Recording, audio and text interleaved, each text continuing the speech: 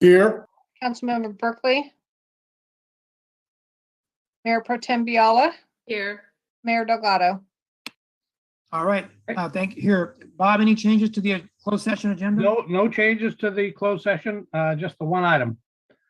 All right, we don't have any public on this, do we, Anita? Not that I see. So we'll see you in closed session. See you over Thank you, there. Anita. Uh,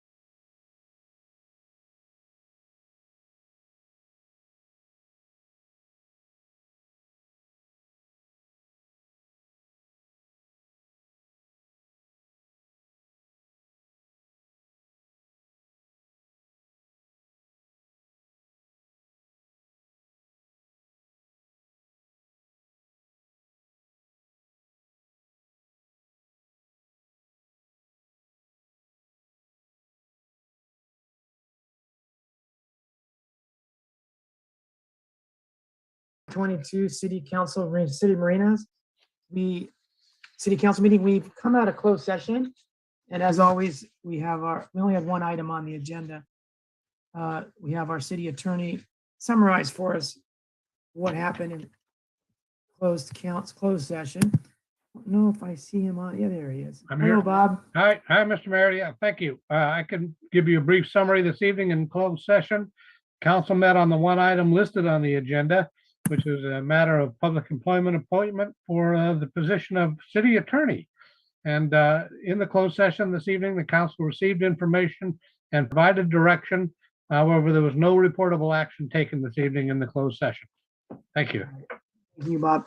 And Lane, can you co-host me, please, or Matt, or Anita? I want to move one of our esteemed guests over to the panel.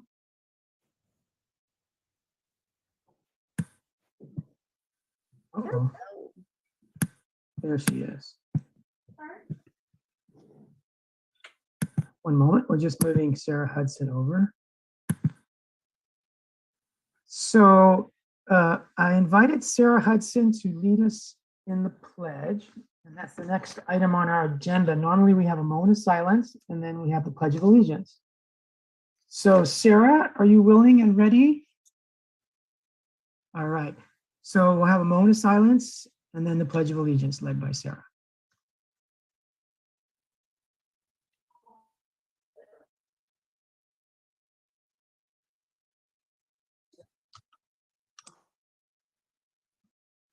Okay, at this time, I will start with the pledge. Thank you for having me tonight. You can stand or just follow along. Here we go. Ready, begin.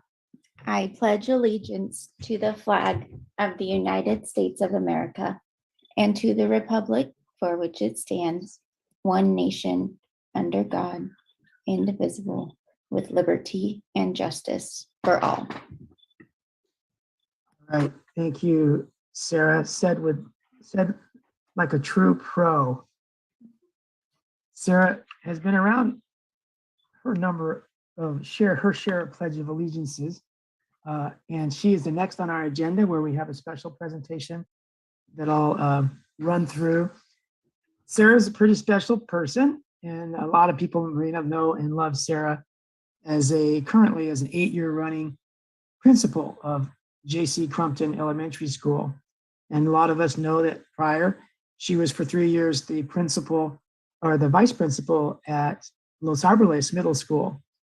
And before that, she was a special needs teacher, special education teacher. And in the community, outside of her busy academic schedule, she's been volunteering for Marina Kiwanis, Friends of the Marina Library, Marina Youth Arts, Girls Inc. She brought that to J.C. Crumpton, Lyceum of Monterey County, where she brought a history day to the elementary school level. She's been successful in leading a demographically diverse Title I school. And that school, J.C. Crumpton, has become one of the most innovative elementary schools in the district, the Monterey Peninsula Unified School District. And she's had the courage to take risks in her leadership, as good educators have to do at times. And she is a mentor for other new principals, where she has served as an inspiration to leaders who are eager to dream big and dare greatly.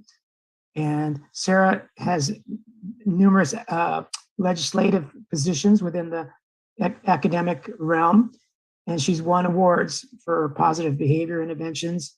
And for that, all of that, she is known for lifting people up around her, being a fantastic mom and friend to many.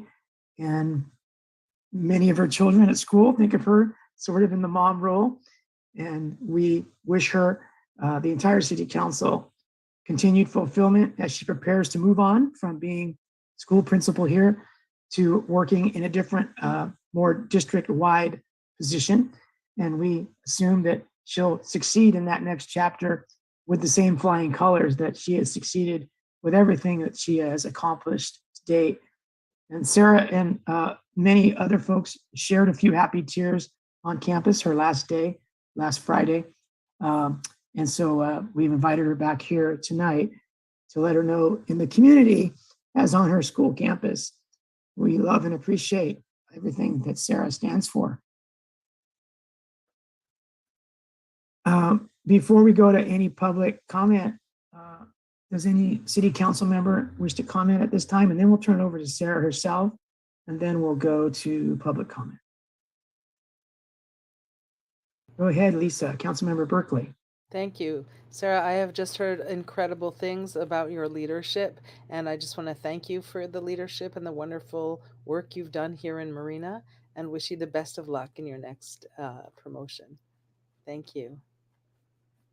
All right, Mayor Pro Tem Kathy Yala. Thank you, Mr. Mayor.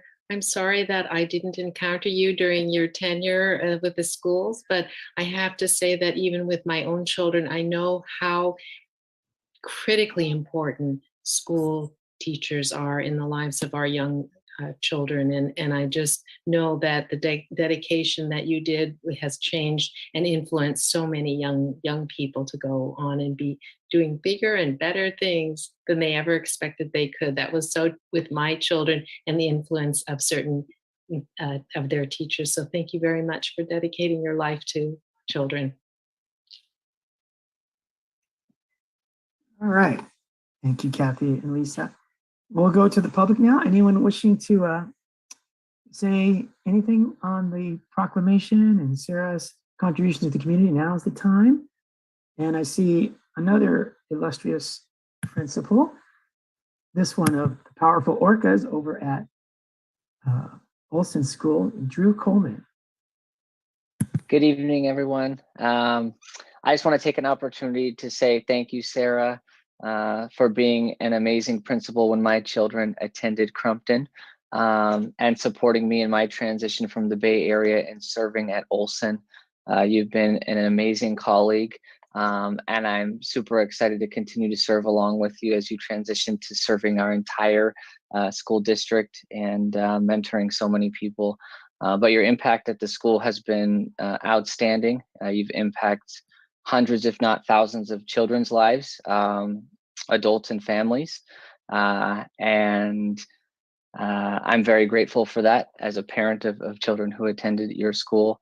But as a mom and as a community member and as a person with integrity and who interacts with people with care and kindness and thoughtfulness, I just want to say thank you for all that you've done for our family, and what you continue to do for the city of Marina and soon our entire district at MPUSD.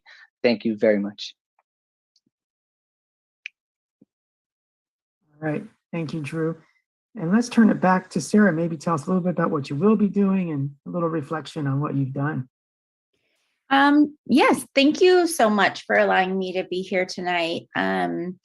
My husband and I, we went to high school in the Sacramento area, and he had the opportunity to move to Monterey to be a coach for CSUMB under Bill Trumbo. And so we jumped at the chance. And so we came out here in about 2004, 2005. And ever since then, spending my time at Marina schools, starting with the littlest learners. I've done kindergarten, and then my son was sick and had ended up catching meningitis, and so my son has special needs, and so I went back to be a special education teacher to advocate for all of the students that need help finding their voice. And I'm just I love, love, love the wraparound services that this community has provided our students in all of our local schools. Ironically, Drew has them all now. So, I continue to go over there and see my students, and just having my students that once were my kindergartners, I'm now meeting their children in the schools, which is a totally different experience. Let me just tell you that. But seeing them turn into these amazing adults in society and what they have done with their lives is just something amazing. And I really, really just want to thank the city of Marina, because with all of the teen center events and all of the Easter bunny breakfasts and all of the friends of the libraries and the dads that read, and involving our children in such a small space with so many activities really does enrich the lives of all of our kiddos in the city of Marina. And so I want to thank you for spending the last 11 years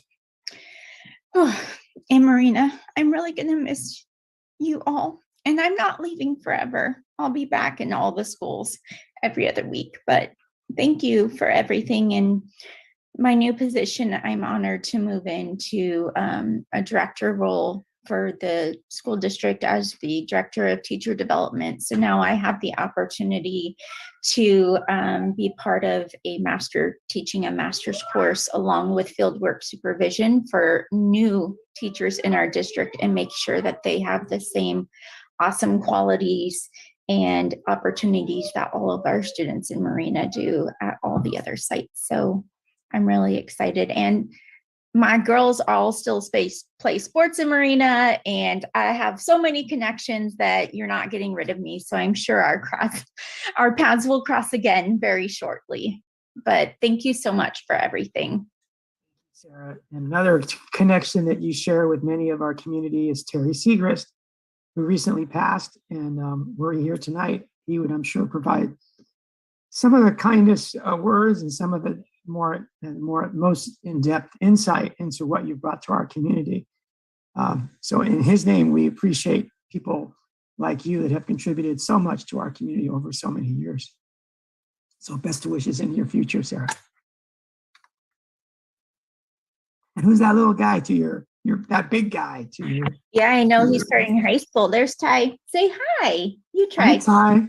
You try. Say hi. Hi. Hi, Ty. You're Good gonna job, go to buddy. high school. That's You're great. friends. Yeah, is that awesome? You're just hungry. Okay, All say right. thank you. Say thank you. Say bye-bye. Bye-bye. Bye-bye. Hi. Good job, Okay, buddy. Sarah, thank you so much. All right. Tough act to follow, but Lisa, Councilmember Berkeley is going to give it a try over a very wonderful initiative, LGBTQ plus Pride Month proclamation. Take it away, Lisa. Thank you. So I'm very happy to be reading this, although a little sad today because I realize this will be the last Pride Month that I will be on City Council.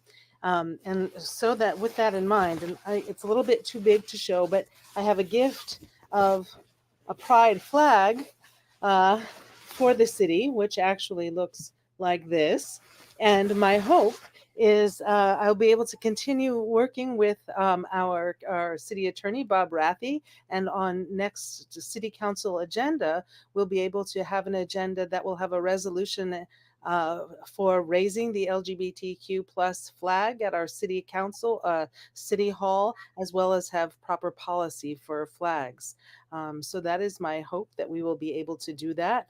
And along those lines, I would now like to read our proclamation in honor of LGBTQ plus Pride Month. And so with that, can we just put it on? Can I share? Let's see. Can I share? Do you all? Let's see. Participants can you see the proclamation? Yes. Okay. So LGBTQ plus Pride Month. Whereas the city of Marina has a diverse lesbian, gay, bisexual, transgender, queer, and plus community, and is committed to celebrating and supporting visibility, dignity, and equity for all people in the community. Whereas many of the residents within the city of Marina that contribute to the enrichment of our city are a part of the lesbian, gay, bisexual, and transgender community. And whereas the city of Marina has a long and proud history of inclusion and civil rights, Whereas the city of Marina commends the bravery and courage of all of those in the LGBTQ plus community, the face of adversity and various forms of violence. Whereas the Supreme Court decision guaranteeing marriage equality in all 50 states was a historic victory for the LGBTQ plus community, our country still has far to go with respect to the equitable treatment of the LGBTQ plus community. Whereas continued opposition and oppression against LGBTQ plus people make it important for cities to stand up and show solidarity and support for our LGBTQ plus residents and the community at large. Whereas cities across the United States recognize and celebrate June as LGBTQ plus Pride Month, June has become a symbolic month in which the LGBTQ plus community and allies come together in various celebrations of pride. And now, therefore, the City Council and the City of Marina does hereby declare this month of June as Lesbian, Gay, Bisexual, Transgender, and Queer Pride Month, symbolizing the city's celebration of diversity and support for the lesbian, gay, bisexual, transgender, queer plus community. And I hope that when we bring this the resolution and policy back to council at our next meeting, we will also have an amendment to that proclamation to include that each month we will be raising the pride flag for the month of June in honor of that. That is my hope, but of course that will be a city council full discussion in our next meeting. So with that, I thank you. And also in light of not being able to follow the work of Sarah, but in honoring the work that she's done with the children and really creating a world where equity and justice and equality is accessible to everyone, may we then take the work Sarah has done for the children and continue to hold them in a safe space for everyone as a city as they grow. So thank you very much. And I turn it back to you, Mr. Mayor. Thank you very much. And let's go to Mayor Pro Tem Kathy Biala. Thank you, Mr. Mayor. I just want to clarify then that this will definitely be on the agenda next time as in the two-step process. This will be the first step. Is that how I'm reading this? So we'll be on the agenda regardless of what kind of feedback we might get. Is that correct, Lisa? I actually have not discussed with Bob Orlane which item number. I would hope that we would be not a two-step, maybe it would be an action item so that we could get the flag up the following day, maybe the Wednesday or at least the Friday if we can do a real community celebration for it. I mean, of course, if council doesn't agree is an action item, then of course we can vote no or then have a conversation. But I would rather see it as an action item so that we don't have to prolong it and we can get the flag up. All right, Lane, will that be possible without going into too much detail now, just within the realm of possibilities? Okay, I think that's a big yes, right, Lane? You're muted. So he's muted. I will say that I can read his lips. Yes. His lips were just saying yes, yes, yes. Yeah. Sorry. We've been gathering a lot of sample policies. Our Bob Rethy, our attorney, is very much engaged with that, and I think we can bring a model policy back very easy without a lot of staff time with that. Okay. Thank you, Lane. Let's go to public comment, starting with Tommy and then with Brian. Tommy Bolea. Go ahead, Tommy.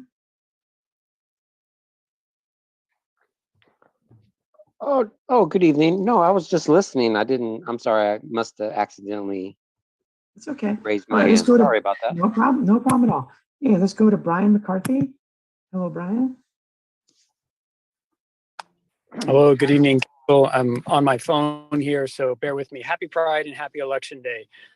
It's a beautiful evening on the peninsula and a beautiful day to show up. So actually, just when I thought my day couldn't get any better, I heard Councilmember Berkeley's generous comments about the gift, and I'm just very appreciative of that. I want to acknowledge the amazing LGBTQ staff that works for the City of Marina, both those who are out and those who are not yet comfortable coming out. You are supported for who you are. In fact, the city has shown some slowness to act in raising the pride flag as a true measure of support, but I'm confident that that's forthcoming.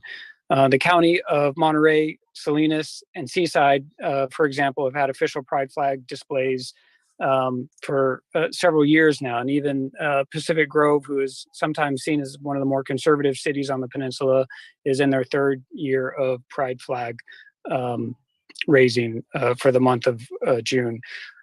Hopefully this can be accomplished for this symbolic month of June. What I would suggest to the council is if for some reason bureaucracy prevents it from doing so, the Salinas Valley Pride celebration in our area is actually in the month of October. So if this can't be done quickly, another alternative may be to raise the flag for the entire month of October to support what Salinas and the region is doing. It's our regional pride. So folks from Marina would attend either that or the Monterey area pride. So again, incredibly appreciative of the comments. I again want to make a shout out to our city staff who may be LGBTQ plus or otherwise, and whether they are comfortable at this point or not acknowledging that publicly. I think it's important to show support for those individuals. And yeah, I'm just very happy to hear these things. Happy Pride. All right. Thank you, Brian. Anyone else wishing to speak at this time, please raise your hand. All right. We'll close public comment and move on to our third. Doug, you're raising your hand. Maybe I too quickly close public comment. Doug Yon, if you have something, there you go. Good evening. Yes, good evening, Mayor Delgado. Can you hear me? Yes, loud and clear. Yeah, great. Thank you. I didn't realize this is general public comment. Sorry. This is, I'm sorry, Doug. This is not general public comment. This is comment on the proclamation for LGBTQ plus. That's what I thought. I'm sorry. I'll come back under regular general comment. Okay, we have one more special presentation, and then we'll go to that. And the next one is very much in your alleyway there. Monterey Bay Economic Partnership is going to provide a video here. Lane, do you want to talk us through this? Yes, be happy to. Matt is going to pull up that link. Before we start it, and I think we have Eric Lassen from Joby Aviation is here, and after this presentation, maybe he'll talk a little bit. But we are recognized by MBEP, the Monterey Bay Economic Partnership, for partnering with the county and MBEP and Joby Aviation for bringing this amazing business to not only to Marina, but our region. And this video is very well done. It kind of highlights what we think about Joby Aviation, but even more importantly than that, and later on in the agenda and other action, we're going to have a presentation about the airport, and it's going to really talk about how important Joby Aviation is. And so we're really proud that they're a partner, that they're here in our city, and we're going to have a great future with them. And so with that, we'll go to the presentation. I'm Charles McKee, the County Administrative Officer for the County of Monterey. I'm excited today to announce the public-private partnership success between the County of Monterey, Monterey Bay Economic Partnership, the City of Marina, and Joby Aviation. The partnership here started with Joby Aviation looking for a site to use for manufacturing, and they selected the City of Marina in the County of Monterey because it provided exactly what they needed: innovation, entrepreneurship, and a willingness to partner. So this is the Joby prototype. It is a fully electric vertical takeoff and landing aircraft with no direct emissions, and it's going to revolutionize the transportation industry and air mobility in general.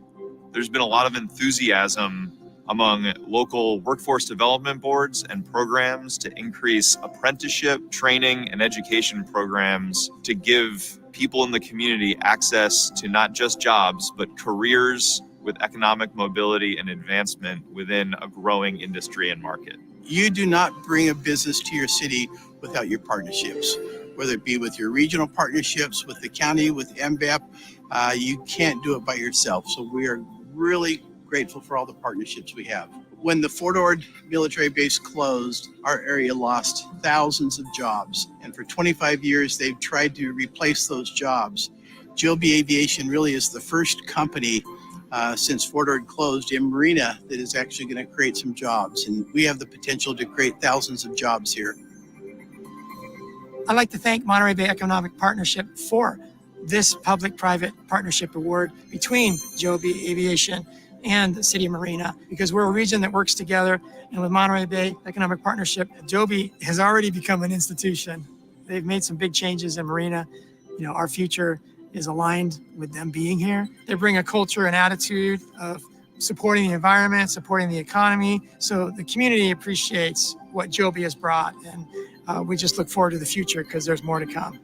Big thank you to MBEP for all of the support within the region to help build these kinds of partnerships, and big thank you to the City of Marina and the County of Monterey and to the community in which we're operating. We're not only working to build a sustainable product, we take into consideration what the environmental impacts are, what the social impacts are. So public-private partnerships really create these pathways to establish healthy and prosperous communities where people can work and live and thrive. MBEP could not be more proud, could not be more pleased to recognize these three innovative partners who've come together to look at sustainability with jobs, creatively wondering what we can do to truly make our community healthy, thriving, and successful for all that reside here. So again, congratulations, Joby Aviation, City of Marina, and the County of Monterey.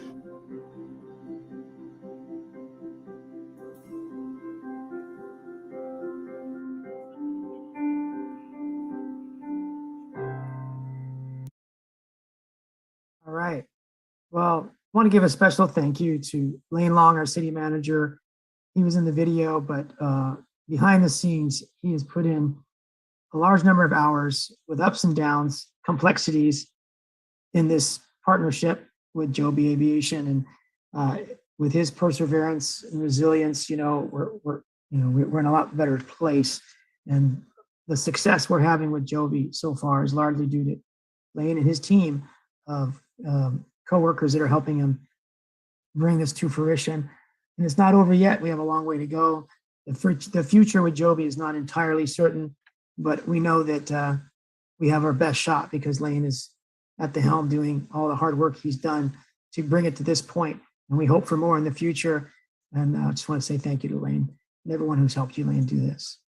But let's go to Mayor Pro Tem Kathy Biala.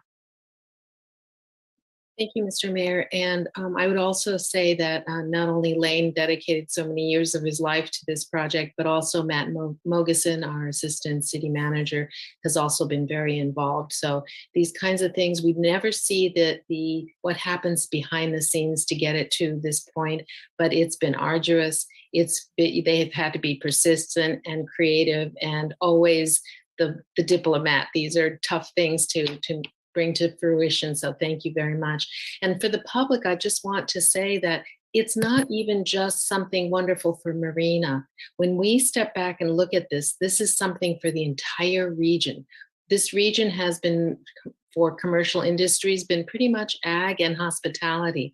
And now with Joby here, we have now added a third kind of major industry to the region. And I think it's high tech and it's aviation. It's just so amazing to me. I am just thrilled that the little engine that could has really come to a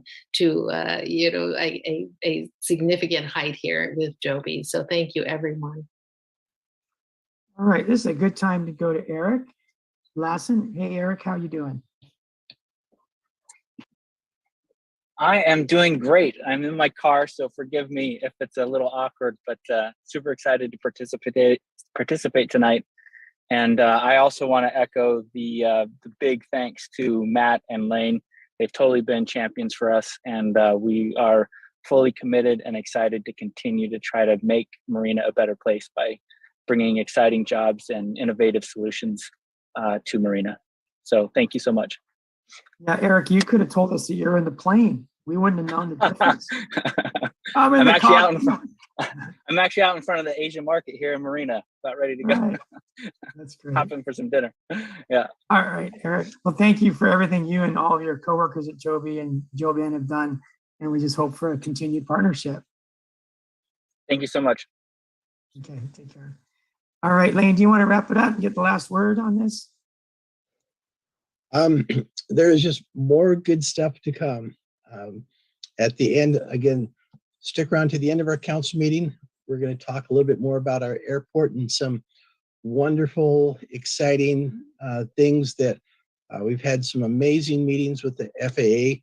We're meeting with them probably every other week now, and we are on the radar screen of the FAA, and they're excited about Marina and the potential. They're excited about Joby Aviation, and so stick around to the end of the meeting. Yep, more to come that will show that Joby is important, and there's much more that's important going on at the airport as well, with what Lane's going to cover for us later on tonight. It's our last action item of the evening.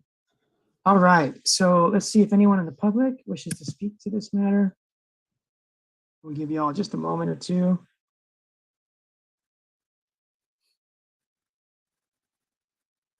All right, we'll close public comment. Well, I wish that Bob Drake, who's passed several years ago, was here. He was always a proponent of our airport, and he would be a thrilled public participant tonight to hear what's going on at the airport. But we're going to move on to general public comment, and we'll start with Doug Yount. Anything that's on your mind, meetings coming up, announcements you want to make, concerns you might have. Doug, let's start with you. All right, thank you, Mr. Mayor, members of the council. I just, well, I'll first say applaud, of course, the last two items that you talked about. I think what Councilmember Berkeley is doing in regards to proclamation is definitely, setting another great example for Marina and the region. So congratulations on that, for that leadership.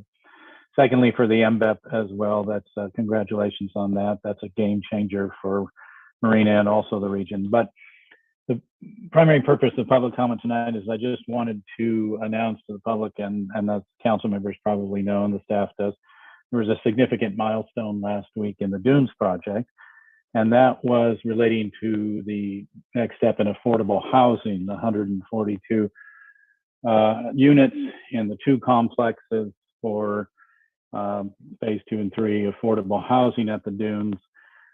There was a close of escrow for purchase of the property from the city to Marina Community Partners, and then in turn a sale to USA Properties, the developer of that and operator of that affordable housing. It's a significant milestone, obviously, for providing much needed rental affordable housing for very low and moderate income families and individuals in the region is much needed. It's also a significant investment by Marina Community Partners into Marina and the region. There was a $6.3 million purchase price for the property for the two parcels that went to the city. There was also a $3.8 million payment that went to the city for the first portion of a payment towards the Large Dunes Park, for improvements to Large Dunes Park. And then there was an additional $7.8 million subsidy that went to USA Properties specifically for development of the property and for affordable housing. So overall, about an $18 million investment in Marina. I want to specifically thank Lane Long and his staff for all of the work and the effort in putting into it. Also, the Redevelopment Council, Karen Tiedemann was a great assistance as well, and it was truly a team effort to bring that particular milestone for the project forward and to continue to provide additional affordable housing in the region and the city of Marina. So thank you for the opportunity, Mr. Mayor, to announce that.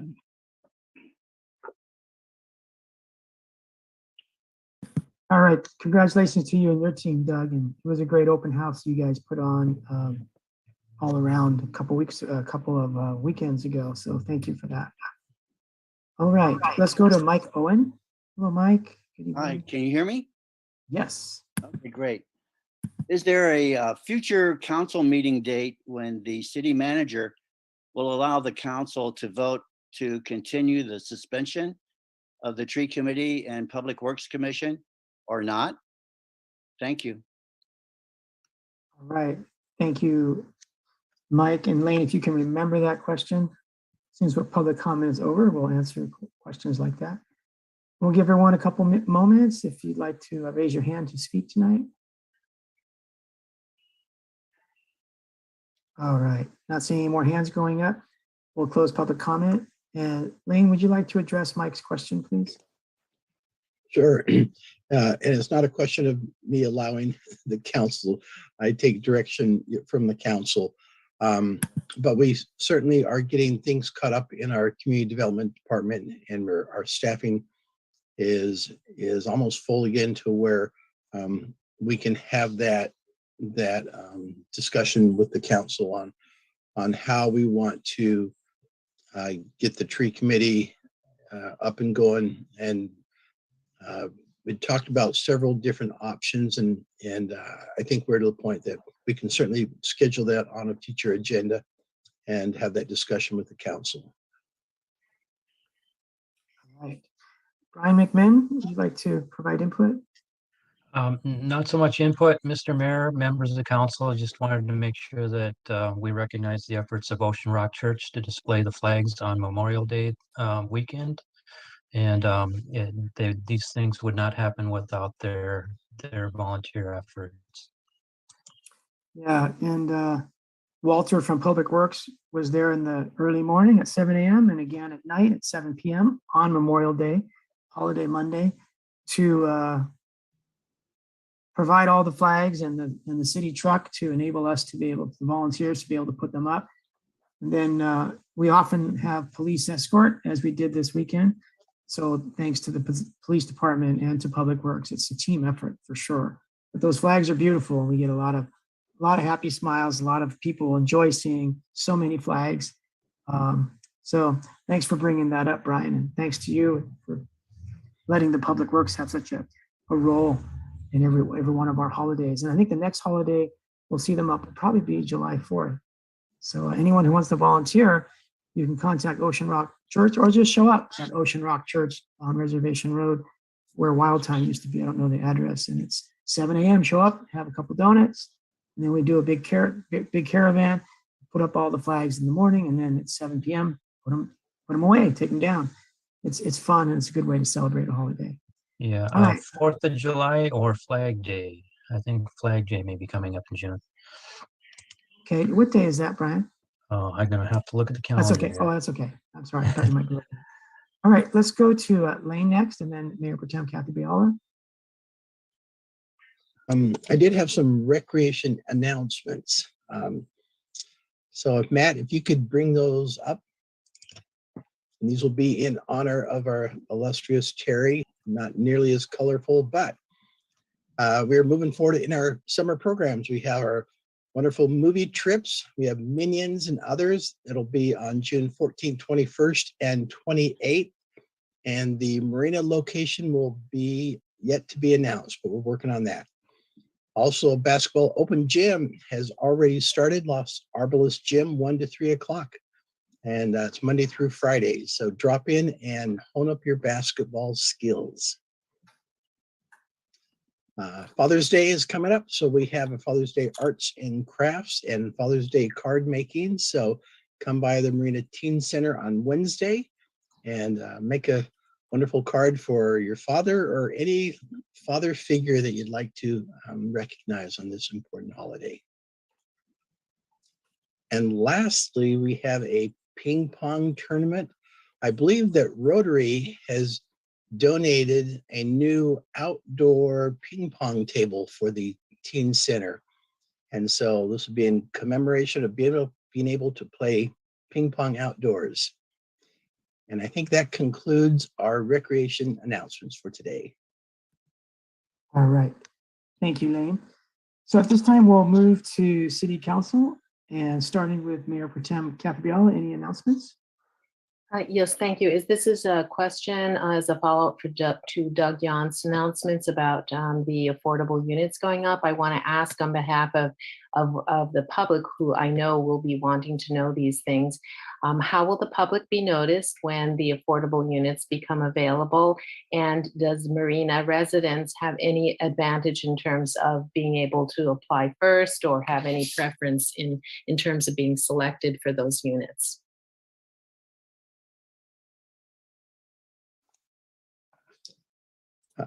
I can answer that if you.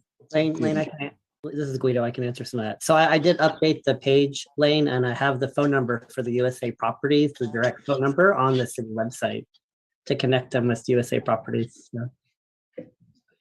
Now, yeah, they haven't started construction, so we're still a year plus off. But to answer your other question is, the city does have a below market rate program, and these rental homes will follow under that program, and preference is given to employees that work for the city of Marina and employees that work for the school district located in the city of Marina. And then we have other parties that go beyond that. So our BMR program is adopted in place, and well before it's completed, we'll be putting advertisements out there and working with USA Properties to get those affordable housing slots filled.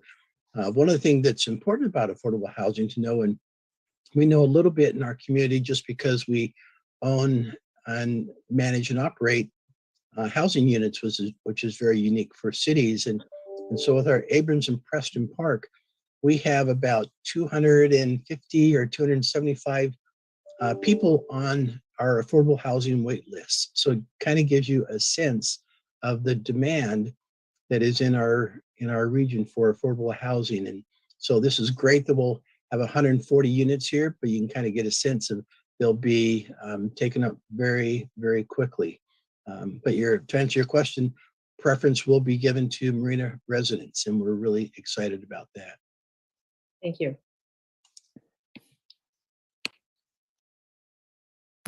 Any more, Kathy, before we move on to Councilmember Berkeley? All right. Councilmember Berkeley? Thank you. I would just like to point out that I think we forgot actually a proclamation or resolution, but maybe it can come up on our next agenda. That I believe it was in 2021. The city attorney, along with Council Member Frank O'Connell and City Council, established June 17th as the Civil Disobedience Day in Marina. And so I want to just take a moment and honor that, because when we were really engaged with the Black Lives Matter initiative and movements and the park at the library, this is something that has been included in it, and really recognizing the role of civil disobedience in creating inclusivity and greater equity in our country, and also perhaps in our city as well, as we got to exhibit through the Black Lives Matter initiative. And so I hope that we can take a moment to recognize that on June 17th. And I hope that in our next packet, we can also pull that up and at least have it come back on a yearly basis. So thank you very much. That's all.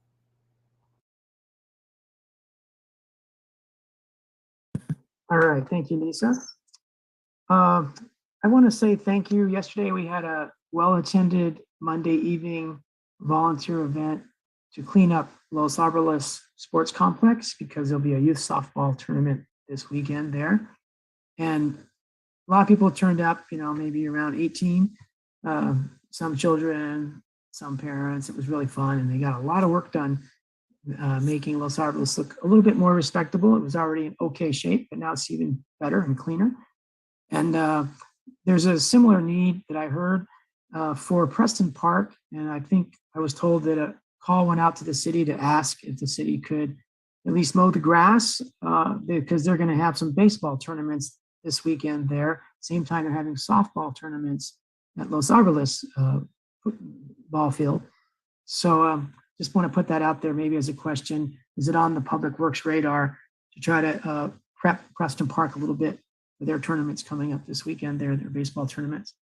And then I wanted to say thank you to Shea Homes. They had an open house that was really well attended and upbeat, because they had a lot of new homes coming online and a lot of prospective buyers.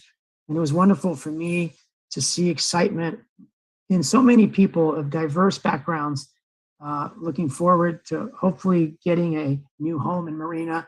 And it had the atmosphere of too few homes and many prospective home buyers wanting to get one, almost like a lottery situation, which I think there actually is a bit of a lottery situation where they pick names out of a hat for some of these homes because there's so much demand. But to see that kind of excitement by such a diverse collection of families primarily was very invigorating for me, because it's a harbinger, it's a look to the future, and it's a bright vision. And it was happening right next to Hilltop Park, this large sand dune, where we've been doing so much work as a city with a lot of community members planning how that park's going to be. We were able to tell these prospective buyers they're going to live right near this park, because many of them were going to buy homes very close to this park. And so those are our future volunteers. They're living there and they're going to help us there. So it's wonderful to see all that happening at an open house. And since then, Shay came out, two of their representatives, Trang and Jack, to a volunteer event outside of our library where we're growing plants for Hilltop Park. And then they toured the greenhouse where we hope that the 24,000 plants are going to be propagated and stored until they get planted at Hilltop Park in January, February, March, maybe sooner if the rain comes sooner.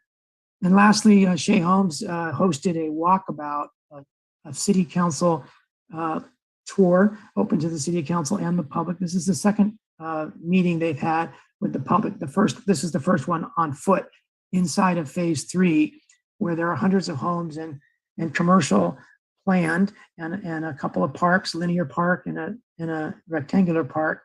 So a little microcosm of the dunes development is going to happen in what we call phase 3.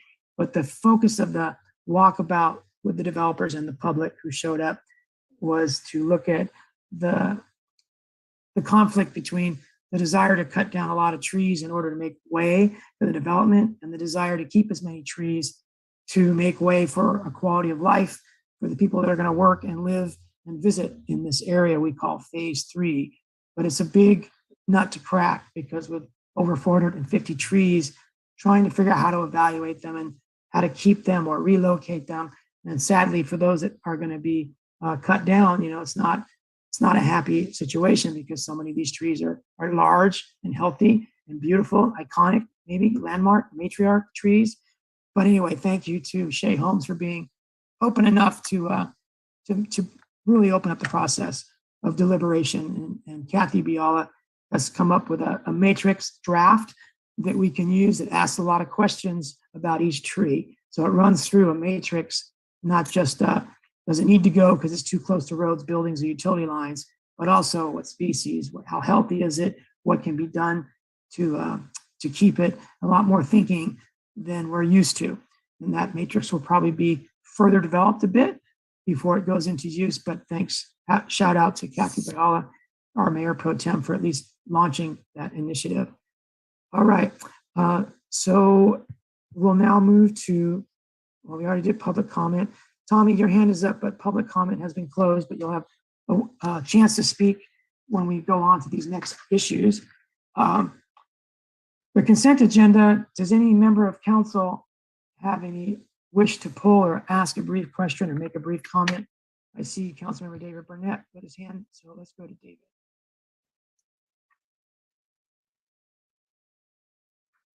Yes, I'd like to pull 8F3 for recusal. All right, and that's the Monterey Bay Estates Landscape Maintenance Assessment. Let's go to Mayor Pro Tem Biala. Thank you, Mr. Mayor. I just want to pull for some quick clarifications, if I could. So this is F6. And let's start on F6 and go ahead and ask your question or comment. Okay. It's on the appropriations limit. Yes, I just wanted the city manager to give the public a little bit of clarification about why do we even have this appropriations ordinance? Because I understood what was in the staff packet, but I didn't know the history, and so I'm thinking, why do we have this limit? How did this come about? And so I asked him the question, and he was very helpful. So I wonder if he could repeat that for the public, because it didn't make sense to me. Sure. We call this the GAN limit. And typically, when we adopt our budget by state law, we have to adopt this appropriations limit. And so we're in a 2-year budget cycle. That's why we're adopting this limit separately. Back when Prop 13 was approved by the voters, one of the concerns was the spending for government. So one of the things Prop 13 did is put a cap on the increase of property taxes, but also put a cap on the amount of money that government could spend. And so it didn't want governments to raise just unlimited all these funds and just spend money crazily. And so it's a complex formula, but it's based on your cost of living and different factors. And then it has an appropriations limit. That's the maximum amount that you can spend in your budget. And so we have millions of capacity to be able to do that, but that's a good question. It's another tool to keep governments from spending too much money. Right. We just wish we had the money to spend it.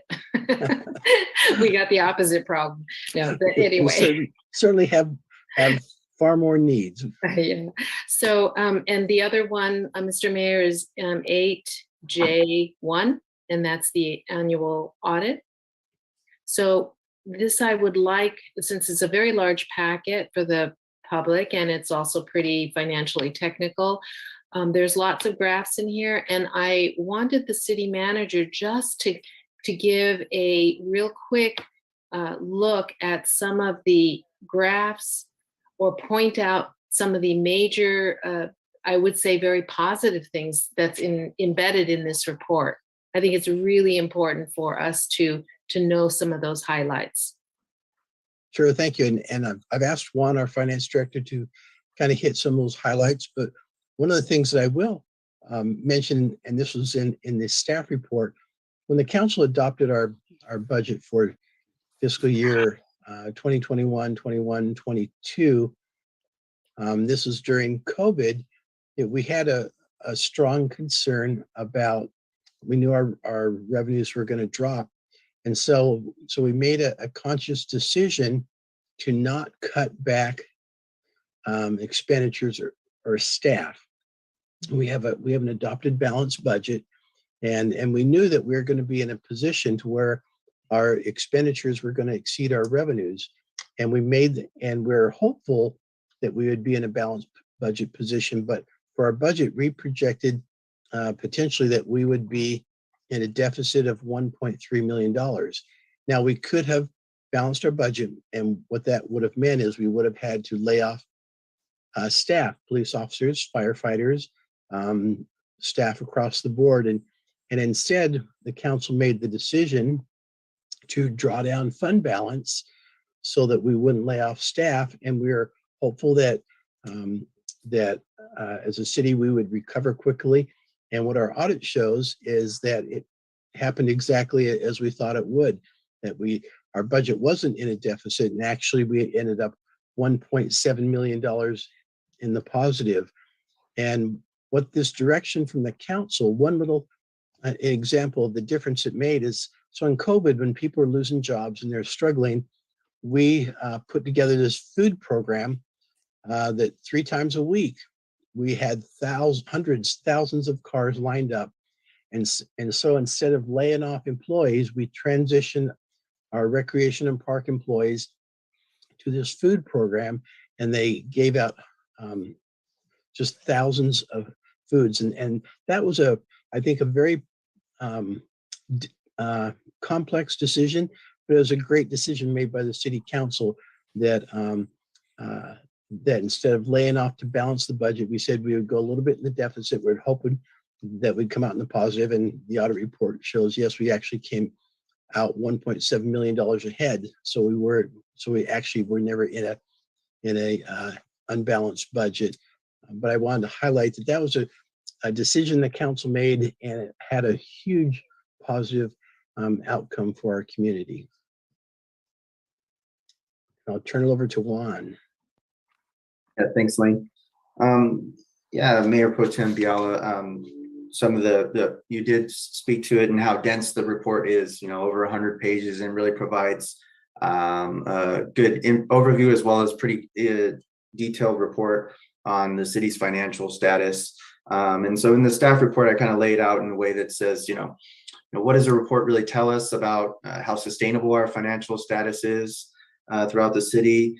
Do we have, cash reserves or fund balance available for future actions? And, it is important, like Lane said, to understand the context by which we operated at that time. There were some cities, I believe locally, that did lay staff off. We did not do that. We did freeze some positions here and there just to sort of wait things out a bit. But by and large, we sort of shifted our resources a bit and continue to move forward.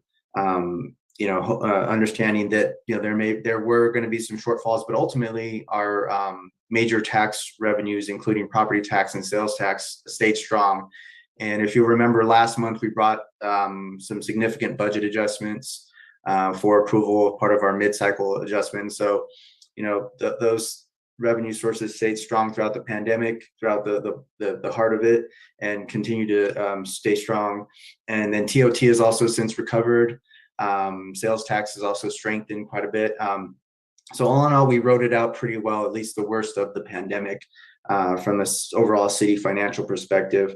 And the general fund is really the fund that we care about the most in a lot of ways, because that's really where the core of our operations lie and where most of our discretionary revenues come from and are funded to. And so ultimately the general fund, we increased our fund balance by quite a bit. And so there was a small little reconciliation that I put together as far as unassigned fund balance. That's a key part of what we do and what we track. And so as we move into budget discussions, probably 6 months or so, that unassigned fund balance number is going to be key for us.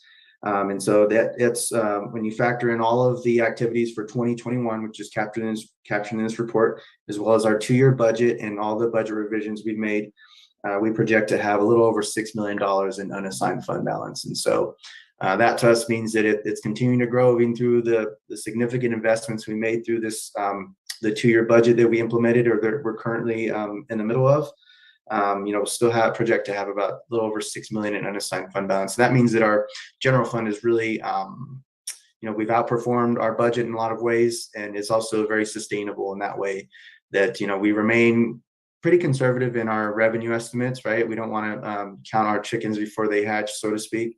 And so that really is laid out in a few of the blurbs that I put together, a few of the sections in the staff report that talk about general fund balance. And of course, there's also other funds that we would have available that we've allocated funds before from. Impact fees are going to be an important discussion as we move forward in our budget discussions. So we have a pretty healthy impact fee fund balance right now, even factoring in a lot of the investments that we made in the current budget cycle that we're in. So we'll update those numbers as we get closer to that, the next budget cycle. But overall, the city was able to kind of withstand the worst of the pandemic. And if there are specific questions you might have about particular funds, certainly willing to should be able to answer those for you. But I think the overarching theme for us is that those funds that we deem important, and particularly for us to continue to operate as a city, continue to expand a little bit, expand our expertise as well as staffing in a lot of ways, continue to provide a lot of the strong rec and cultural services department that we have that Lane talked about earlier, continue to fund those programs, do food delivery that we did during the pandemic. It's really it's all sustainable from our perspective, and so we'll continue to move forward there, and sure that this will just be the beginning of budget discussions that come along in the next 6 months or so. Thank you, Juan. That's it, Mr. Mayor. I just wanted a few words on that thick packet. Yeah, so much work goes into that, and it's easy to overlook, but I'm really glad you didn't, because it's important. If we don't show the public, the world, that our audits are clean, then they can't really have confidence in us on our management of our finances. So thank you, Juan, for all the work you put into that, and anyone else that may have helped you in the finance department. All right, so we'll go to Councilmember Berkeley. Thank you. I'd just like to pull item 8G2 for a quick point of clarification. On page 14 of that item, which is, hold on, is part of the Exhibit A. Let me get to it myself. There's a letter that's included here, as well as some decisions that have to be made regarding the project. So for example, on page 14 there is supposed to be customized sign toppers, full color or two color, and that we're supposed to be choosing that. So I'm wondering who makes the various choices here, and including the confirmation of signs and the directions of sign. Is this something that goes before a planning commission, or is this something that public works decides? And I guess this question is for either Lane or Brian, although Edry, I see you on here. So So, Mayor, members of council, it is a sign within the right of way, subject to MUTCD, not really under the municipal code regarding sign ordinances. So, they're giving us a color, or all the agencies in the Bay, choice of colors, a full color or two color. There is a slight differential in the cost for the full color, but there is value added to that. And I think that will be more visible to people using the wayfinding program. So, as far as staff recommendations, we would say that the full color is worth the incremental cost of the sign production itself. A lot large sign installations. okay, that's terrific. And so has this been completed, or we're waiting for us to sort of to pass it this evening and then you all follow up with it? Staff will pass along, if council approves the agreement for the sign installation program, we will pass along any direction from city council on the color of the signs. Okay. Well, it sounds like you all have thought this through and are recommending to us that we go with the full color. So that sounds terrific. So I'd like to then add that to the approval of this consent agenda item. All right, let's go back to Mayor Pro Tem Viola. I second. Oh, So let me pull the item, and then we can do a pass it or discuss it after the rest of the consent agenda items, and then of course I'll need a second to pull it. Is that correct? wait a minute. I thought we just discussed it, but you still want to pull it and discuss it some more? No. I just want to be sure that we include in the agreement that we'll do the full color. And I believe Mayor Pro Tem was seconding that recommendation. Oh, I thought it was seconding the Okay, so let's take agenda. Sorry. Okay. All right, so let's take a step back. Right now we have one consent agenda with an item pulled by David, so he can abstain. And I'll just ask staff if we can leave the wayfinding plan in the consent agenda, and what we've just discussed, that it'll be a full color. Yes. I see. Okay, Thumbs up. great. Okay. Now I would like to pull from the consent agenda item F5, the SB1 road repair list, for further discussion. And it's just too important, I think, to not have full discussion. I've thought about this agenda. I'd like to make it action item 11C. So after the couple of green waste items that we didn't get to last meeting, we'll get to them next, and then we'll jump into this as item 11C. So if someone would like to make a motion to the remaining consent agenda, but before that, let's go to the public. Brian and Tommy, starting with Tommy. Now we're looking for comments, input on the consent agenda before us.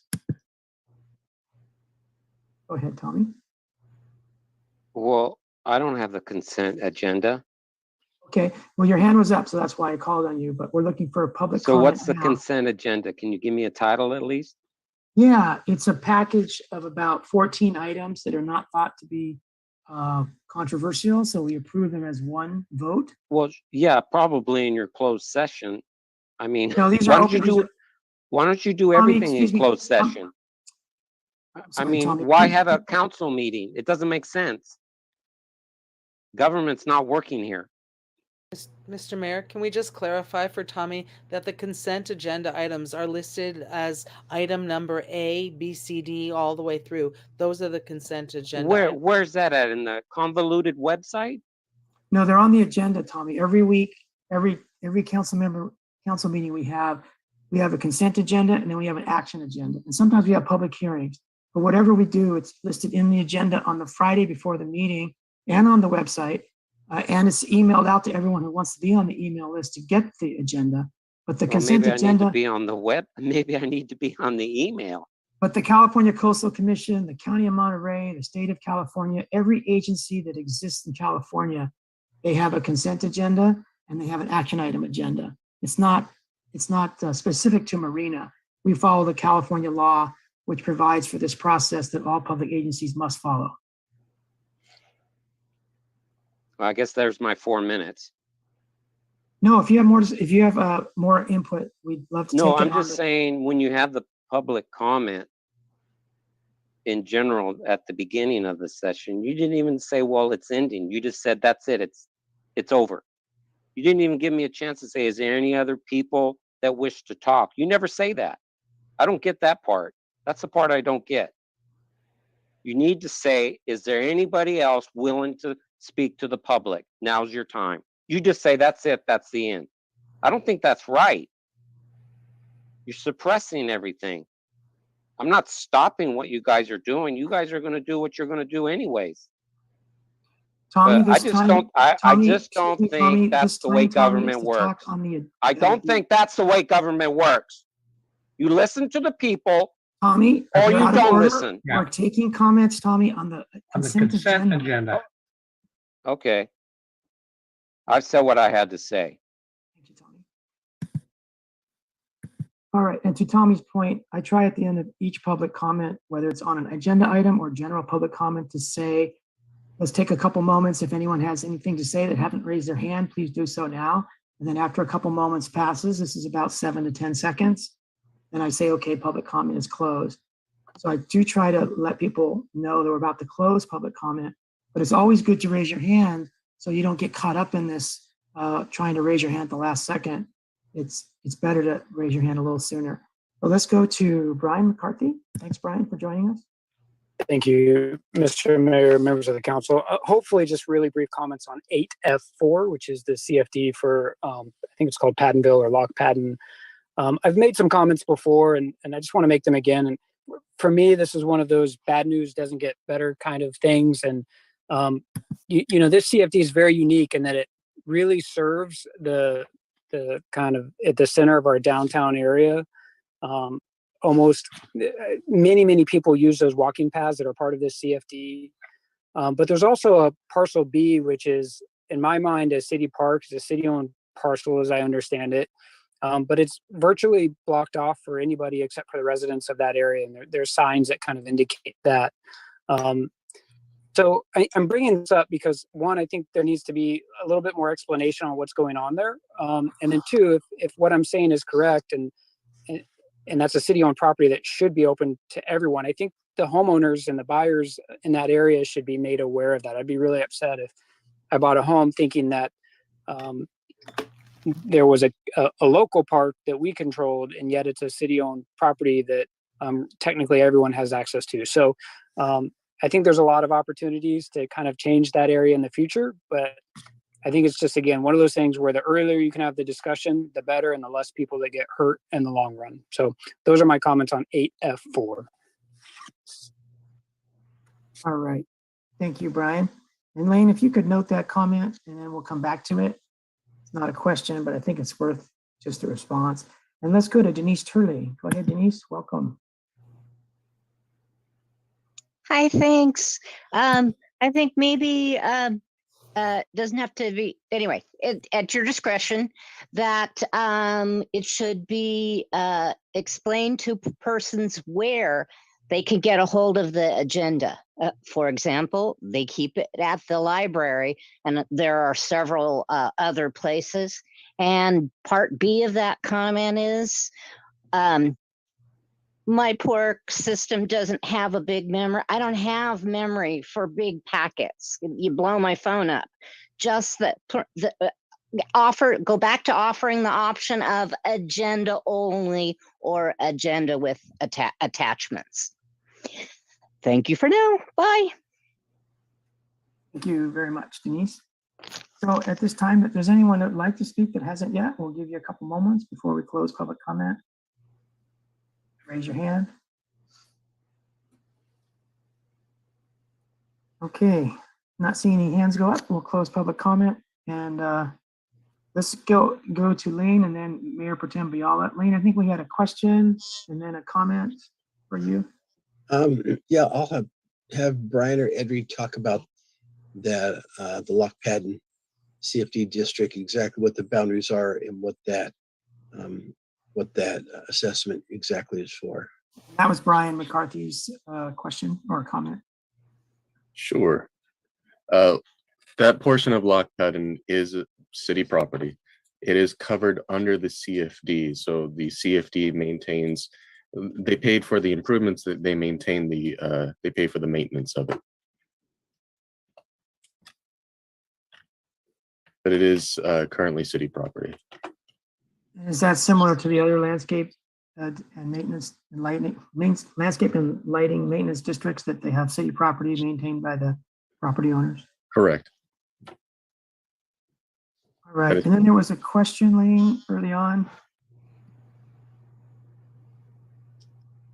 that I was hoping you could respond to, but I didn't write it down. My fault there. All right, while you're looking for that, I wanted to respond to something that Denise Turley mentioned. Our city clerk, deputy city clerk, Anita Shepard, does a really good job of sending out agendas every time we have a meeting via email to people that are on the email list.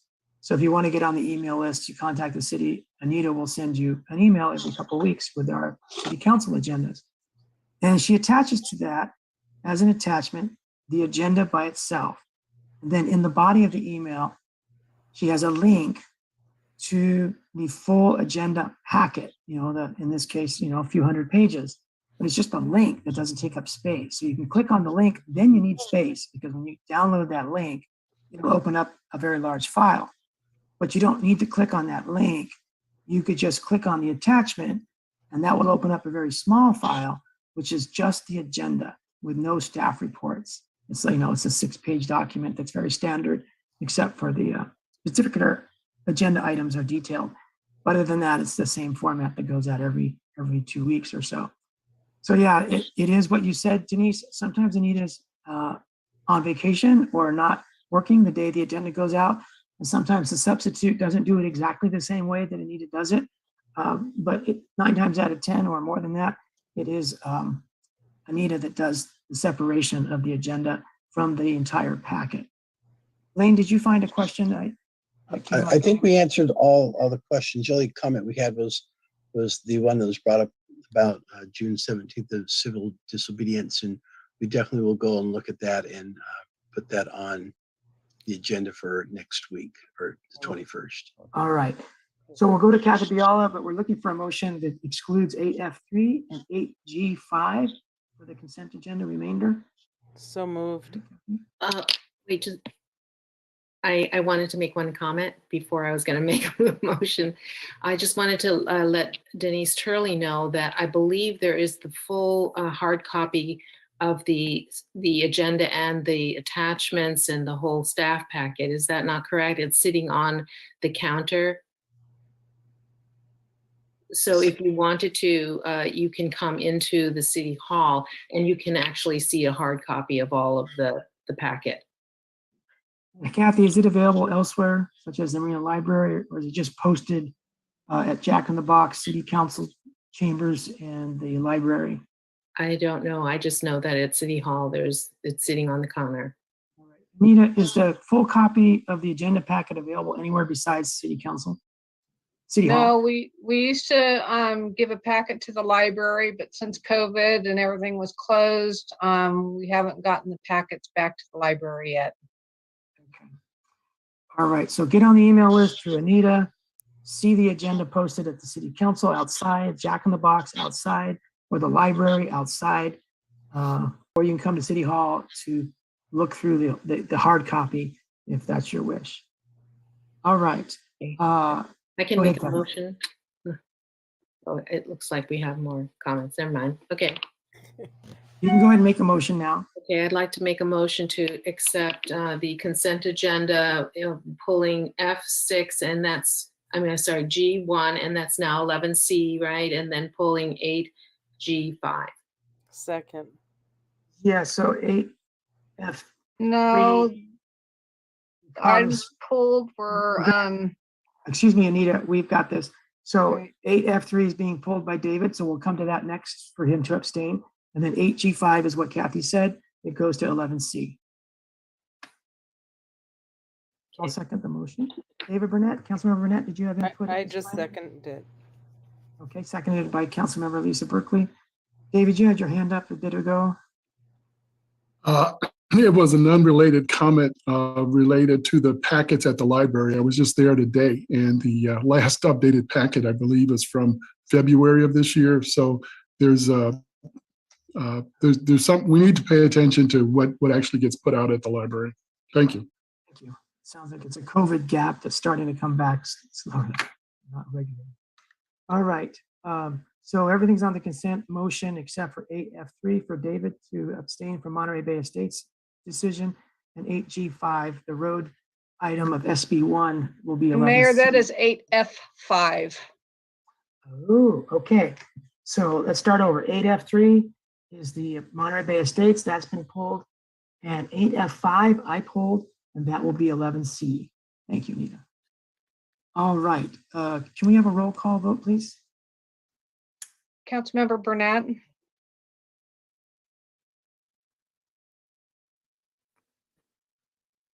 You're muted, Yeah, David. yes, but I think, Mr. Mayor, you misstated 8F5 is the Monterey Bay Estates. And I think in your motion, you said 8F3 was Monterey Bay Estates. It's a minor point, but anyway, yes to the motion. Okay, so Councilmember Berkeley, Yes. Mayor Pro Tem Viola. Yes. Mayor Delgado. Yes, and just to make sure that the recording is clear, 8F3 is the Monterey Bay Estates Landscape Maintenance District. 8F5 was the SB1 Road Repair and Accountability Act item, and it is 8F5, the road item, that's been moved to the action agenda later on tonight as 11C. And right now, we'll go to 8F3, and I'll motion that we adopt the special assessment for Monterey Bay Estates Assessment District for FY 2022-2023. Is there a second? I second. Okay. Anyone in the public wish to comment on the Monterey Bay Estates Landscape Maintenance Assessment District? Just raise your hand. We'll give you a couple moments. All right, we'll close public comment. Can we have a roll call vote, please, Anita? Councilmember Berkeley, Yes. Mayor Pro Tem Viola, Yes. Mayor Delgado. Yes. And Councilmember Burnett, did you call his name? No, because he recused himself. He does not vote. Okay, so City Attorney, is this a recusal or abstention appropriate? It's an abstention. He's abstaining. Okay, can you please vote, David? I abstain. Okay, thank you, everyone. That motion passes 3-1 with Councilmember Burnett abstaining. And now we move on to a couple of Wrong there. waste-related issues, starting with 11A, to consider amending the rate adjustment calculation for green waste recovery. And who's going to lead this, Brian? That would be me, Mayor, members of council. I'm Brian McMinn, City of Marina Public Works Director. And I'll do my share screen here. Come on. And hopefully you can see the presentation there. This has been a long time coming, much longer than this being deferred to this council meeting from the last council meeting. It's been since 2018, since the last time that rates were raised for residents for the collection of solid waste, recycling, and organic materials. So that was rate period 4 under the current franchise agreement. So we, I'll get into the next slide, the factor into why there has been that long delay in raising rates, but the citizens of Marina have enjoyed a steady rate for their waste collection service in these last few years. Some of it due to the proximity to the landfill and other factors, but in the franchise agreement and in the original agreement and as amended with minor changes under the setting of rates, there's the option for a multi-index rate adjustment. And that is kind of the standard procedure that is used for adjusting rates in each fiscal year. And that's kind of expected that we're going to go with some of the cost indexes to make adjustments from the original contract that was proposed by Green Waste Recovery. So in that multi-rate adjustment, there are 3 different components. The labor component, which is adjusted based on the employment cost index. The fuel component, which is based on the fuel index, which you can imagine has been going up considerably in this year. So it may have some bigger impacts in the next rate period. Other components are adjusted per the consumer price index, also another thing that's going up, and employment as well. So although there was a rate proposal this year, we can expect increases next year due to the economic conditions that we're experiencing now, as well as new requirements under Senate Bill 1383. There's a disposal processing component that's established by the Monterey Regional Waste Management District, who is rebranding themselves to Regen. And for this coming fiscal year is a 7% increase for tipping fees at the district themselves. And then the fee component, the portion of the franchise fee that's coming to the city is set at 15% per the franchise agreement. In 2019, City Council directed staff to request a cost-based rate adjustment. And out of that, that rate adjustment, it took a little bit longer than usual because it was the first cost-based rate adjustment under the new franchise agreement. But out of that analysis, it was determined that the City of Marina ratepayers paid a surplus of $540,298 in rate period 5, and that continued to accrue a surplus in rate period 6 in 2020 of $258,203. This was presented to City Council on September 15th of 2020, the results of that, and City Council directed staff to determine an equitable means to return the rate surplus to the ratepayers that contributed to the surplus. That's in order to affect that, that's the next item under the adjust that item B, I believe, related to a contract with Jeff to do that analysis. Subsequent to that September 20 council meeting, others continued to contribute to the surplus, although the costs were catching up with the actual cost of so in rate period 7 in 2021, there was a surplus of $175,891. So what is before City Council? Each fiscal year, the Green Waste, under the franchise agreements, makes a rate application to the, and it's the city's obligation to review the application to determine that it is accurate in line in accordance with the franchise agreement criteria for setting rates for ratepayers in the city of Marina. Once council approves the accuracy of the rate application, they would become effective on July 1st.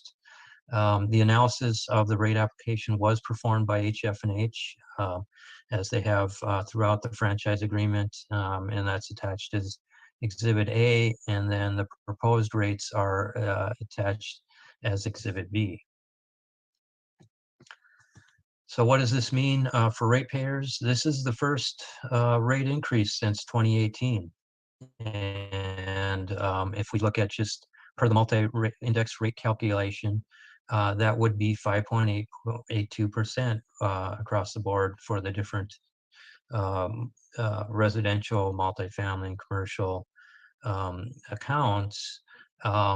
That rate period 7 excess or the surplus that occurred in rate period 7, what staff is recommending is, since we're seeing increases starting now, more than we've seen in 3 years here, staff is recommending that we split that rate period 7 surplus between this year and next year to kind of smooth the rate increase as it's coming to the residents themselves. So what that would, the effect of that would be to reduce the increase to 3.1% for fiscal year 2022 and 2023. And then there will also be a slight reduction to the increase of cost in the next fiscal year with the other half of that rate period 7. This keeps that surplus closer to being returned to the ratepayers that have contributed to it in recent times. So it's fairly equitable, and it smooths the rate increase as we're going forward in the next 2 years. That Exhibit B in the staff report accounts for that reduction to a 3.1% in the rates for the residents. So that's for the rate application before City Council for the next fiscal year. I did want to bring up also at the November 2021 City Council meeting, some of the City Council had asked staff to study the impact of implementing a senior rate that is not income qualified. When the current franchise agreement went into place, there were certain senior rate payers that were grandfathered in, and they continue to pay the senior rate. But going forward with the new franchise agreement, there is always the option for residents, senior residents, to apply for 65 years or older for a senior rate based on income qualification through similar, like a CARES program or similar. What council would ask is to see, or for staff to look at what it would look like if there were a senior rate that wasn't income qualified. HF&H performed that analysis, and they determined that based on the latest U.S. Census Bureau numbers, that 13.8% of the Marina population would fall into that category of 65% plus. And if that 20% senior discount that is in line with a CARES program or similar under utility billing were applied to all seniors, it will require a $52,000 and a little bit more subsidy by other rate classes, resulting in an additional 1.35% rate increase. And then they also looked at if there were 50% senior discount, that would increase to a 92,000 and some change subsidy, or an additional 2.39% rate increase. And that would be, that difference would have to be made up for all the other ratepayers that are not included in that 65 plus year old rate class. You know, I want to include the caveat that this is just provided for city council information for consideration. It's not part of the rate application, and council's finding that the rate application is accurate, but just wanted to return to city council with that information. And also, we haven't done any extensive legal scrutiny to find out if it is compliant with Prop 218. But we would definitely have to look at that if council wants staff to explore this further. So I think with that, that concludes my presentation, and the recommendation is that the city council apply half of that rate period 7 surplus in this next upcoming fiscal year to limit the rate increase to 3.1% for the ratepayers in Marina, and for city council to find the rate application to be accurate as analyzed by HF&H. And with that, I'd be happy to answer any questions by city council. All right, questions, city council?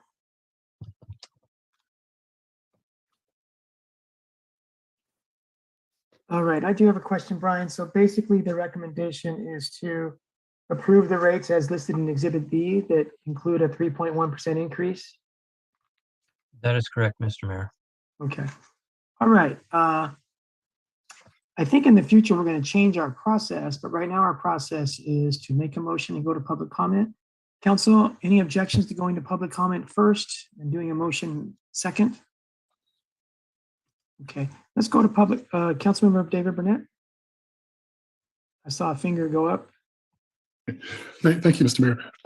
Yeah, the reason why, for me anyway, it's best to have maybe a limited question by council and then an actual motion is because once we craft a motion, the public, which may be very different than what's actually discussed. So I think in the interest of transparency that we go out to the public and ask for their comment on what we're about to vote on, as opposed to just comments about the item as it's listed or how the staff report phrased it. That's just my thought. Yeah, David, I agree with you, and I think you and I are in the minority. It seems that the wave of change is to have the public comment before the motion, but let's go to Mayor Pro Tem Kathy Biala.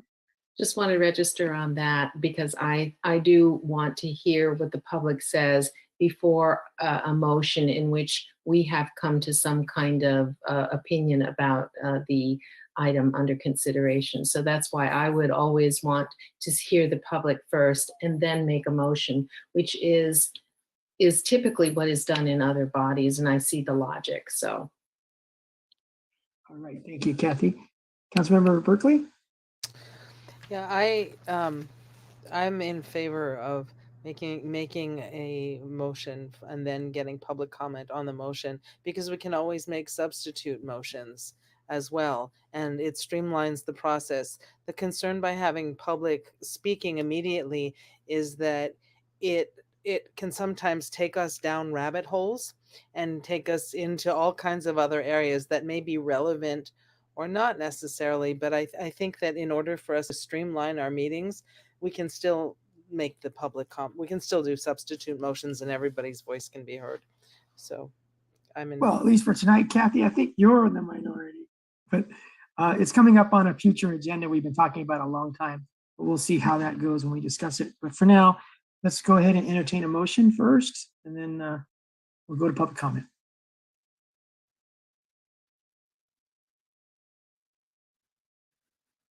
Go ahead, Councilmember Burnett.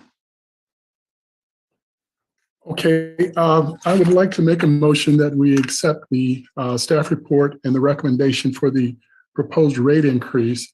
And also, I believe part of the recommendation is that we apply the surplus to the rate to reduce it to an effective rate of a little more than 3%. Second. Okay, Brian, that's correct, that we're putting the surplus into the lowering the rate increase? The recommendation is that half of the rate period 7 surplus be applied to this rate period, reduce the rate to 3.1%. Okay, so you're cut off a little bit in your delivery because of technology here, but half of the surplus will be going into lowering the rate increase and half of it will be going where? Half of the rate period 7 surplus would be applied this coming fiscal year, and the other half is recommended to be applied next fiscal year. All right, to tamper down any spike and increase. Okay. That's correct. All right, and that was seconded. So now we go to public comment, starting with Denise, then following with Karen. Go ahead, Denise, welcome back. Hi, thank you. Just a clarification on the history of things. Although it was called a senior discount, the discount included disabled people.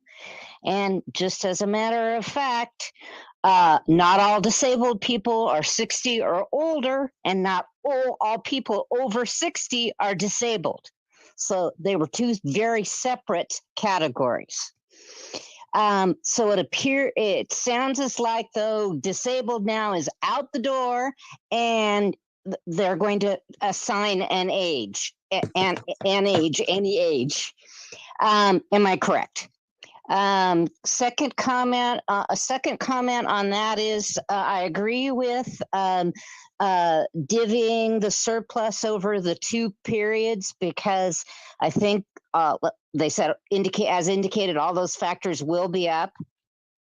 And rather than to have a big burst and a big burst, it would be nice to level those out.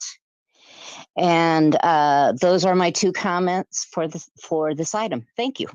All right, thank you, Denise. We'll clarify this in response to your comments as soon as public comment is over. But Thank for now, you. we're going to, yes, you're welcome. Let's go to Karen Anderson. Welcome, Karen. Thank you, and good evening, everybody. I've been in conversation with Green Waste regarding the fact that it's not possible to reduce my utility usage here any greater. I use the smallest landfill sized can, and my other toter, and my other 2 aren't the hugest, and they're not out there every week. And so, being a small household of whatever age I might be, I wish that there was a rate that had a benefit for those of us who don't generate a lot of garbage. And I know it's not exactly the motion. That's what I would have been better to have spoken beforehand, but that's one of my queries. Why don't we have a rate for those of us who don't generate a lot of garbage? So, thank you. Thank you. And that's 100% on point. So we're glad to get that timely input. All right. Let's move to Tommy. Welcome back, Tommy. Good evening. Yeah, ditto to the last person that spoke. I think I've come to the point where I do not produce any more garbage. I recycle everything. The only thing in my trash can, which doesn't take up any more space, is plastic bags. And now I'm trying to figure out that problem. I could solve it by going to a store like Staff of Life, where you can bring your container back and they refill the same container. That would eliminate all the plastic bags. So I don't have no garbage. I have recycle. I guess the first question is, can I be exempt from paying a garbage bill? I mean, it's to the point now. I've worked so hard to achieve. I didn't think I would actually achieve it, but I did. My trash can is empty. I'm just wondering, can I be exempt from a garbage bill? Or does everything go away, all the recycling, which I wouldn't mind anyways. If you take everything, go ahead, because I go to the dump anyways and recycle over there. And I go to the store and support the veterans at the veterans store there. So, I mean, you can raise the rate. It's inevitable, but I don't see how. They produce so much methane. They run all their trucks on it. I don't understand where their expense is. Okay, you have labor, but my God, it's almost like they should be paying me a dividend. I produce all the methane gas from my garbage. and then I have to pay them. It seems like, it doesn't seem fair here. Help me, help you, but I've eliminated my garbage. I don't buy, before I buy something, I look at the package that it's in. That's step one. When it's not the right package, but the right product, I still don't buy it. It's the packaging now. I look carefully at it. We all should be, because that's where I'm going. So I don't have no garbage. How can I be exempt from a garbage bill? I don't think, Mayor, you should be in this decision, because after I discovered looking at the waste facilities website, you're on that board. So I think it's a conflict of interest. I think you should excuse yourself from this and only let the city council vote on it, because you're part of that and you're part of this. Like, it's like playing poker and you know the dealer and you're cheating. I mean, come on. You got to separate yourself on some of these decisions. You can't be on that board and the city council. I mean, that's a definite conflict of interest. I mean, you're going to raise the rate anyway, so I don't even know why I'm talking about it, but I'm talking about eliminating my garbage bill because I've worked hard to achieve it. I don't believe I did it. I still go after other people that are not recycling, and they're still putting recycled items in trash cans. I'm furious over it. But they're producing energy, and they have so much methane that they're burning it. They're just burning it 24 hours a day. There's no place to put it. We're in the situation where at times when solar is at high noon, it's producing so much electricity, they don't even want that energy from the waste treatment. They tell them to disconnect from the grid. They only want it at nighttime, like now. Now they're burning it, now they're producing electricity. But I guess the question is, can I be exempt from the garbage bill? You can go ahead and raise it, but I'm at the point where I don't have garbage. I hope you understand. Have a good evening. Thank you. Thank you, Tommy. And we'll give everyone else a couple minutes. If you haven't spoken yet, you want to raise your hand to speak, now's a good time.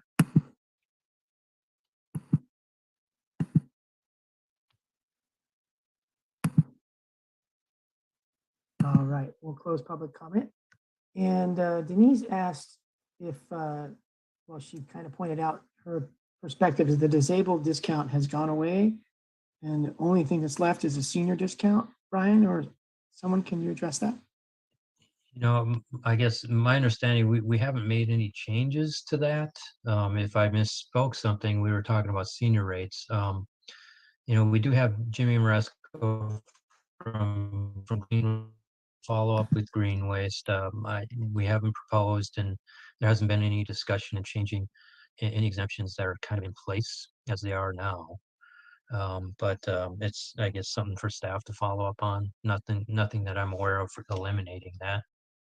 All right, Jimmy, I've moved you over to panelists. Do you have any comment on whether anything has changed with the disabled discount?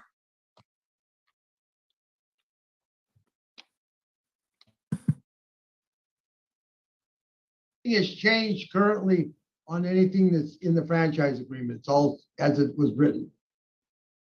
Okay, so if you were disabled, getting a discount, that continues, and there's been a change in the senior Franchise agreement language currently is there and is stayed in place. The only thing that would have to happen is if there was more of a population that was eligible for it, because our thing is based on a revenue basis, someone else would have to pick up the slack. And that would be something that Hilton would have to do an analysis of, your consultant. All right, I wouldn't want to take it all out of Jimmy's salary, but it has to come from somewhere. All right, other question we had, just kidding, Jimmy. Low waste, is there a possibility, Karen asked, to have a low waste rate? And Tommy kind of said the same thing. Can you be exempt because you don't produce waste? And thank you, Tommy, for working so hard to reduce the amount of your waste. So yeah, low waste rate or an exemption possible?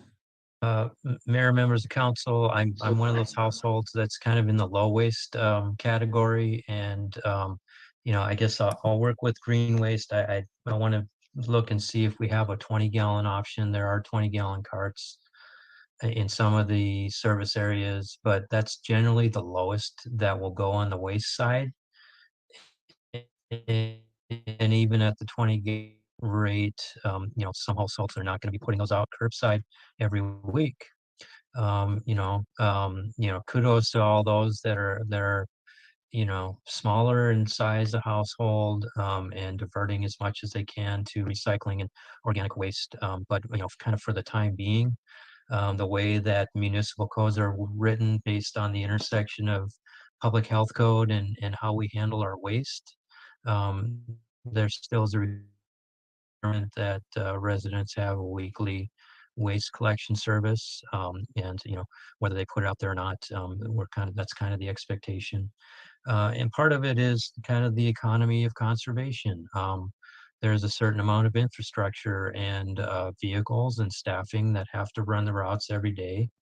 And you're paying for, we call it a solid waste rate, but that rate pays for the collection of recyclables and the organic waste as well. So even if everybody were to shift that all over to organics and recycling, there still would be that base operation cost associated with that. As a society, I don't know that we're really there to where we can go to a biweekly collection of waste. I think that's going to take changes in state law as far as on the health code side, but from the conservation side, we're moving in the right direction. So, we will check with the green waste and see, if it warrants making a 20-gallon option available for people, especially going to the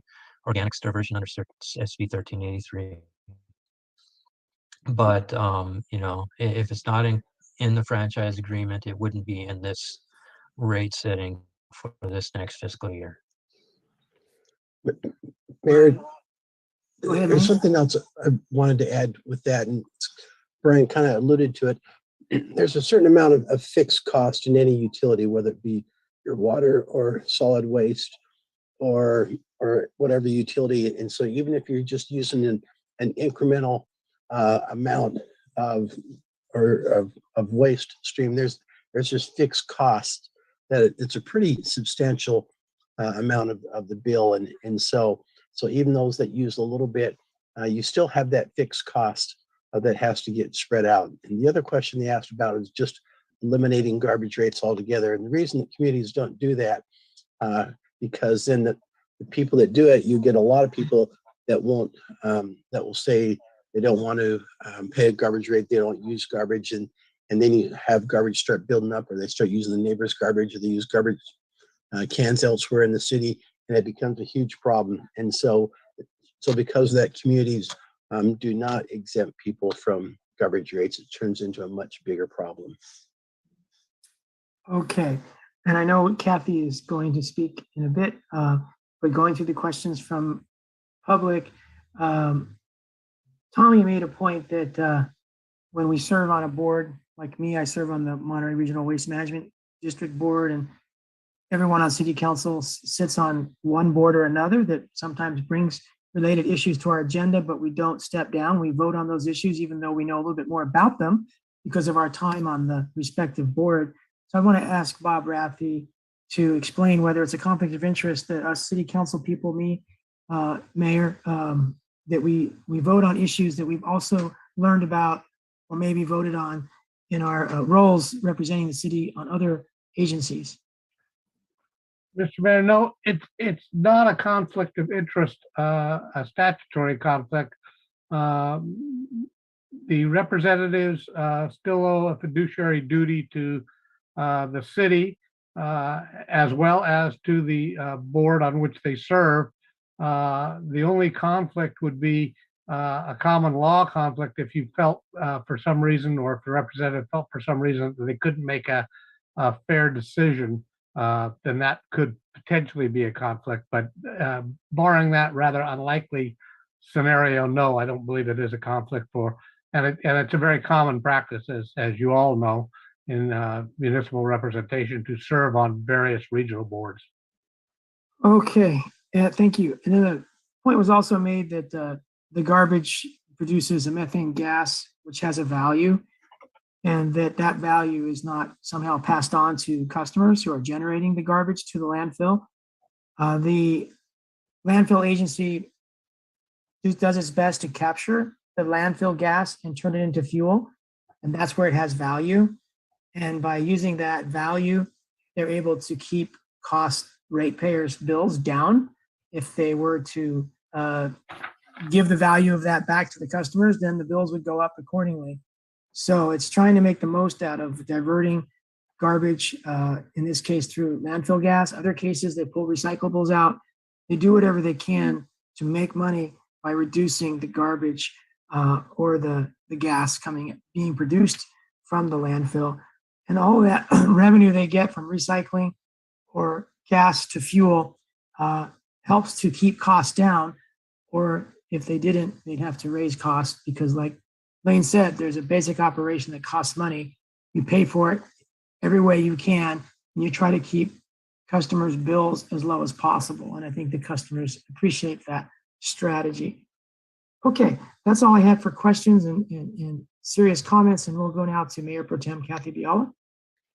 I think I don't quite understand what, Brian, you said about the senior discount. Is this something that we're not deciding tonight, or you said something about something continuing as is? Well, I really didn't understand what you said. So Mayor Pro Tem, it was just in response to questions raised at the 2021 November meeting about, what would it look like if we had senior rates Right. that were not income qualified. And so it was just presented as information for council to consider. It is not incorporated into the rate application or the decision for city council tonight. But it could be, so that we could get this off the table. Well, if council wanted to provide direction to staff, we could look at it for, from a legal aspect and. Oh, okay, so it would entail a little bit more work. Yes, it would. Oh, okay, I see. Okay, otherwise it seems like a pretty benign kind of a thing. And my thought was to just make it income qualified, because not all seniors coming to Marina are in need of this kind of discount. And the discount, when you really figure it out, is very small. I mean, even if we put it to all seniors, is still very small. But there's, out of principle, I would just like to make sure that we're helping the people who would need it. But if it entails more work, then we certainly need to get on with the business of what you're asking today. And I thought it was a very creative solution to take the surpluses and spread them out in the next two cycles. So I won't add anything to the motion then. Thank you. Yes, and to clarify, the income qualified senior rate is in place now, so Oh, okay, so that will continue. I see. Okay, well, doubly then. We'll just go with the current motion. Thank you. All right, thank you, Kathy. So can we have a roll call vote, please? Councilmember Burnett, Yeah.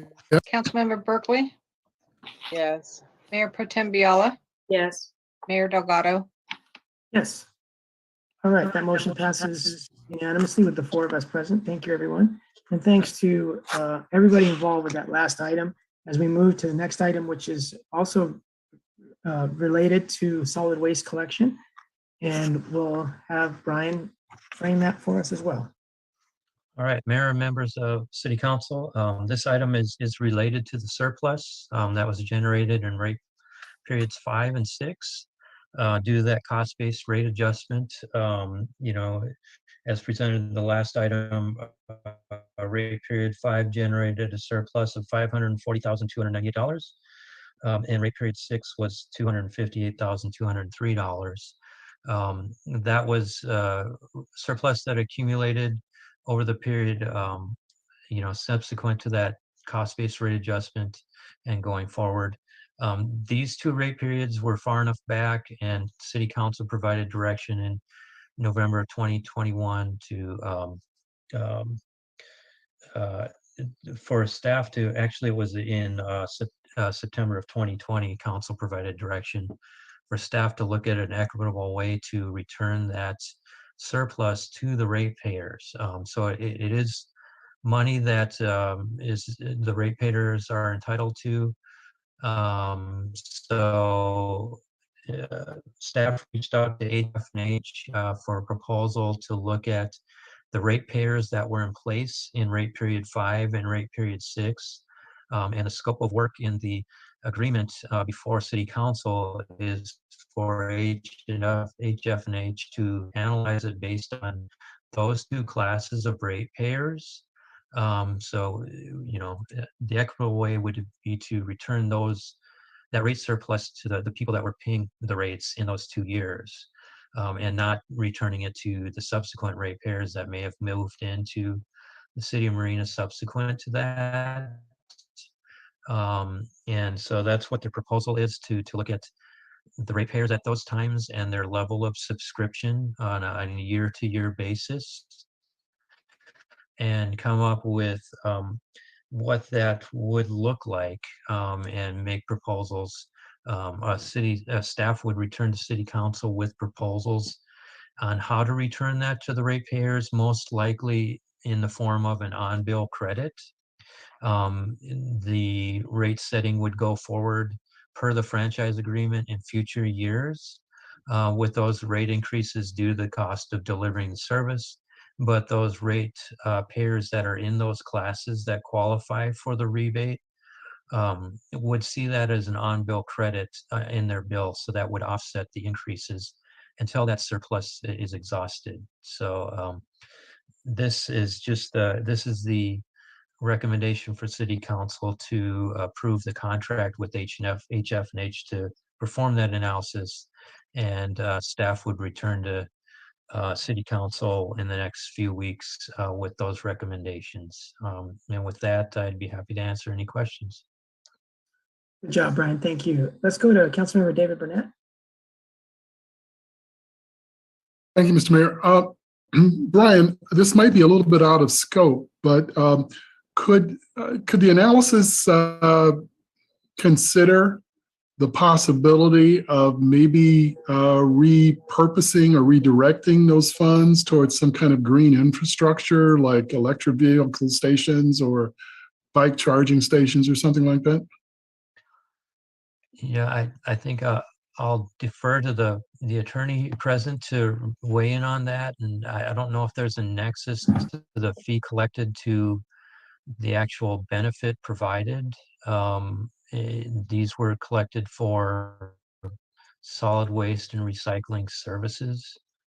So I don't know if Mr. Rathie could weigh in on that.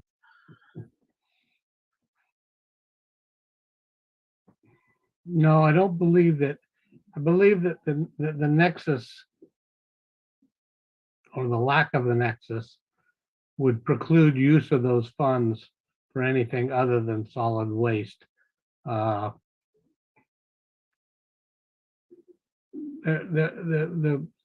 board of the Waste Management District might want to consider something, but I don't think the city would have the ability to craft a different program.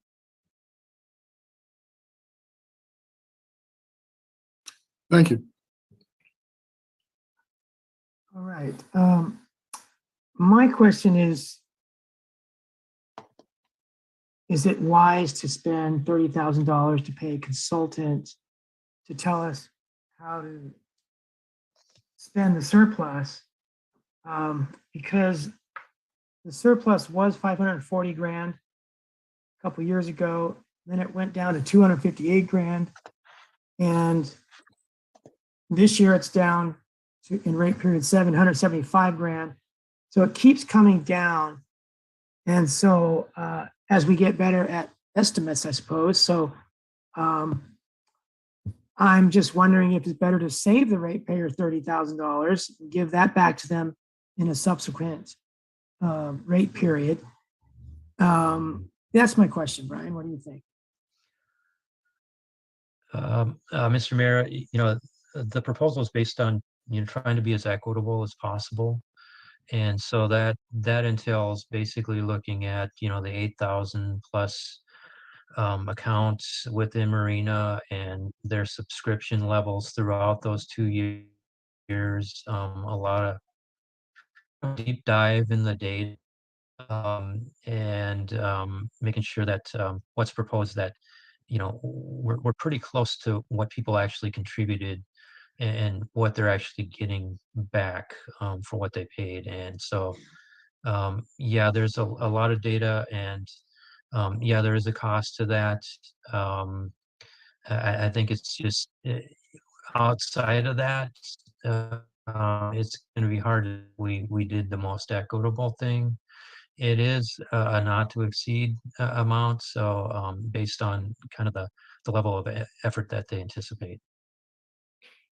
So what if we saved the 30 grand and just continued with a policy that we used, similar to the action we took, 20 minutes ago, where if there is a surplus, it gets applied to the future years so that it's feathered out and the increases aren't so high. I mean, that's one way to do it, but I guess my question is to you is, do you think that the surplus will continue to get smaller every year? As it is right now, the surplus is no longer accruing. And so, the recommendation on rate period 7 is we're fairly close to the accumulation of that surplus to spread it out.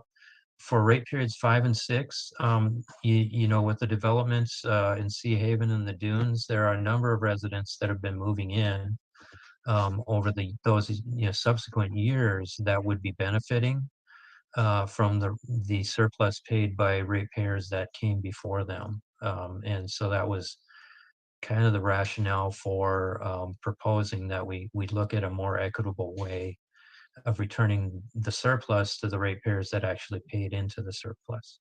Okay.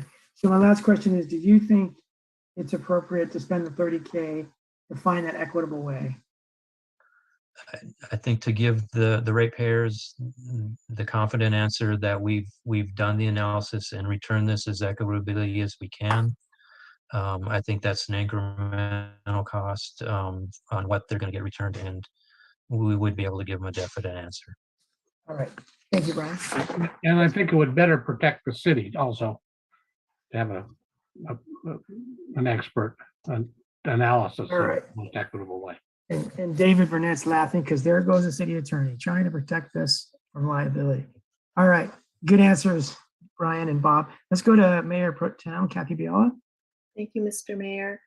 So Brian, just let make sure that I'm looking at this the correct way. So let's say that in periods 5 and 6, we have maybe about $800,000 surplus, right? So we have that. And then you said there were 8,000 households that it would go back to?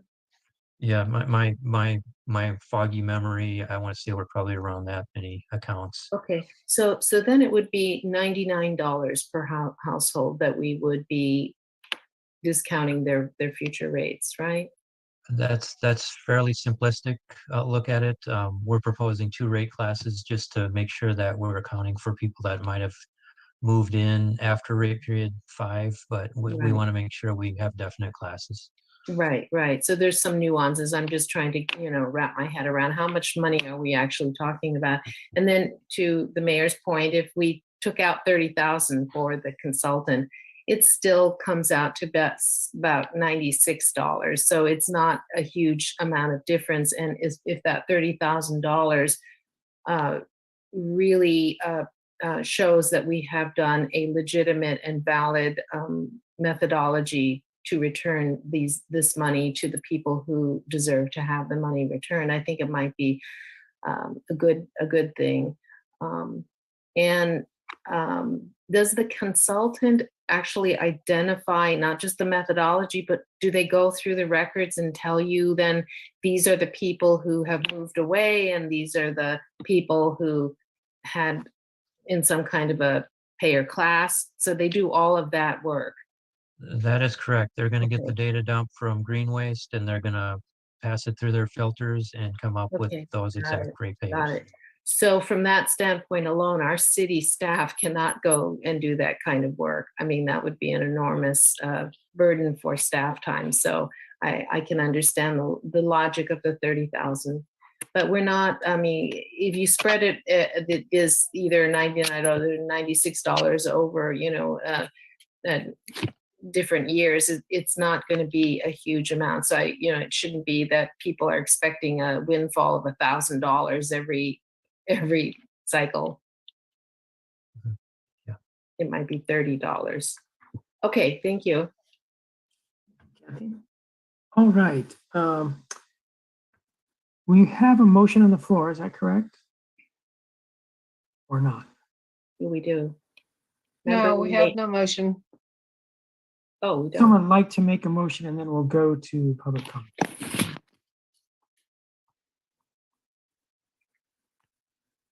Go ahead, Kathy. Make a motion.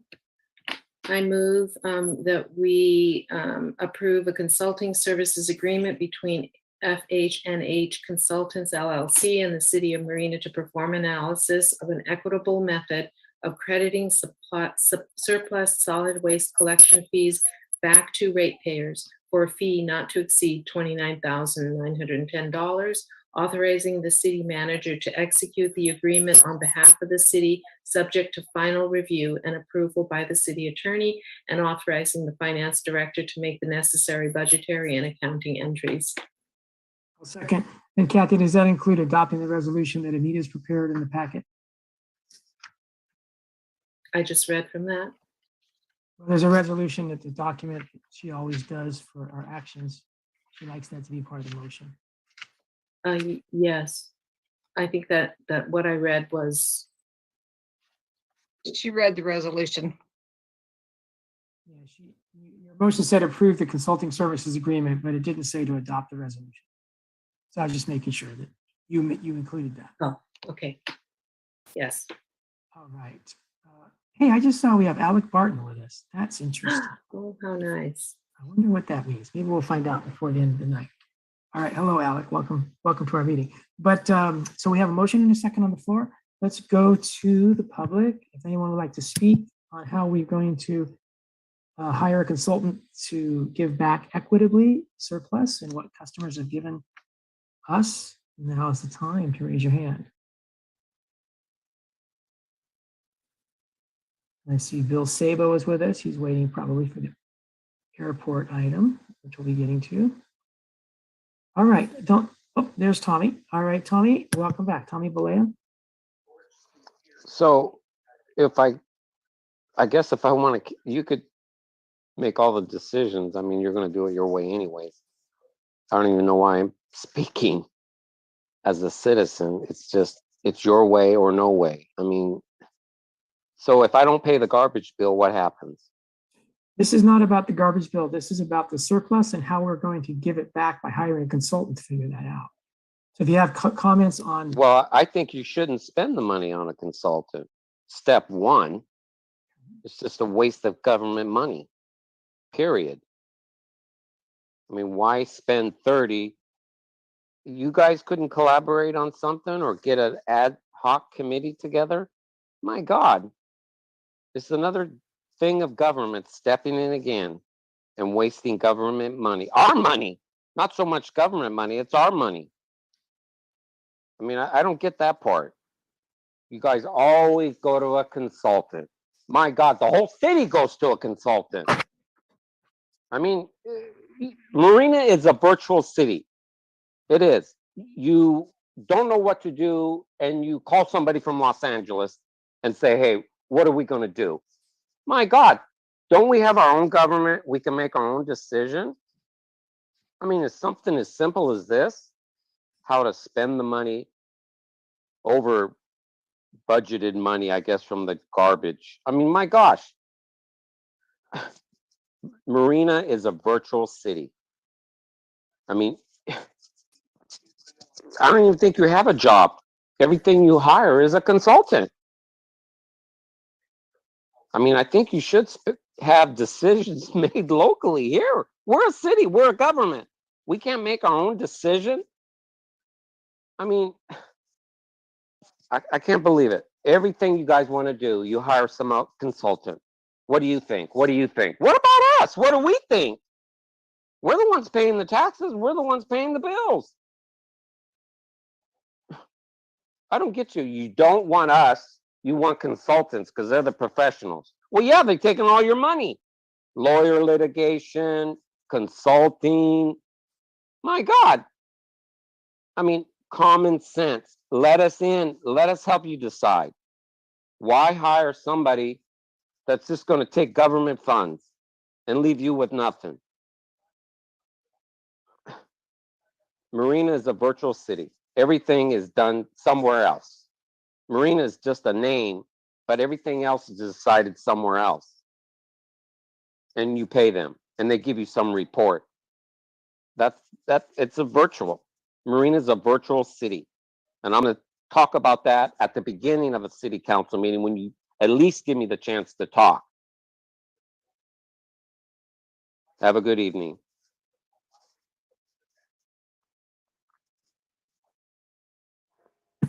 Thank you, Tommy, for your comments. And if anyone else would like to speak on this issue, now's a good time to raise your hand.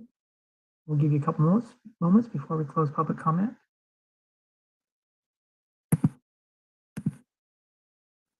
All right. So we can have a roll call vote, please.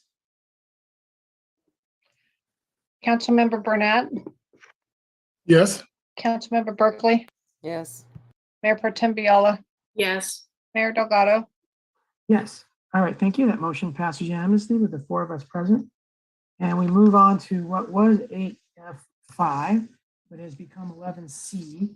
I pulled it from the agenda, consent agenda, because I think that there's so much talk and interest about road maintenance that it's good to have some discussion when something like this comes to be. So, Brian, can you give an abbreviated report on this item? Or now there's Alec again. I haven't seen Alec for a while. I just saw his video there for a moment. Alec, are you back with the city of Marina? Alec is a consultant. Oh, he's one of those. I know. I'm going to present on an item later tonight, Mayor. Hi, Alec. All right, Brian, can you or Guido give us a short presentation on this? Or So actually, the item that was pulled was related to the SB1 reporting. And the streets that are there in Exhibit A. Yes, and so this is a statutory requirement of Senate Bill 1 that cities submit a list of streets every fiscal year as to what the city intends to do with their Senate Bill 1 revenues. This is something that we as a city have done in compliance, ever since SB1 has been in place. Even though it's a requirement, what we do in the back side of this is, up front we tell them these are the streets we're going to do. On the back side we report, well, these are the streets we actually did. And so when we do this initial reporting in the year, we base it on what's the current budget in the CIP, which we understand is reduced given what council's decisions have been recently. So we're meeting the statutory requirements. We fully understand that there's going to be a very revised list that's going to be reported to the state once the city engages in the much expanded street resurfacing program in capitalizing on the bonding with the Measure X dollars that are going to service for that. So this is just and I see everybody's making faces, because that's not really SB1 dollars, but there's going to be some changes to this, is basically what I'm saying, and this is not set in stone. It's just meeting a statutory requirement of the state at this time.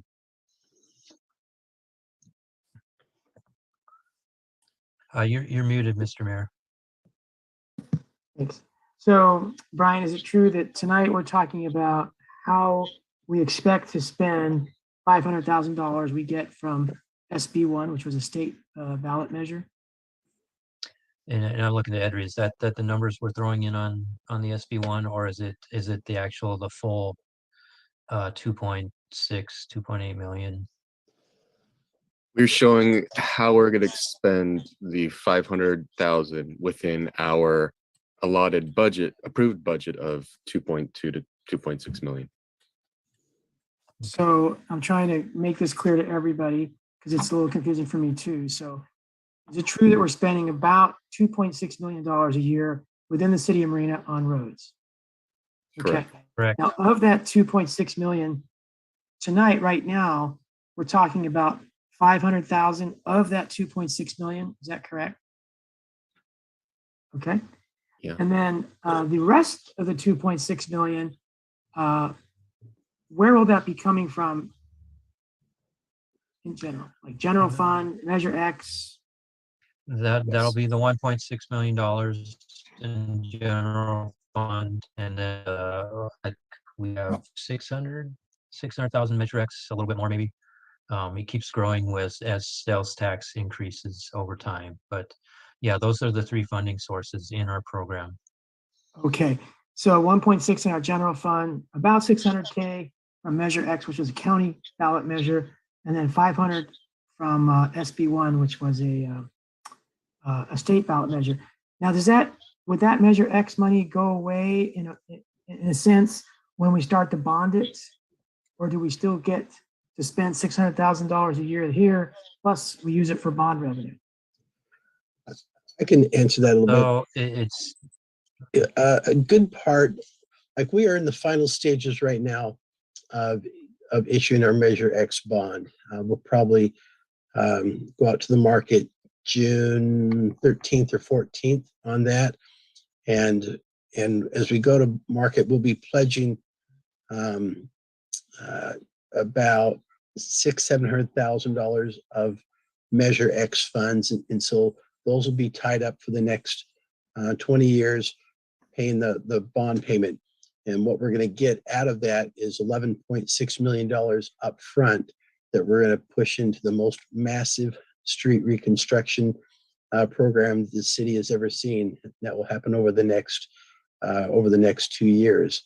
But in addition to that, with that Measure X bond, we still are having an increment of several $100,000 that is just going to continue to grow. And so, whereas we're pledging a good portion of Measure X monies, there still is going to be several $100,000, and it will continue to grow over the years. And I wouldn't be surprised to see that up to $1 million down the road. Okay. My next question is, if you look at how we're going to spend this 500K, a lot of it goes to hot mix asphalt overlay, where we put that overlay on the street. And it says in the staff report on Exhibit A that totals 1.5 million plus. So that 1.5 million plus is not just coming from this 500K, it's coming from the other sources we've just discussed.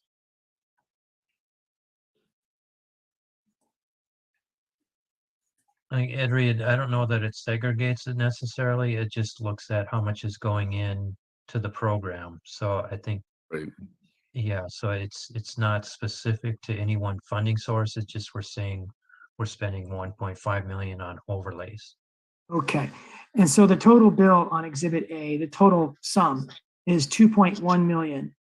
That's less than 2.6 million. So where's the other 500,000 going to be spent to make the 2.6 million that we spend this year? So that will actually be spent on the streets that go into the final selection during our design and selection process. You know, we will be coming to council hopefully later this month, first meeting in July with the program management track, the grader. You know, we're looking at close to 19 million over the next 3 years. And we'll be sitting down with that consultant in our pavement management program, which is going to be updated and generate what those streets are going to look like over the next 3 years, and come up with kind of that master plan for how we're going to go forward. Okay. That's all from me. Let's go to Mayor Pro Tem Kathy Viola. Thank you, Mr. Mayor. So on Exhibit A, this obviously this is more than 500,000 from SB1. So the title should not say SB1 project list, because then it seems like this is what is coming out of SBI, but it's a project list that includes SB1, correct? Is that what? So is there, and this is nice for the public, because whatever street you live on, you can go and you find it and you say, oh, okay, this is coming up soon, or at least I see it on a list and this is how much it costs. Now, I have not checked it, but I thought that you had some kind of a list about all of these streets, and maybe it was on a timeline. I don't, do we not have a posting of the maintenance program and which streets are going to be considered? So we do generate a list based on the budget year to year.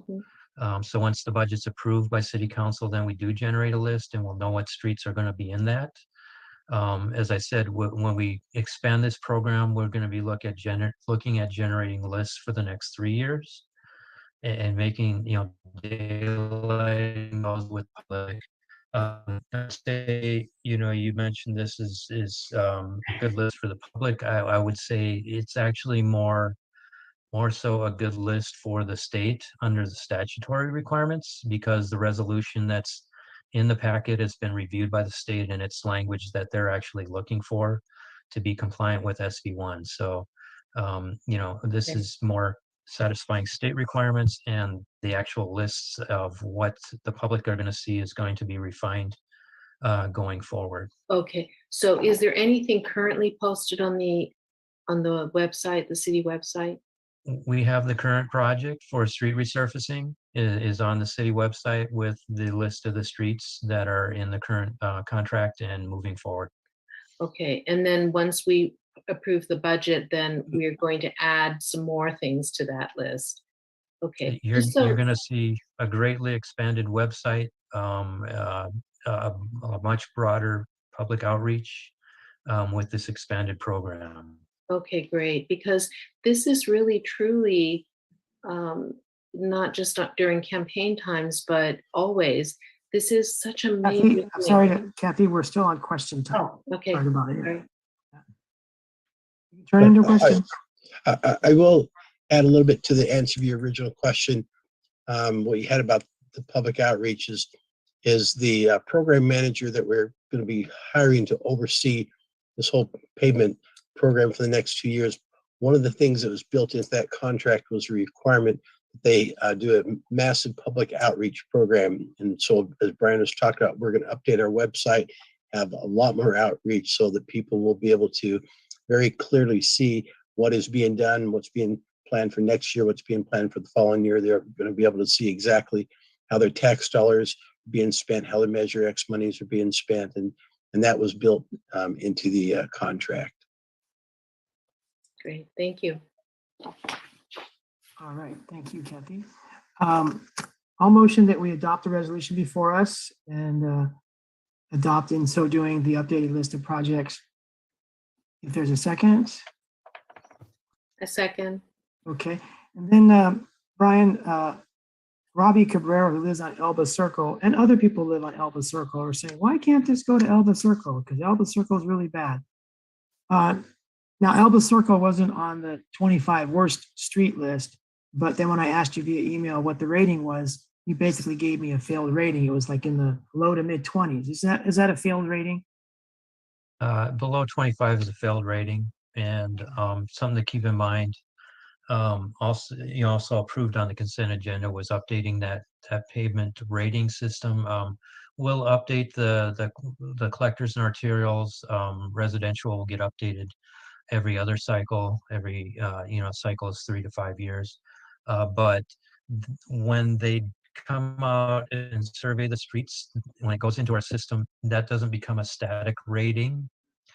The actual pavement analysis program has algorithms built into them, so that based on the classification of the street and the type of traffic and the condition it's in, it has an algorithm that will calculate the deterioration of that street over time.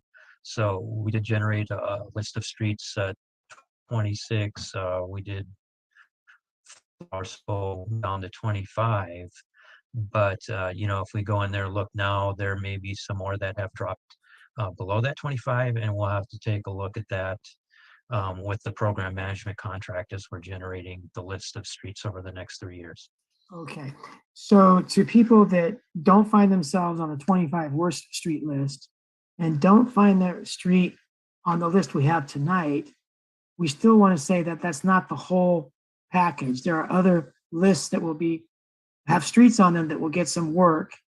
And this master plan coming up, we'll be able to tell everybody in Marina which lists or what time frame their street would be addressed. Is that correct? That is correct, Mr. Mayor. Okay. All right. So let's go to public comment and go ahead and raise your hand. Anybody out there that would like to speak to this issuance of a plan for 500K? And we're looking for comments on the 500K from SB1. All right. Let's go to Tommy Balea. Welcome back, Tommy.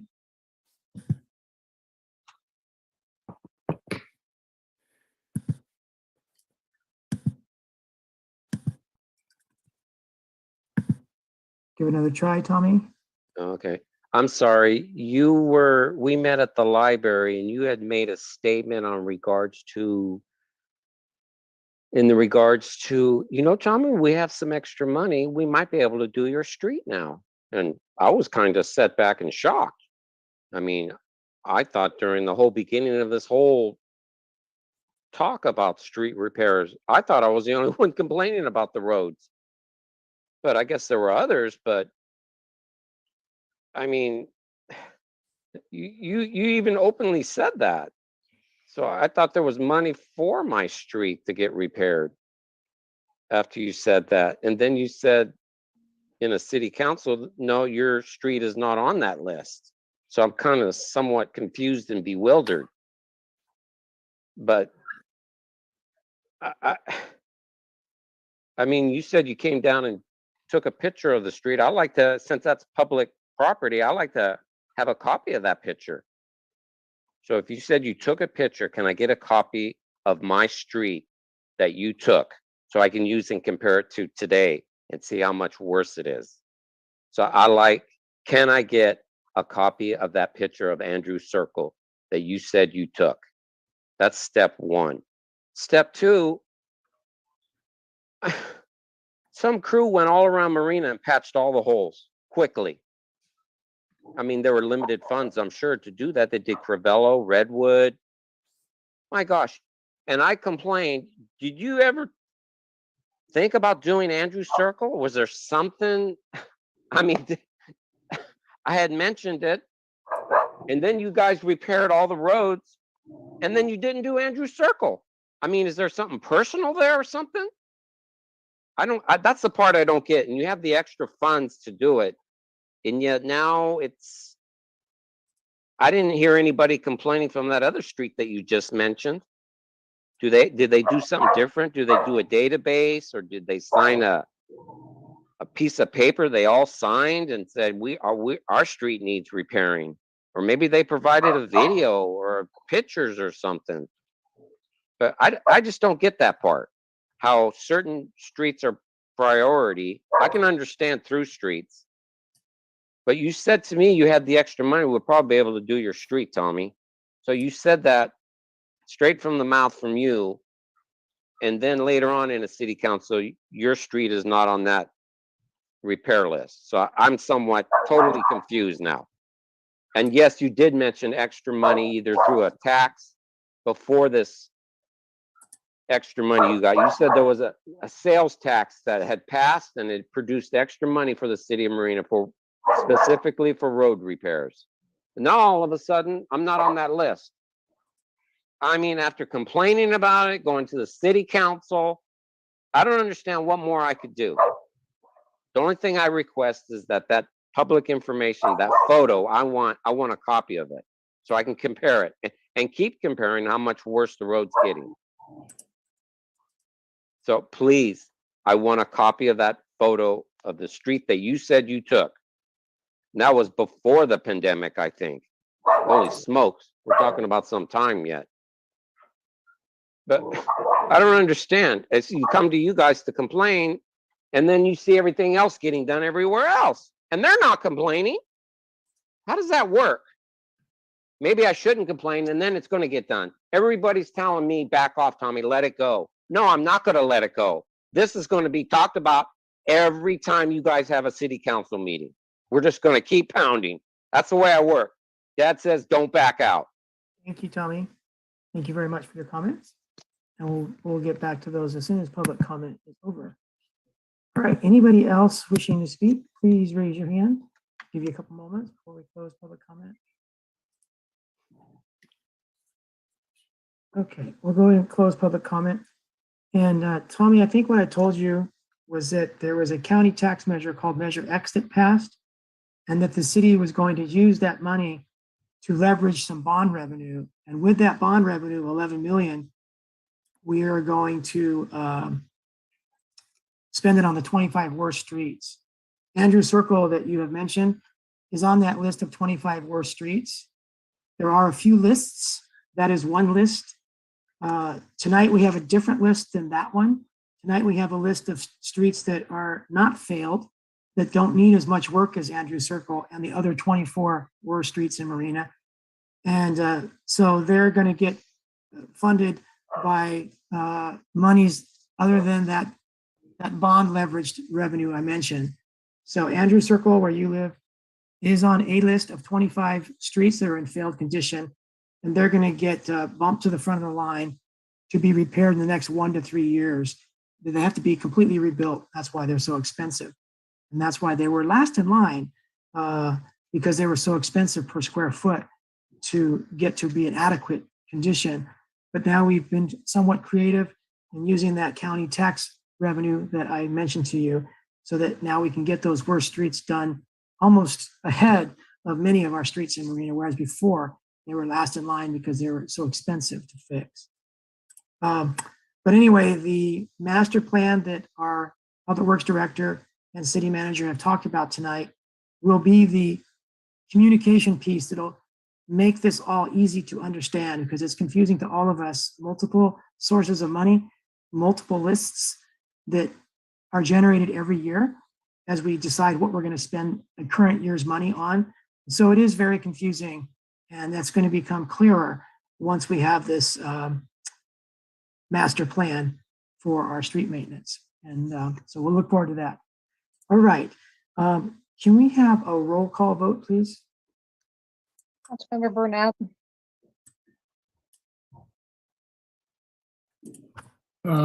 Yes. Yes. Councilmember Berkeley, Yes. Mayor Pro Tem Viola, Yes. Mayor Delgado. Yes. All right. Thank you, everyone. And now we get to the hand car issue, I believe. Are the hand cars coming back to our railroad? Lane, were you going to lead this, or Guido? We have our illustrious Alec Martin is back to do this. That's what Alec's here for. Hello, Alec. Welcome. Thank you, Mayor Delgado and members of the council. Let me go ahead and share my screen.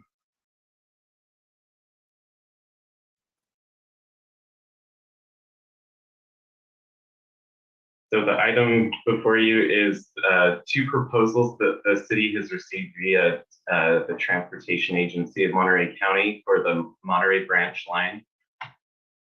I'll be giving a brief presentation about the process for selecting a proposal and other steps the council may take. And then I'll be happy to answer any questions that you have. And then we've asked each of the vendors to give a 5-minute presentation on their project. So the city has received two proposals for semi-permanent use of the railway adjacent to Highway 1. Use would be conditional based on the establishment of a lease agreement between the city of Marina and TAMC. And the term is variable because of upcoming transportation projects. The surf bus line is the intended future use of that corridor, and both vendors understand that this would be temporary use of the corridor and would not be a permanent feature of that corridor. The staging area for either operation would be located in the city of Marina at the intersection of Del Monte Boulevard and Palm Avenue. And the two proposals include the Museum of Handcar Technology, which operated last year as a demonstration project at the site. And then the city has received a new proposal as well from Mendocino Railway.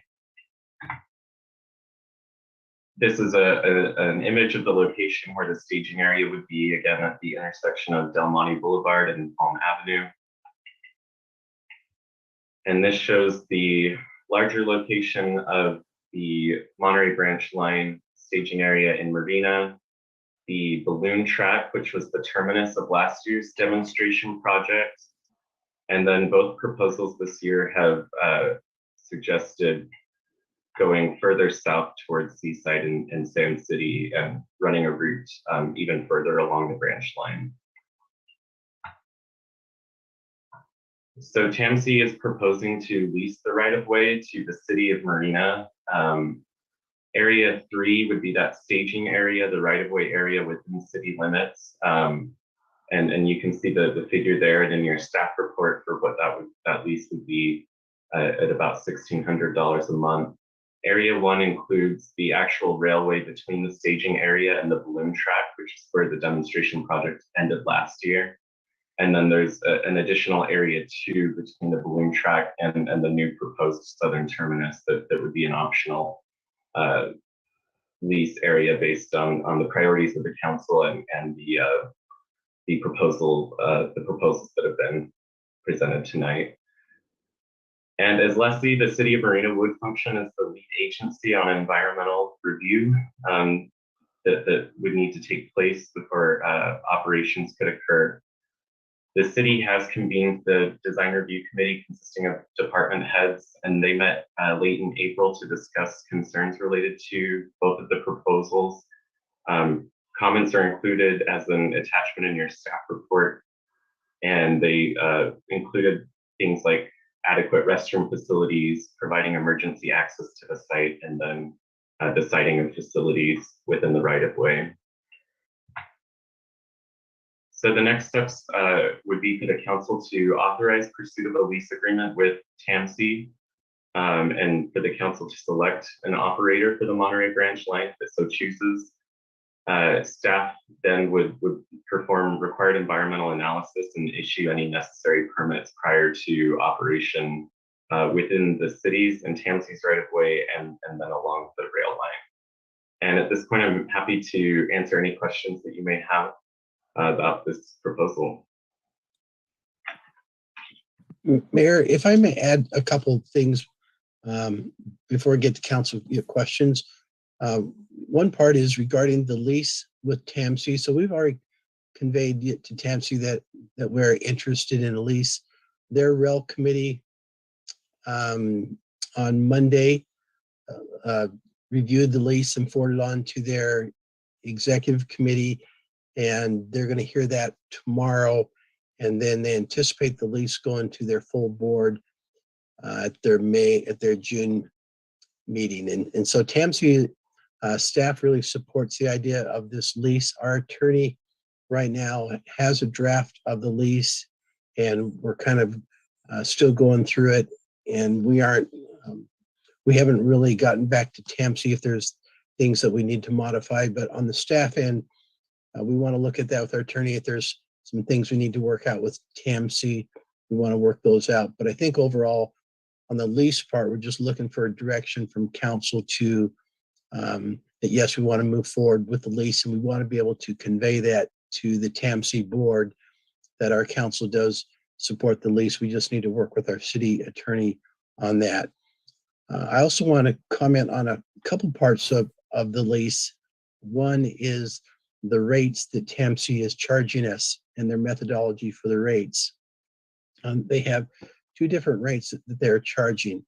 And they take this from their existing rates that they charge on the rail system. And so down in the areas of Sand City and Seaside, where commercial businesses use parts of the rail line for storage and parking, they have a rate that's 14 cents a square foot. And that's the rate that they're charging us for the parking and the storage area part of our line. So, and so they're being very consistent. And so there's really no negotiating on these rates. That's what they charge in the existing areas. Now, the other part of the rate that they're charging is substantially lower. And that's the 4 cent part of the rate, or 4.6 cents. And that goes from where the handcarts start to pump, and it goes out the whole length of the track and where it circles back. And that's the same rate that TAMC charges up in the agricultural areas of Castroville and those areas. And it's those parts of the rail line that's out from the urban areas. And so there's no negotiating on the rates, and it's really two different rates based on their existing rate structure. And so we're very comfortable after TAMC explained that to us. We fully understood that. And so there's really no negotiating on the rate part. Now TAMC is proposing a 2-year lease with us, and we can do it shorter than 2 years, but they're willing to do a 2-year lease with options to extend. The only part of the lease that would cause it to terminate is if the surf line comes in, and then at that point, TAMC would need to take over the line for construction of that. We don't think that's going to happen in the next few years, but that will be built into the lease. And so those are just some main components of the lease that I wanted to make you aware of. The other part is I'd like Bob Rathie to comment on, in selecting the vendors, are there any criteria? Does cost?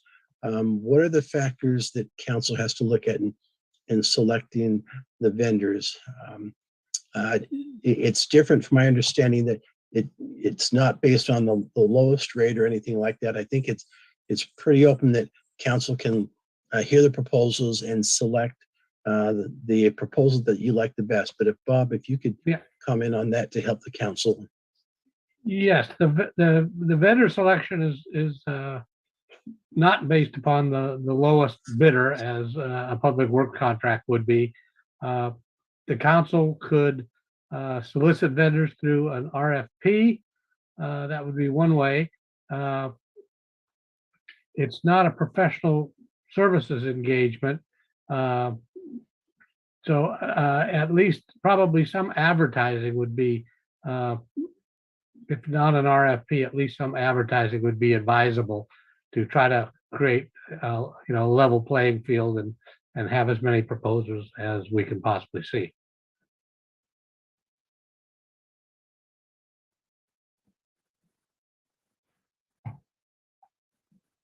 All right. Let's go to Councilmember David Burnett. Thank you, Mr. Mayor. I have a couple of questions. One of them is about the route itself. There's a place where I guess it's the coastal trail. The bicyclists cross the tracks to connect with the other side, I guess. And my understanding was that there was somewhat of a row, or there was something that happened with the hand cars and folks being able to cross, that there it wasn't clear who had the right of way, or what takes price. Was there any safety measures involved in that? Because I believe the rail car is pretty heavy, and the stopping distance is, it's not excessive, but it's not short. So I just wanted to know if you had heard that, or if there's any special considerations that have taken place at that crossing to make sure that there's, no possibility of a conflict between either bicyclists and rail car or pedestrians or folks walking their dogs? My second question has to do with the rental rates that were quoted by TAMSI.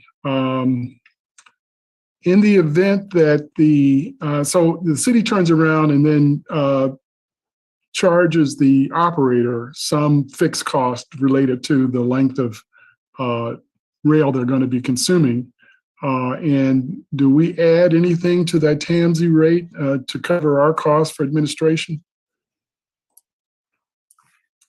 And my third question has to do with the selection of vendors. I didn't think we were going to do that tonight, but if we do that, is there another packet of information that's available that gives more of the financials for each of the vendors? Those are my questions.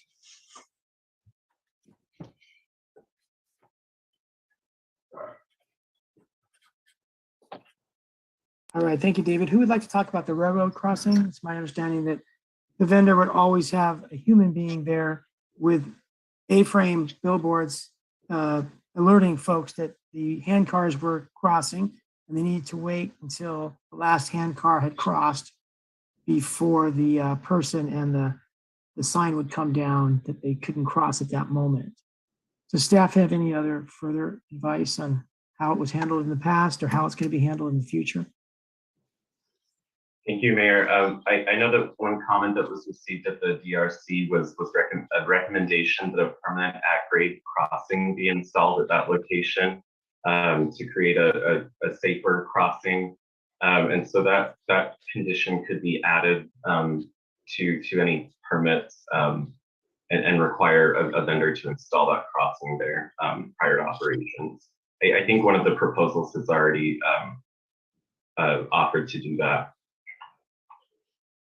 Yeah, I know that the last year's vendor, they wanted to make that more of a permanent protected crossing, but TAMSI did not allow it. So they had to do a makeshift crossing that really wasn't as safe as it could have been for the operators because it was kind of a wobbly crossing for them. So they're looking forward to whatever vendor does this. I think it would be a condition that we bolster up that. And that might trigger a CPUC or CCC, California Coastal Commission approval, but we'll get that in a moment. So I was going through David's questions. As far as the admin costs, are they expected to be recouped so the city doesn't lose money on this thing?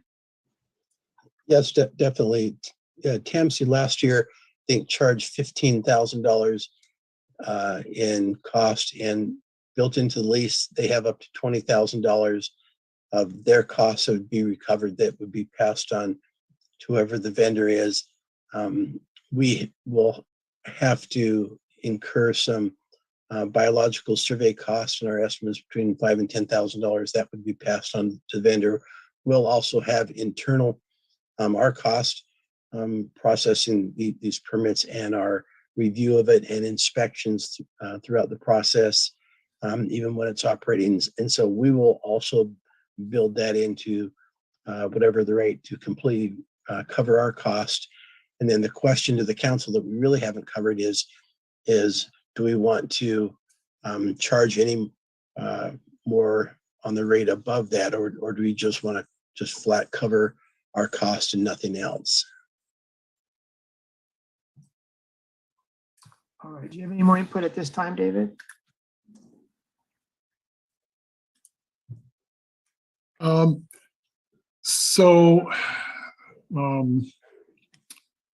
not sure I got a real answer on the crossing.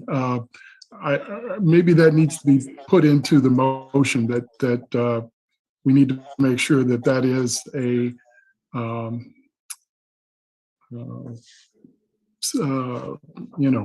coastal commission or whatever utility graded or TAMSI grade crossing there.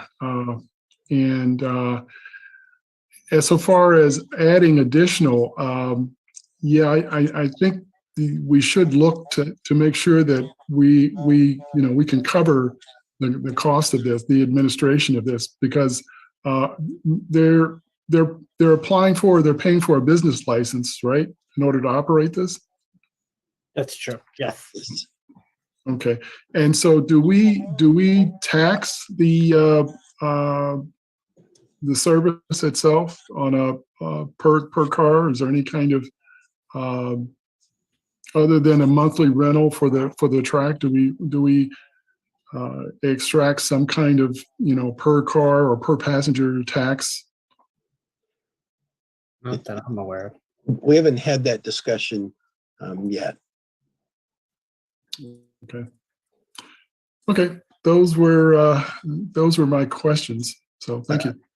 I will add one thing, and the mayor had mentioned about CPUC, and I just learned yesterday that is the CPUC's issue, is that crossing. And so we will be reaching out to the CPUC and try to understand what their issues are and what requirements, if any, that they will have regarding that crossing.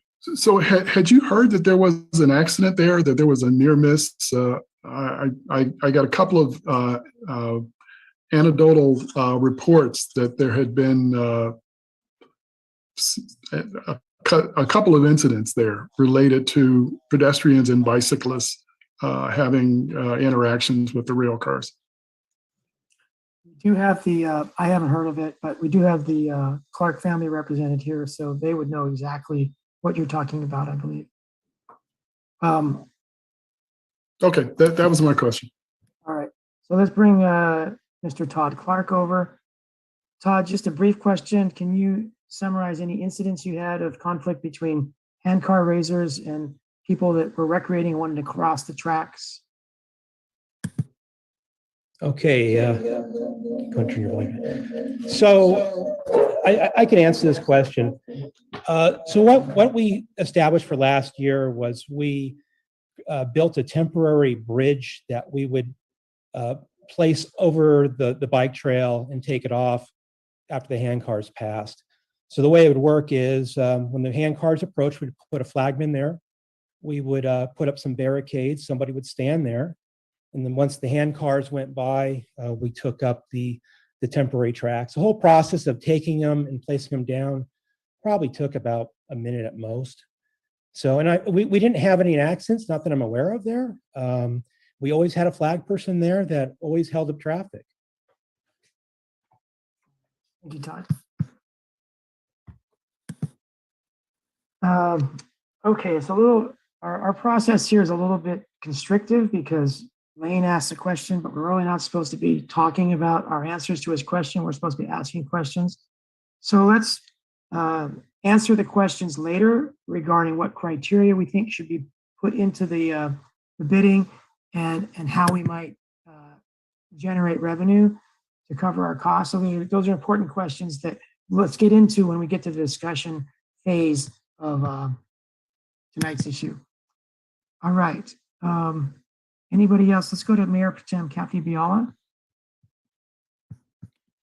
Thank you, Mr. Mayor. So I know that it seemed like the handcars were very successful, but do we have any knowledge about like how much income they were generated or satisfaction of the customers or incidental increases in our hotels or our restaurants or I don't, it's like it happened and it was great that it was a demonstration project, but it would be nice to also kind of hear a more complete evaluation of what happened, because I feel like that we don't have that information. I remember that I got to go with the Chamber of Commerce, but so I did not pay the fees, but I think the fees were fairly high. And I don't know whether with these additional expenses that Lane just outlined, 5 to 10,000 for some kind of Pete, environmental. I'm sorry to interrupt, Kathy, but we're in the question phase. Yeah, I'm asking a question. With all of these extra expenses, what kind of charge would it now be when it was pretty hefty last year? Is your question what the second year per car charge would be to the public? Yes, yes. Okay, so yes, because we didn't really have such high fees last time from the city, right? Yeah, there was no fees from the city last year because it was between TAMC and the vendor. Okay, so now we might have some additional expenses, so that rate might go up, and not just for that particular vendor, but others. So I'd like to know about, what kind of charges we might be looking at for the actual customers. And the other one was, is there any kind of formal evaluation from the city about how the whole program operated last year? What are the benefits for Marina? All right, and do you want those answers tonight, Kathy, or later? I thought this was the time we're going to ask questions. Yeah, okay. Lane, can you answer the last question first? Was there ever a formal evaluation by the city on the hand car operation last year? No, there wasn't, because this was a TAMC. It was approved through TAMC. We just did the business license, so there is no evaluation on our part. All right, and then on the customer price, it was $155 per car. So it balanced out to be $38 per each of the 4 seats, but you couldn't buy a seat, you had to buy a car. So basically it was $155 per car. And some cars were sold at discounts or given for free to low-income families. So that customer price might go up or down this year, but I think that would be in the vendors. We have at least 2. That would probably be something we could ask for in their proposals, is an estimate of what they expect the prices would be for the customers. And that could be a criteria we include in selecting, or it doesn't have to be. And along with that evaluation, how many were local people and how many were from out of town, from even San Francisco versus the peninsula? I mean, all those things, it would be really nice to know, because somebody should have that kind of data that would help us evaluate the future projects. And on Exhibit A, there were a whole lot of identified clarifications that need to be required, and they're different for each of the vendors. This was a list designed by whom? Who put down these list of concerns or whatever? Is that our city that asked these questions, and are there answers to all of these concerns? So when I started with the city, I reconstituted the internal department head meeting. So that was our design review committee of all the department heads. And those were the notes that Alec took in terms of what were the comments and concerns from that meeting. So okay. And did the vendors see this list? We did share that with them before the meeting.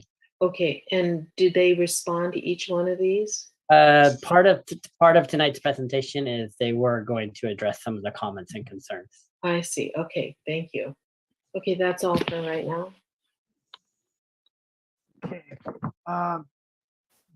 Do we expect the California Coastal Commission to have to be involved in any way? Alec actually followed up on that. Do you want to find out, discuss what you identified, Alec? Yeah, so there's no portion of the right-of-way within city limits that's in the coastal zone. The Monterey County, which would be the other entity that has jurisdiction over portions of this rail line, has an adopted and certified coastal plan. And so the response that we received from the Coastal Commission staff is that any decisions that need to be made relative to environmental review can be done under the jurisdiction of Monterey County because it has the adopted coastal plan. There are some portions of the coastal zone within the county jurisdiction that California Coastal has retained jurisdiction over, but I don't believe any of those portions are implicated in the railway right of way. Okay, Alex, so are you saying that the CCC probably doesn't have to be involved, but the Monterey County does? Yeah, our understanding is that there doesn't need to be formal CCC involvement, but yes, there would be involvement from Monterey County as one of the jurisdictions. Okay, and to the best of our knowledge at this time, we believe the CPUC will have to be involved if there's any modifications made to the bicycle crossing. Yes, I believe so. Yes. Right, and then is there additional California Environmental Quality Act environmental review that has to be done? Yes, yes, And that would be the city doing it, right? that's correct. We've been designated the lead agency. Okay. The two proposals that we've gotten so far, do they propose year-round lease or a limited number of months per year? Alec can speak to that. One of them was going to be more of a short term. The other one was going to be more long term, but Alec can give more of the details on that. So. Alec, if you could try to define a little bit long-term and short-term as far as you know. My understanding, based on the fees and costs that the city has proposed to recuperate, is that both vendors would prefer to operate on more of an annual basis rather than a short-term basis. And so, and perhaps they can speak to that during their presentations, but yes, I believe they want to operate on a longer-term basis than they did last year. All right. And I don't know, yeah, Juan is with us tonight. Juan and Lane and everyone else, would it be appropriate for the city to recoup its cost that the city charge an application fee to cover the time it takes staff to go through that phase, and then later on charge a winning vendor fee, an operating fee to the vendor that was selected in order to recoup the cost the city has after selection? It definitely we would want to recover our costs, whether it be through an application fee or some type of reimbursement agreement. But we definitely would not want the taxpayer to subsidize a commercial for-profit business. Then as far as, because the city is now taking responsibility for this, it may make sense for the council to consider some type of fee for the city. But I think that really is a council decision. We really haven't talked that among staff and really haven't discussed that with either of the vendors either. Okay. And then when we get to the discussion of possible criteria that we might use to select between the applicants, might things like past experience, financial capacity, creativity of the proposal, likelihood to supplement the economy of our region through indirect, restaurant and hotels, might those be some of the criteria that we're looking at? Yeah, absolutely. Plus any others that people come up with. Okay, I just want to make sure we're on the right track. All right, and then Bob, our city attorney, when you said that one option was a request for proposals, which is kind of a formal process. Another option was advertising, which I think is a little bit less formal. What does that look like as far as advertising, Bob? What kind of advertising do you think we would do? It would be difficult for me to say at this point. Normally when we advertise things like that, we would advertise in trade journals or something of that nature, but I don't know that there are such avenues and publications in this relatively new industry. I know there are other rail car operations in the state. There was an article just not too long ago in the San Francisco Chronicle about one. So I think if we just did a little bit of research and we determined are there other operators and we reached out to those people, that would probably constitute sufficient advertising. it could be, it could be directed, certainly. Okay, did we do any advertising when we got the 4 hotel bids, or was that just unsolicited 4 different bids? For the hotel, That was unsolicited. right, and we weren't required to solicit.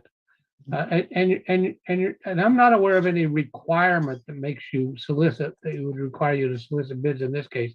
It's a good practice for a public agency to reach out to try to get the best opportunity possible, and advertising is certainly one way to do that. Well, then, when you do a contract, you sometimes have to get 3 bids before you pick someone. I'm thinking of like government contracts. You need a service or a product. So you go to 3 potential vendors, you get their prices, and you might pick the lowest one. But anyway, that type of process is usually set by a policy, Mr. Mayor. Usually there could be a policy to that effect. Yeah. So even if we didn't have a policy, couldn't we follow a similar practice whereby we sent letters? This is part of the contracting process. We would send a letter to all the operators in California and say, hey, we know you operate a recreational rail activity. We're looking for people like you to. So we could advertise with good intent. We could advertise through the industry, right? I believe that you certainly could. That would certainly seem reasonable to me. Yeah. I just did a goat grazing contract. So I contacted a whole bunch of goat grazing people and said, hey, we're doing a contract for goat grazing.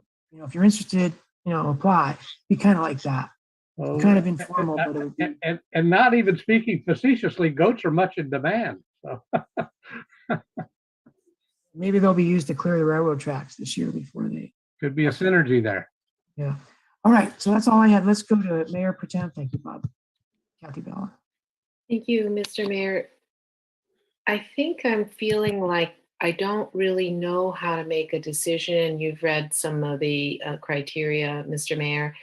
But when I read in the staff report that one vendor is predicting 1,300 customers per month, and the other one is 8,000 to 20,000 customers, I'm thinking, wow, is it possible, one, for us to house that many customers, up to 20,000 in the locations that we're thinking about at this point? And then it makes me think, do we need that many customers in order to make this worthwhile for the city's attention and efforts? Or do we want to keep it smaller like this? And then we look at the financial stability of a smaller vendor. I mean, there's so many things to consider. I'm feeling quite like I'm not sure how to look at these 2 vendors. They're very different from each other. So Kathy, since we're talking about advertising, it sounds to me like staff does not want us to pick between these 2 vendors tonight. Is that correct, Lane? That's correct. We don't necessarily need to do that tonight, especially if we want to go out and advertise. But we definitely want to hear from them, and I think we can learn a lot from their proposals, and I think it'll generate some questions. And yeah, I would think at some future date is when we would be having the council choose one. Okay, and even if we had more vendors in the mix, I'm not sure how to make a judgment, even if you added more people. I'm just a little concerned about the process. I'm not sure how we'd make a decision. So Kathy, I think it would be similar to the hotel. We had 4 unsolicited bids. We came up with a way to evaluate and choose, and we did, but it was never by the book, with a recipe. Now tonight, we'll hear from the 2 vendors who have put the most time into this so far. And so I would hold my mind is open that if we hear from these 2 vendors and we're told by our city attorney that we could select one tonight, we might hear from these vendors that if we go back out to advertising, this might delay 2 or 3 months their operation, and there goes the summer. And that's why we've been pushing TAMC to get us their lease, so that this month, TAMC board by the end of July, where are we, June?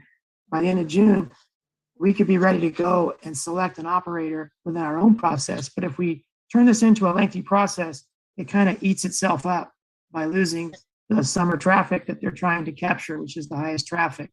So the faster we choose a vendor, the more that vendor and the city and the region will succeed. The longer we take, it's going to get into the cold season, and we're shooting everybody in the foot. So, this has happened one year. It's very successful. So now we're ready to refresh it and do it again with the same or different vendor. If we have 2 highly qualified vendors, like we had 4 good hotel proposals, we might not need to go to advertising, but that's a decision we can make, at least a little later. Why don't we take it to the proponents now and then go to the public and come back for our discussion? Does that sound okay? All right. So how do we decide which proponent goes first? Lane, do you have an idea? Mr. Mayor, just yes, go ahead, Councilmember Berkeley. Thank you. Just a quick point of order looking at time.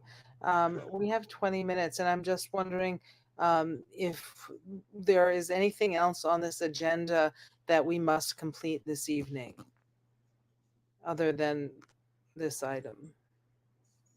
Lane, we probably have about an hour and a half issue on the airport. Is that correct? Correct. And it's more just a report to the council of what our vision is and how we're moving forward, and some potential involvement in the military aid program for the airport. And we could certainly do that at another time. We had initially planned a meeting with the airline pilots tomorrow night, but we've had to postpone that meeting because of COVID exposures. And so one reason we wanted to talk with council tonight about that was we wanted to talk with you before we talked to the pilots. And so since we're postponing that meeting, we could do this at another meeting.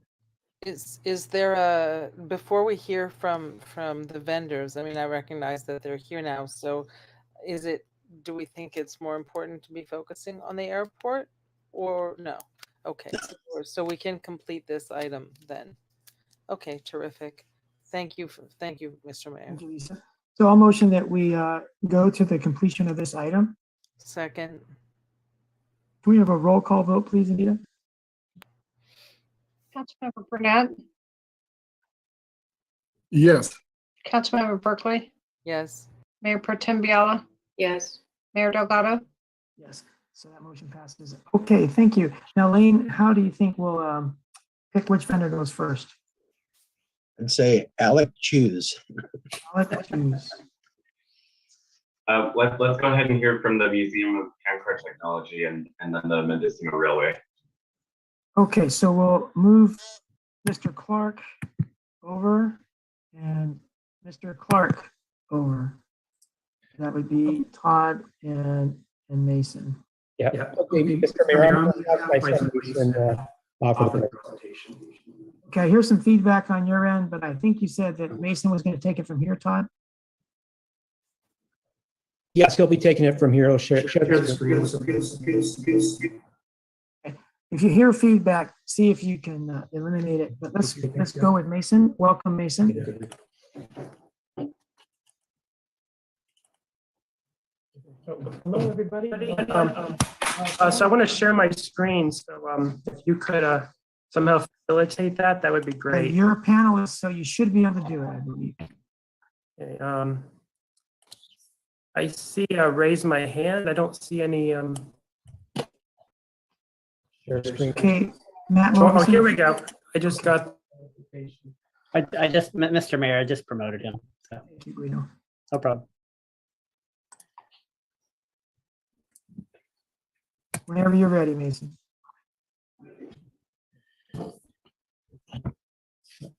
Recording in progress.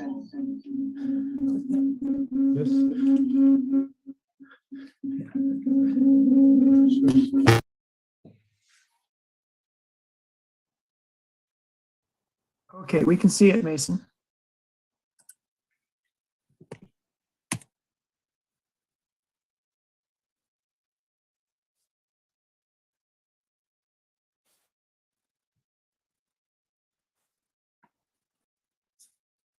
Mason, you're muted, so we don't hear you.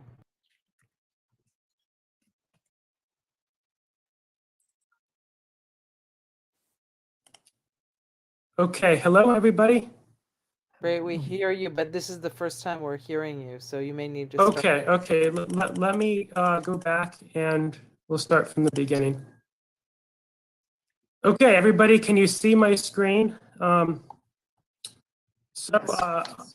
Good evening, Marina City Council and members of the public. My name is Mason Clark, and I'm the founder of the Museum of Handcard Technology. I want to thank the city for all the time they have put into this project so far, and thank you for allowing us the opportunity to present tonight. So we are very excited to share our plans for the Monterey branch line and the great things we have to offer.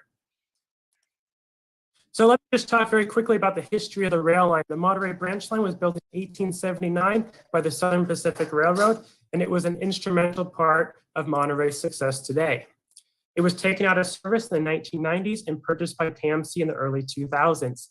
It sat for over 20 years until Museum of Handcard Technology dedicated a lot of time, along with the residents of Marina, who helped clear the line and get it back in service last year. So opening the Monterey branch line last year to handcars was a major milestone for the branch line's history. So a little bit about who we are. We are the handcar founders. We are a family business. If we look at the picture, if you move from left to right, I'm the first one. The person next to me is my mother, and the person on the far right is my dad. We all work together, with this business. So my love for handcars goes back to when I was 13 years old. And over the past 10 years, I have been building handcars and designing handcars. I am a mechanical engineer and I work in the aerospace business. So I put all that effort and all the skills I learned in my job and in my degree to creating the best handcars ever. So let me talk a little bit about last summer. So last summer, 2021 was a major success. We had over 6,600 riders in a mere 3-month period. So I know there's a little bit of a question earlier about how many riders we carried. That's right, 6,600 riders in a 3-month period. We were open Friday through Sunday. So we ran all day and we had overwhelmingly positive feedback. So here are some pictures of some of our happy customers from last year. So let's talk about the numbers. So this year we plan to carry about 1,300 people a month and operate only on the weekends. So if you add this up, this is around 15,000 riders per year. So the idea is that we will be operating all year. So the 1,300 per month is a little conservative because we are only operating Saturday and Sunday rather than on Friday. So that this will also be less impactful on the area. And in 2023, we hope to, offer, some other options, different tours, and maybe expand a little bit. So here is our breakdown, our pie chart. So about 73% of our customers came from the Bay Area, 15% local from Monterey County, 9% from Fresno and Modesto, and 3% from out of state. So you can see that the Bay Area was a major part of our business. So last year we ran from Marina at Palm Avenue to the Fort Ord balloon track and back. That was a 6-mile round trip. We are proposing to also offer a second trip that goes towards Sand City, which is about a 10-mile round trip. So this will be the trip for people that really want to, spend a lot of time on the handcar. But the primary trip will still be our 6-mile trip. Okay, so I'm going to talk a little bit about our station, which is probably where I'm going to spend most of the time tonight. So last year we operated on a very temporary basis, only 3 months. So what we had last year was really the bare minimum to make this work. So that's why we're coming to the city and we're proposing some improvements. So let's keep in mind that all these improvements are going to be temporary. They're going to be such that they can be removed when the surf bus lane begins. So a couple of points I want to bring up is that our station is going to be ADA accessible so that anybody can access it. This is really important. We're going to have a parking lot with 25 spaces, and we're going to have a platform that's about 140 feet long. This platform is going to be made out of paver stones, which will allow them to be removed when the bus lane is constructed. Furthermore, the paver stones do not affect the drainage at all because water could seep in between each stone. Therefore, it is not like concrete. One really important thing to us is that this facility is aesthetically pleasing to the city. So for this reason, we are not going to propose any chain link fence. The only fence we're going to have is going to be a landscape wooden fence around the station and parking lot. This fence can be shown if you look at the bottom of the screen and towards the middle, you'll see what it looks like. It's a 3-rail timber fence. So these are common in parks and around city sidewalks and other places where aesthetics is important. We also are going to have a storage containers that are going to be for storing the hand cars, and they will be painted a beige color so that they look nice.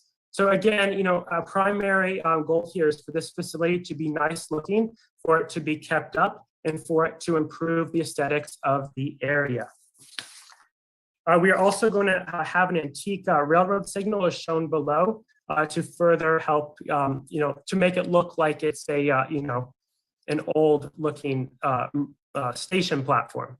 So this is all part of the interpretation, to have some old hand cars on display, to have our ticket booth, which is going to be under 120 square feet. It's going to be a temporary building that can just be picked up with a forklift and moved away if needed. And that's where we're going to take, tickets from the customers.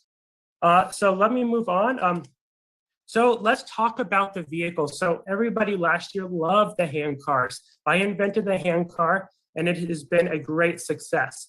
So we manufacture all our hand cars in our shop in Southern California, and we plan to move our shop up to Marina to continue manufacturing of these hand cars. We have customers from all over the world that are interested in buying hand cars. We have sold hand cars all over the world. So there is definitely a demand for these for other operations that want to start up businesses like this. So we are very excited to announce our newest rail car, and that is our electric rail bike. So what you see here is our newest hand car. We have spent countless hours on this, and what you see is actually about 99% done. It's almost ready to hit the rails. So what this is this is a hand car that anybody can ride. It has an electric assist motor that will be activated only when the car is going uphill, so that it will make the ride easier. So this particular rail bike will hold 2 people, so it's a 2-seater, so it's perfect for couples and groups of 2. So again, this is going to be a brand new hand car, and we're going to run these with our current hand cars that everybody has seen last year. Our second new car is our electric rail car. So this will be for possibly for ADA people because it could accommodate wheelchairs. So this is a brand new car. We're working with an electric car company to install all the electric components, the computers. This is a really revolutionary product in the rail industry. This has never been done before. A car that can be operated by any passenger that rides on the railroad track with 0 emissions, fully electric. This is a great milestone in this business, and we plan to offer these as well for people to ride. So now that we talked about our hand cars, we're going to talk a little bit about the improvements we plan to make. So last year we opened up a couple of track switches. We fixed up the track switches at the balloon loop to allow the hand cars to go around them. This year, we're proposing to install new switch stands shown on the right, which are the mechanism used to change the tracks. We're going to install these at the switches leading into the marina or the Fort Ord side track shown to allow hand cars to pass each other. We also are going to refurbish the bike crossing in Marina, as discussed earlier. So I know there was some confusion about that. So just to clarify that crossing is going to be repaired. We would be working with the CPUC to install a proper crossing. So this will meet the PUC requirements, and they will have to sign off on this. So this will be this will be done, according to the CPUC guidelines. So in summary, handcar tours is a great asset to Monterey County. And we are very excited to be able to continue this if allowed to. So our business has many benefits to Marina and Monterey County, bringing visitors that may have not otherwise visited the region to the area. We offer a really fun, unique outdoor experience that anyone can enjoy, and we're going to have a variety of rail cars that can accommodate anybody, both those that are very athletic and those that are less athletic, including people in wheelchairs. So again, we're going to allow access for everybody. We're also a family-owned business, and we're devoted to the handcar. I've dedicated almost my entire life to the rail industry, and I've dedicated the past 10 years to designing and building handcars. And I'm very excited to be given the opportunity to speak today about all of these great ideas that we have. Thank you for allowing us the time to share our proposal, and we look forward to working with the City of Marina to fulfill our promise for this great enterprise. If anybody has any questions, I'll be happy to answer them. Thank you. Thank you very much, Mason, and to your family. Does anyone have any questions of Mason? Okay, let's move on then. Alec, if you will, to the other vendor.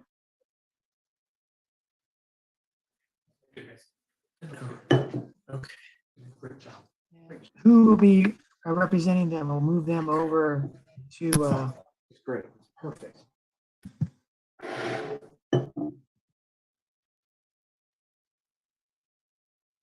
Alec, do we still have you?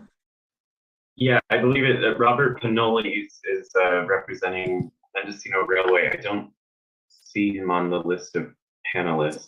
He's on the panelist list. So, Robert, we're gonna. Here we go. Ask you to begin. Welcome.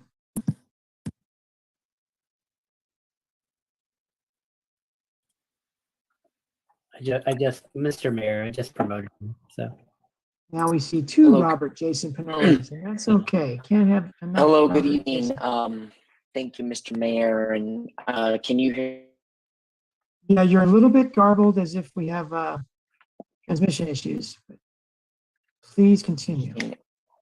Absolutely. There are two of me. You may see two of my names that appear on your screen in front of you. And if you're able to promote the second one, that would be great, because I will be able to, on my second computer, share a PowerPoint presentation. Yes, both of yours are panelists. Oh, great. And let me just pull up my PowerPoint here.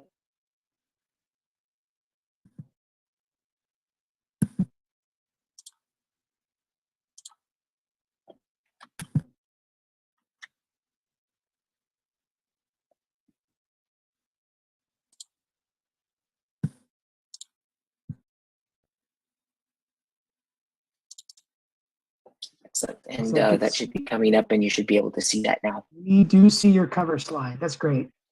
Excellent. Thank you. Again, good evening, Mr. Mayor, members of the City Council, and staff. Thank you for the opportunity to allow Mendocino Railway to present this evening. We're certainly very excited about this, and excited about the opportunities that may exist down in the city of Marina, and also along the beautiful Monterey Bay.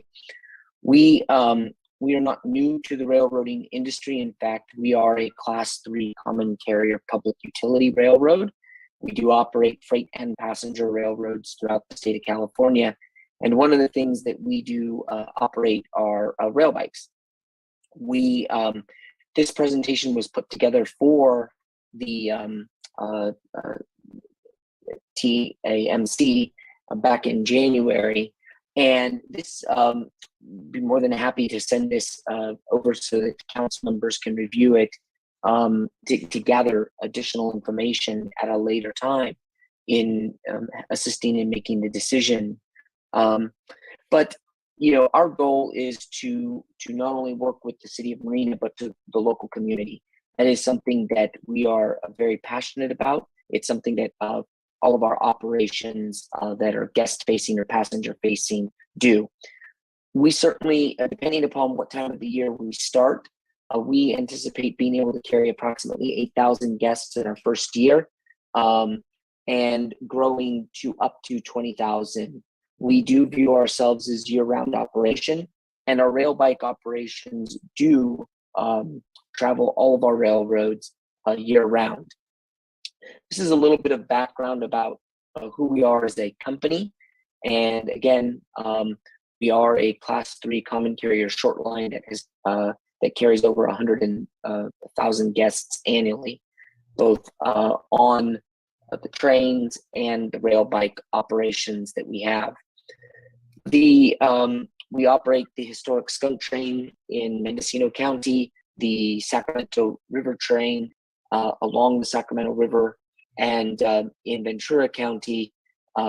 Late last year, the Transportation Commission down there approved us for a 35-year agreement whereby we'll be operating both freight and passenger trains on that line.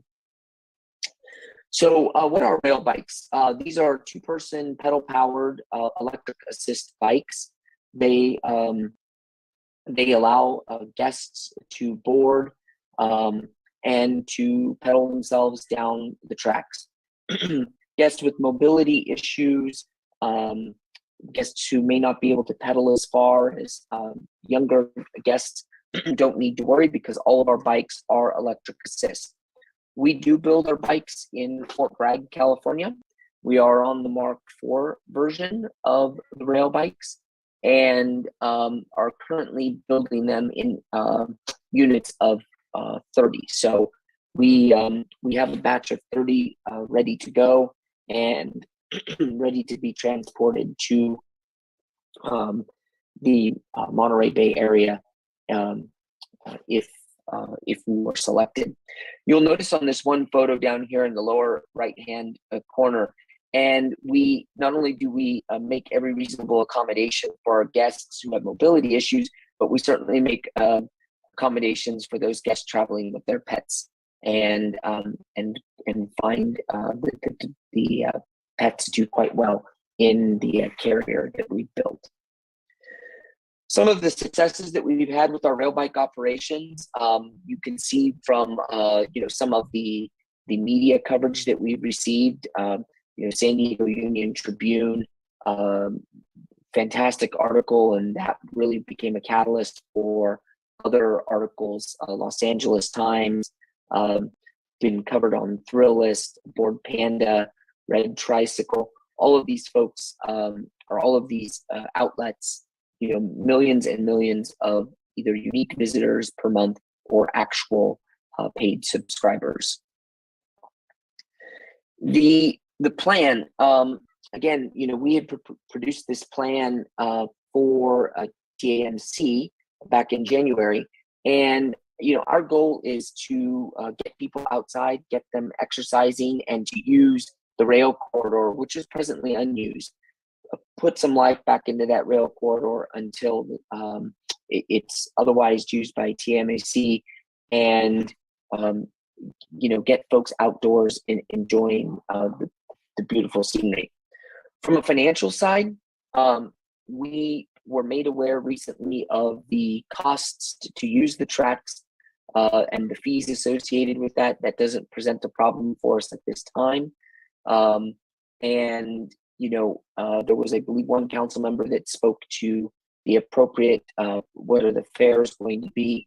I will tell you that at our operation at the Skunk for a two-person rail bike, we are charging $250 to $500 per bike, and our bikes are sold out weeks, if not longer, in advance. The extremely unique experience. It brings a tremendous amount of revenue generation to the community, and it aids in guests staying in an area either longer or spending additional monies while they're in that area. Safety and maintenance are extremely important to us, and as a Class 3 common carrier railroad, we work hand in hand with the FRA, TSA, and the CPUC. Without safety, there's absolutely nothing. It's paramount. We have an impeccable safety record, and One of the most important things about our rail bike operations and our rail bikes is that we will only operate these, and we won't allow our rail bikes to be sold to be operated on other railroads that don't meet Class 1 standards.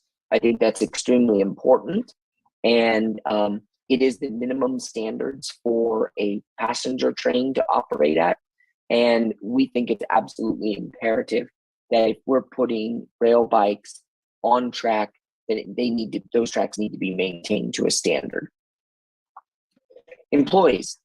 One of the things that we benefit from as a local larger company, we are a California-based company, is that we have the depth in our company to tap into.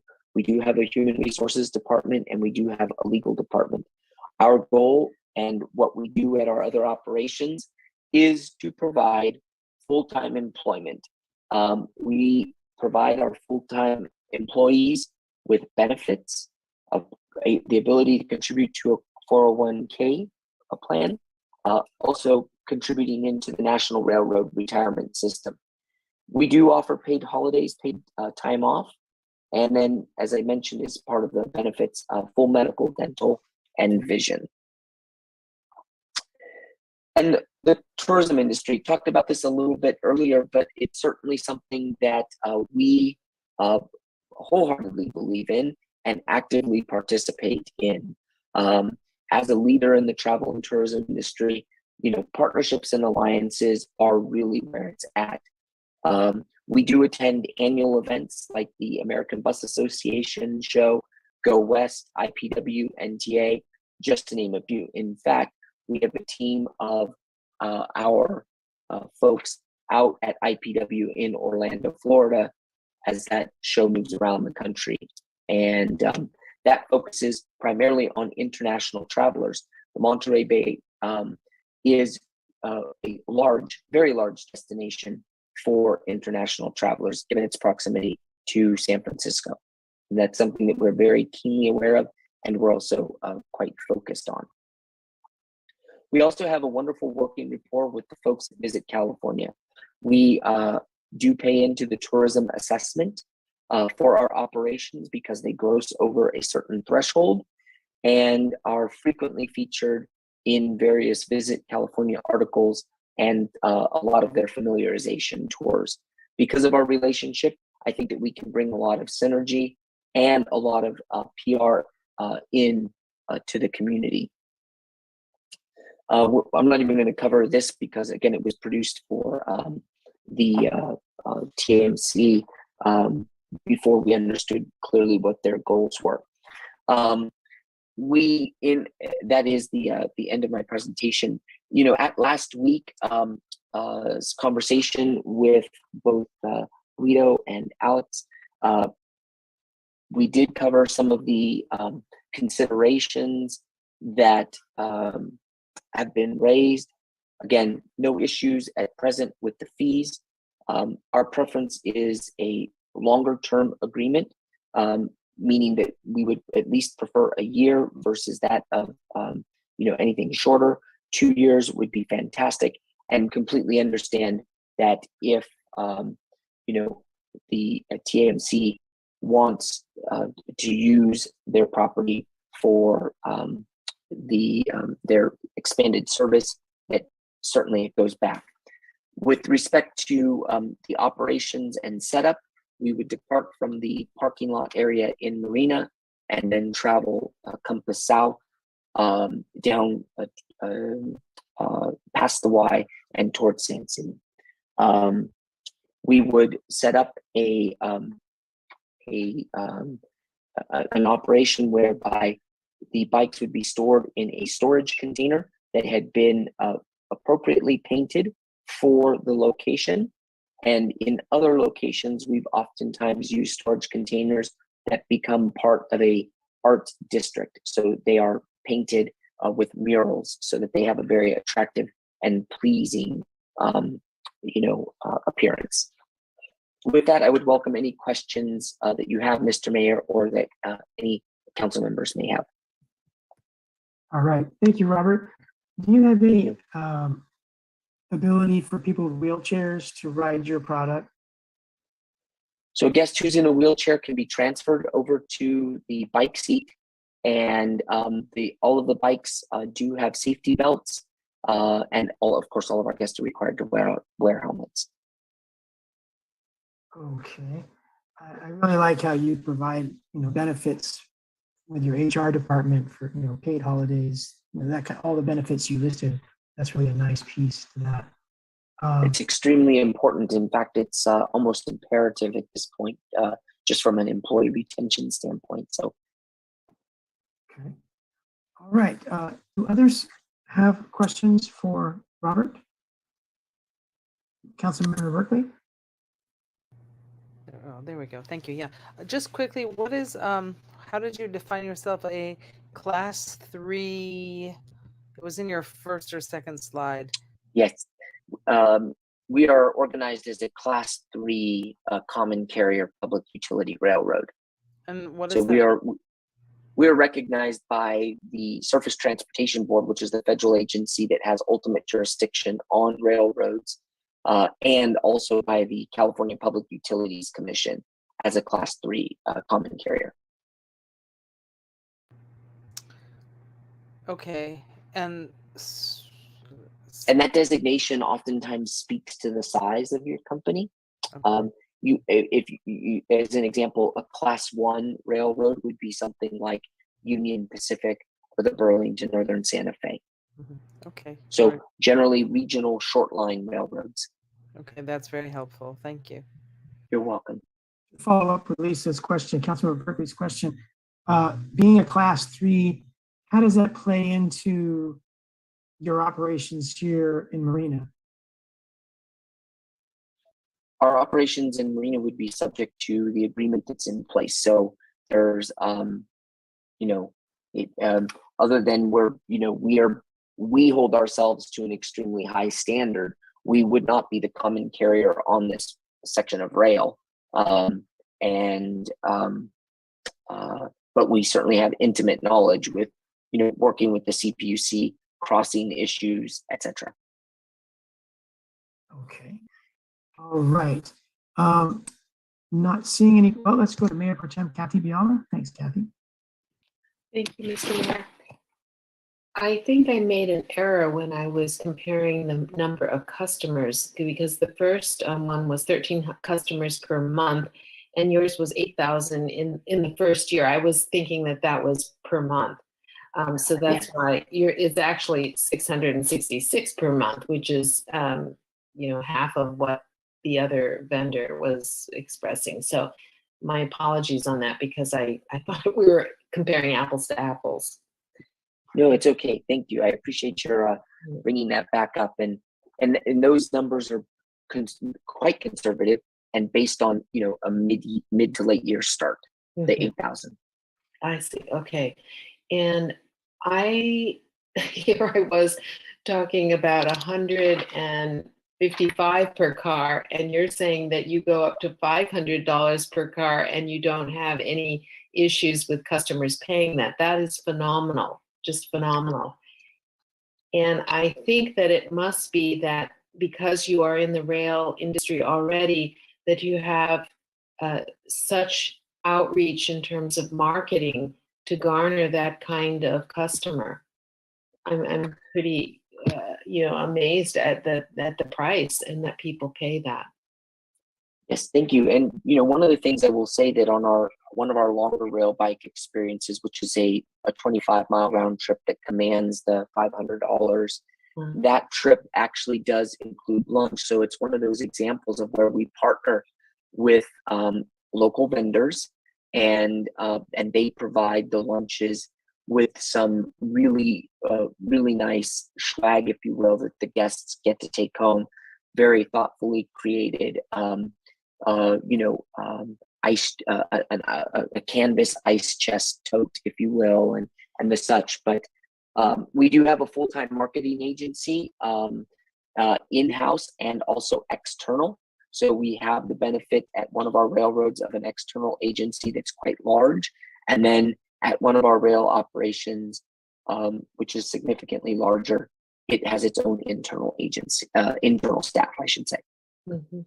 Do you partner with local hotels so that people will stay in a local hotel and then get transported to your handcars?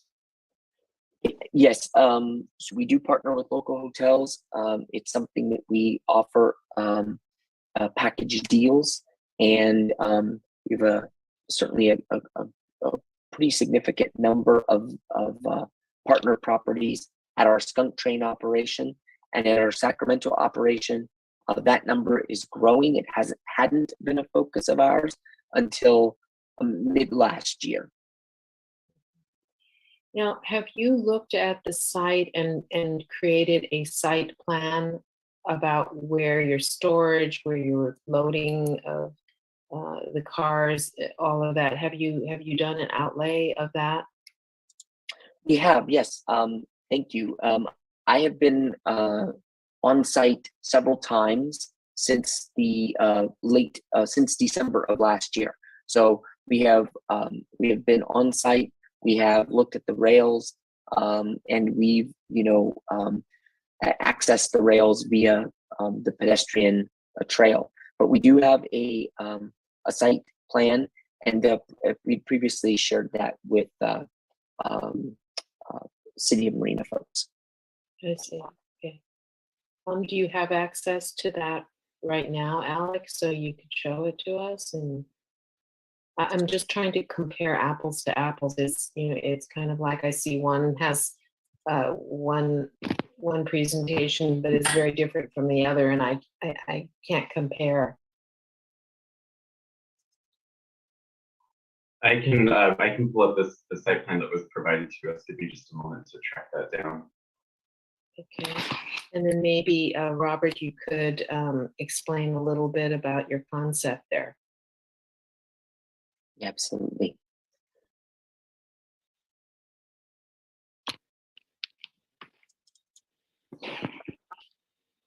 Robert, you mentioned Seaside. Are you planning to have anything to do with, you're going into Seaside, or do you stop in Sand City?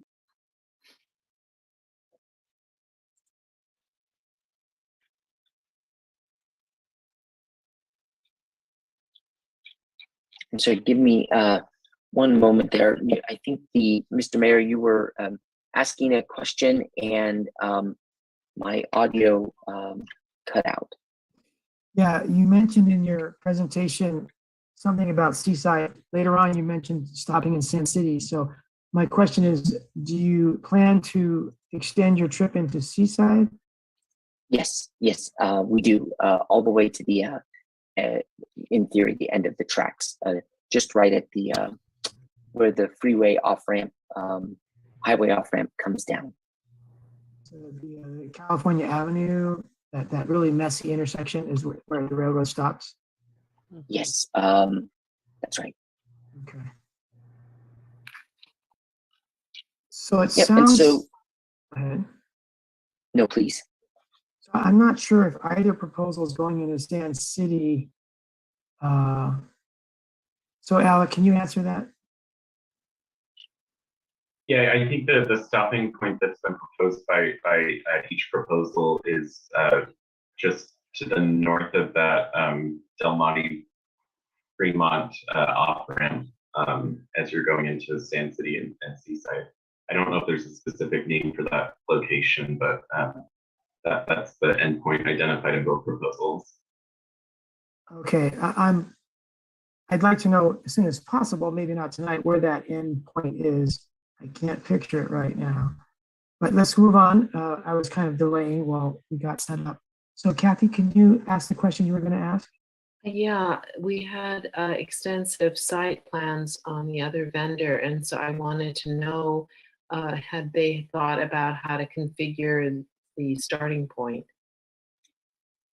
Yeah, absolutely. So what you see here is the green area is the parking area. That is an existing parking area. The blue would be the storage container that would be painted. Again, we're not just popping down a storage container with some name on the side. Actually, one of the things that we've done at one of our rail operations is we've actually partnered with local artists in the community, and they have, well, not only they paint a rail container, but they actually painted a rail car for us. So we get quite creative. And the yellow dot is the installation of a track-mounted turntable where we would turn the bikes. So that's what we're seeing in this image here. Boarding area and the departure, everything can be operated out of the container. There's no need for bringing in additional portable buildings. We would charge all of the bike batteries on site, and we would be able to put a solar array on the roof of the container and have that trickle in to the interior of the container for battery charging.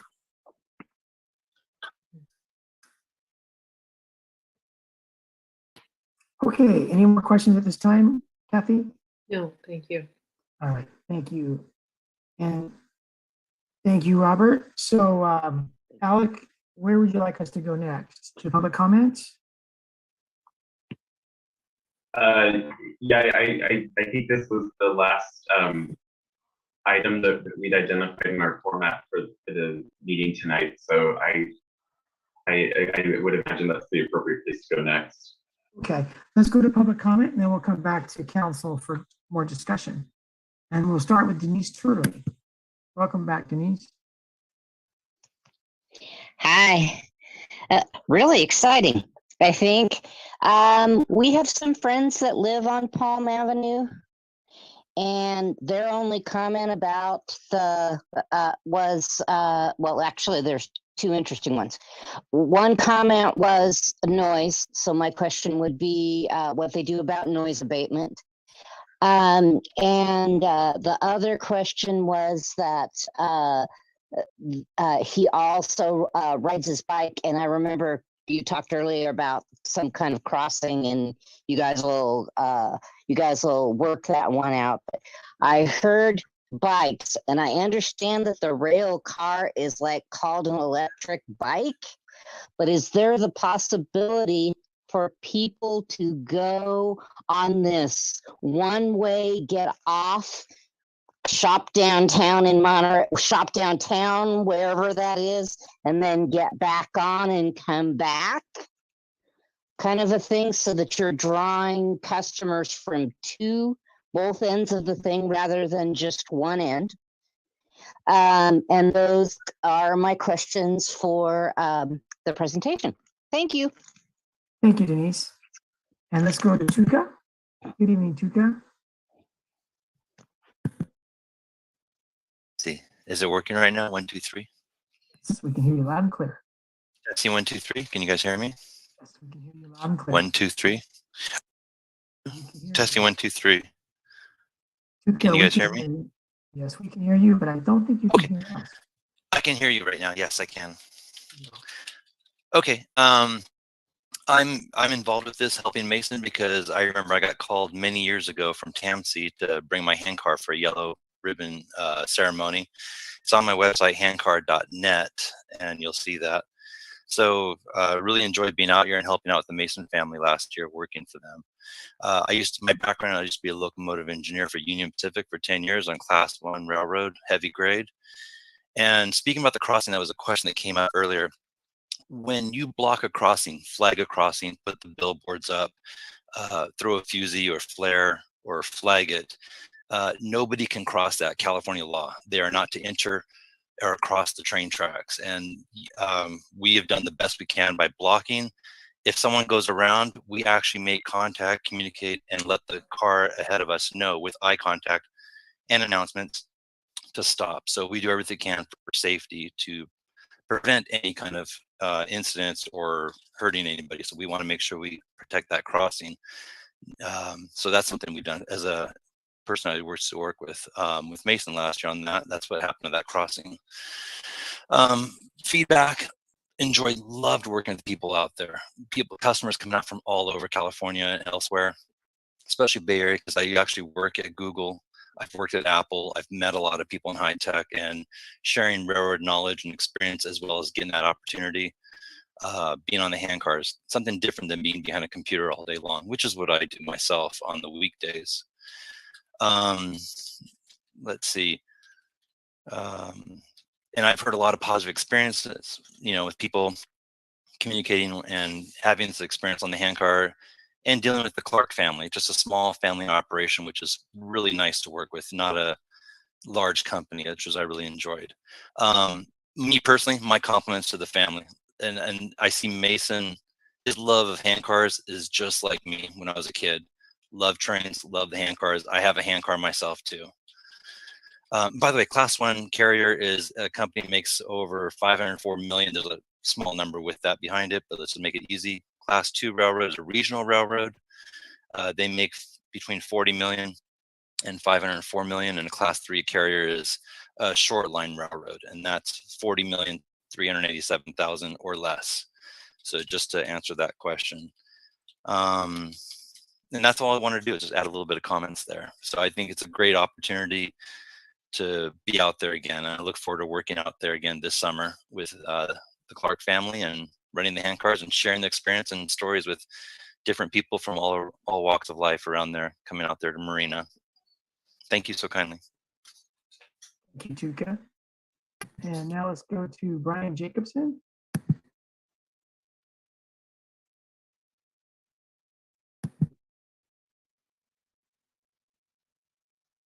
Brian, we're trying to unmute you. Okay. Can you hear me now? Loud and clear. Hi. Great. Thank you for hosting this evening. And council members, I'm extremely grateful that you have chosen to embrace this enterprise of managing this piece of track so that this event can happen again. This was just a fabulous thing last summer, where members of the community got to go out and have this experience riding along, enjoying the click-clack of this piece of historic railroad. And these are rails that my great-grandparents traveled to the peninsula on. My grandparents traveled on it. My mother rode these rails when she went to college at UC Berkeley. And it's just a really sweet thing to get to do, and to have a family like the Clarks doing this. They turned it into a great historical educational event. Just a great exercise event, as we got to learn what rowing muscles can do for making you go click-clack along the rails. And it was just a really rare and sweet moment to get to do that. And so I hope that the Clarks get the opportunity to operate their business here again. It's going to be better. And there are people that come from all over the place to have this experience. Anyway, that's all I have to say. Thank you for indulging me. Thank you, Brian, for your comments. We'll give everyone a couple of moments before we close public comments.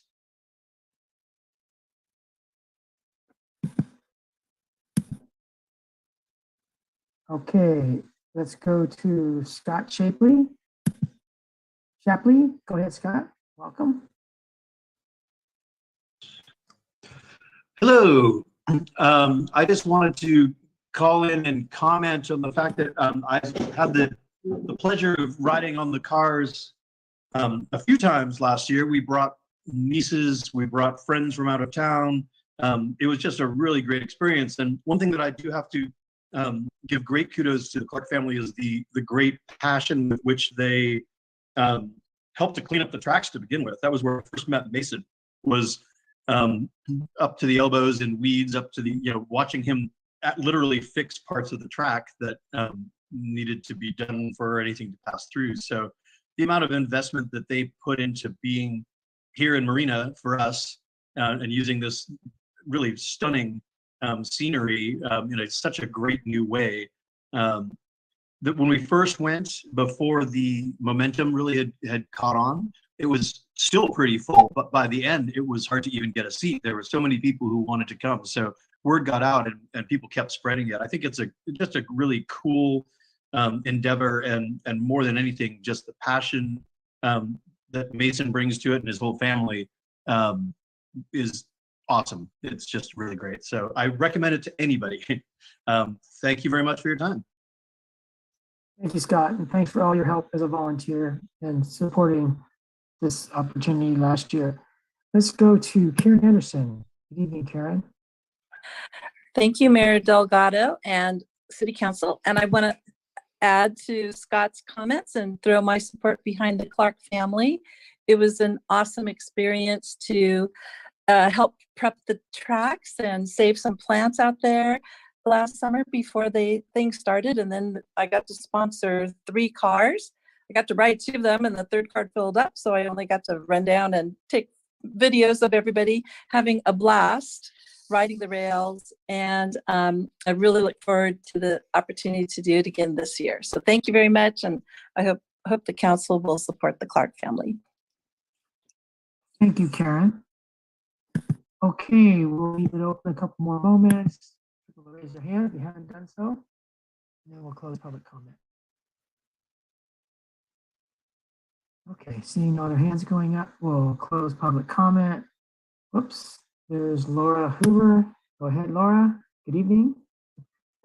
Hi, everyone. I'm Laura Hoover. I'm so excited to be here this evening, and thank you all for considering this proposal. I want to also endorse the Clark family and say how excited I was to be able to ride the rails last year. I think this is a unique opportunity for Marina, and I want to thank the Clark family for sticking with us and coming back, and I hope we get to see you on the rails again this year. Thank you. Thank you, Laura. So we'll leave public comment open for a couple moments. If anyone hasn't spoken, please raise your hand. And thank you, Laura, too, as well as Scott and Karen, for your volunteer efforts to clear the weeds and salvage the plants, spread the word. It took a community to make it a little bit better and help the Clark family last year. All right, we'll go ahead and close public comment, and we'll bring it back to council for discussion. One thing I want to talk about is price. When we considered the hotel developers, we considered picking one that wasn't the highest priced hotel. You know, we didn't want the hotel to be sort of out of sync with Marina and cater to demographics that really weren't Marina as much as possible. And in this case, we have a choice. You know, we can try to figure out how the money can benefit us when you put 2 people on a car and you charge them $250 to $500. That's $125 to $250 a seat. Or there's a 4-person option. Last year was $155. It was $38 a seat. And so there's pros and cons to going for the bigger priced items and going for the lower priced items. One of the biggest complaints we received last year were from people, all of us weren't used to hand cars, but the people that were complaining the most were those that thought that $38 a person, $155 per car was exorbitantly expensive, and they resented it. That for a family of 4, people in Marina couldn't afford.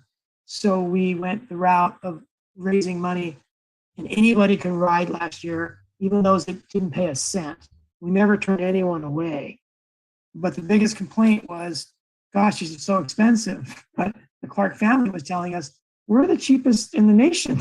Sorry, you know, we're doing the best we can, but you know, there are expenses to be covered. So anyway, you know, that's something for the council to consider, the pros and cons for both charging more money and for charging less money. I like the Monterey Bay rail bikes, the second presentation. The part that I liked was that they have better benefits for their employees. You know, that's big. That's very helpful to the employees, especially because some of them are going to be local, if not all. With both these operations last year, the hand cars, the Clark family, it was all locals because they had to be there every day. So I like that, and I think that the Clark family has put more thought into providing different hand cars for different abilities, including a wheelchair, which seems crazy innovatively. Really, I really like the quality of time and thought that the Clark family has put into this specific location and how much work they put into it last year with the idea to be the initiators of this whole project. So part of me would feel sad and sort of betraying that, they put all this hard sweat to get something going and then we gave it to someone else. But we have to be fair and try to play down that thought process, I believe. The noise abatement, I think, is a good question. And maybe if council wants, we could ask each vendor, what they think, what they want to do about noise abatement. But I'd also like to ask staff, primarily Lane, because you were here last year. I don't know if other staff were, but for the staff that were here that are involved in this project this year as well, what do you think about noise? What do you think about noise abatement? Are we talking about a lot of noise? And are there solutions to reduce it if we are talking about a lot of noise? I'm not really aware of a lot of noise. I'm not aware of any complaints from the noise last year. I got some complaints last year following social media, nextdoor.com and Facebook, because I was advertising this opportunity to try to get customers to have fun and to make money so this could be a successful endeavor. And that the Clark family could, at least break even, whatever. And the complaints I got were from nearby residents who said, people are having fun and they're yelling and they're hooting and hollering. And when they come to the station and leave the station, we hear the clickety clacking.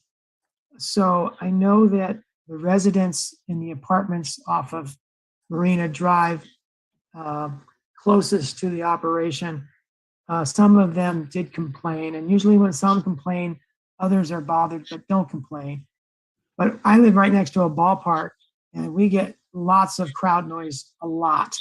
All of a sudden the crowd will erupt into applause. And I'm just thinking, this is community. People are playing baseball and they're having fun. So to me, when you live next to a recreational opportunity, sometimes you're going to get noise from people having fun. But that was my experience with the noise.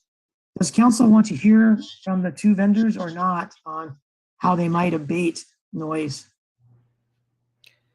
Mr. Mayor, just a quick question. Are we actually planning on making a decision? I'm not real clear on what the. We have that option, Lisa. We could do it either way. Okay. Yeah. I think the way that the staff report was written, it was written, selecting an operator for the branch line and determining the term of lease, which I think we all would probably agree would probably be as long-term as we could get it, right? But as far as whether we select tonight or not, that's up to us. What do you think, Lisa? I think I wish that we had full council on this decision. I think there's a lot of. I'm very grateful for both presentations because it really gave me a better understanding of, I guess, maybe the diversity of this field, of this industry. I'm thinking about the things that are the criteria that we're looking at as far as the city. I'm thinking about, my heart is very much with the Clark family for many of the reasons that you mentioned. That aside, I also I did hear a lot of, oh, I can't go because I can't afford it, and that does bring a concern to me, the price point. In fact, I actually sponsored a couple of families to go myself as well. And so I look at that and then yet I hear Mr. Pinoli speaking about a much, really almost a different kind of a clientele, I wonder. You know, tourists who want to spend a lot of money here from maybe from, well, he said San Francisco area. So it's maybe a different price point that, you know, that is in alignment. So I think I have questions that are connected to the overall tourism of the area and who are our tourists and what does Chamber of Commerce define. And I'm currently blanking on the tourism agency that we work with for promotion. Lane, what is the name of that organization? The Tourist Bureau, is it? Yeah, the Monterey County Convention and Visitor Bureau. Right. So I'd be curious about understanding a little more of who is coming here as tourists and looking at that, looking at these two different areas through the lens, and also how much money are people spending. I'm also thinking people having less money or feeling more cautious about spending money post COVID.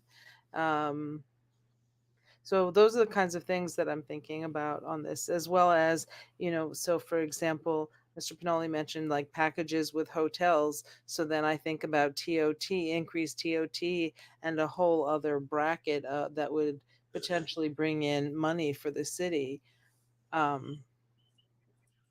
So this is actually something that I would like to spend some time thinking about.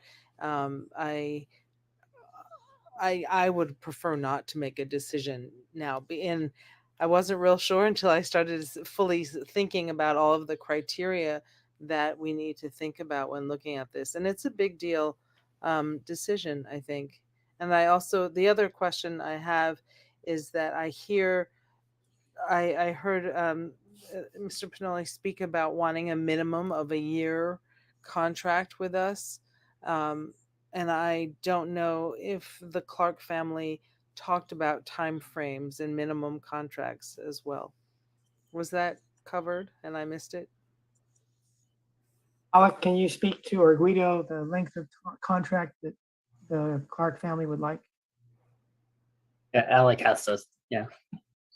Yeah, and we may need to defer to the Clark family on this one. I think the initial proposal was based on an expectation that the city would be looking at a shorter term. But in the latest communication I've had with that applicant, I think they would prefer a longer term lease as well. Right. And so that's the other thing too, is who are we as a city? What's our identity? And I like the idea of being a home for startups and for companies that are beginning to take on, and certainly the Clark family falls into that category. And yet I very much appreciate the well-developed business model that Pinoli has. So those are the end of my comments at the moment. Thank you. Mayor Pro Tem Biala?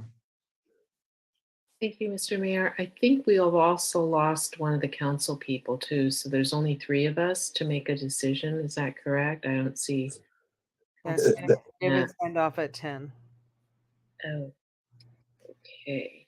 But technically we have a quorum and we technically could make a decision. So that's kind of unfortunate, but okay. So the mayor pretty much summed up my sentiments, looking at the pros and cons of each.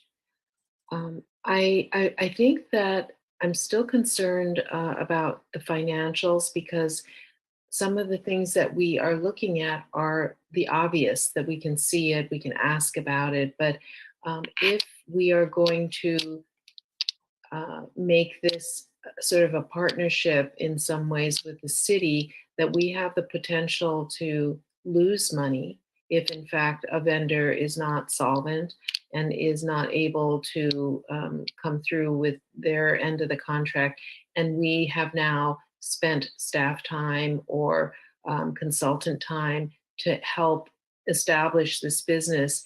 and somehow we don't have the financial guarantees, then we're stuck with that. Granted, we could then maybe hop over to another vendor, but it seems to me that we need to look a little bit at the financial stability, because last time it was a demonstration project that we didn't really charge anything. It wasn't an expectation that we make some profit or have some financial investment in this. So that's a question. I do want to find out from Lane whether we do have the bandwidth to devote staff time to this. And maybe if the answer is no, we still then can charge for that time for the vendor, but then that might lead to the financials being at risk. What I loved about the Mason family is that I provided them with all the Marina restaurant guides, and they even requested a whole nother batch because they were giving them out, and it was really nice. It's that kind of feeling of concern for our local community, and I really thought that was nice for them to keep requesting it. And the whole issue of our hotels and partnering with them, I think, is really a good thing that we should try to really focus on and develop.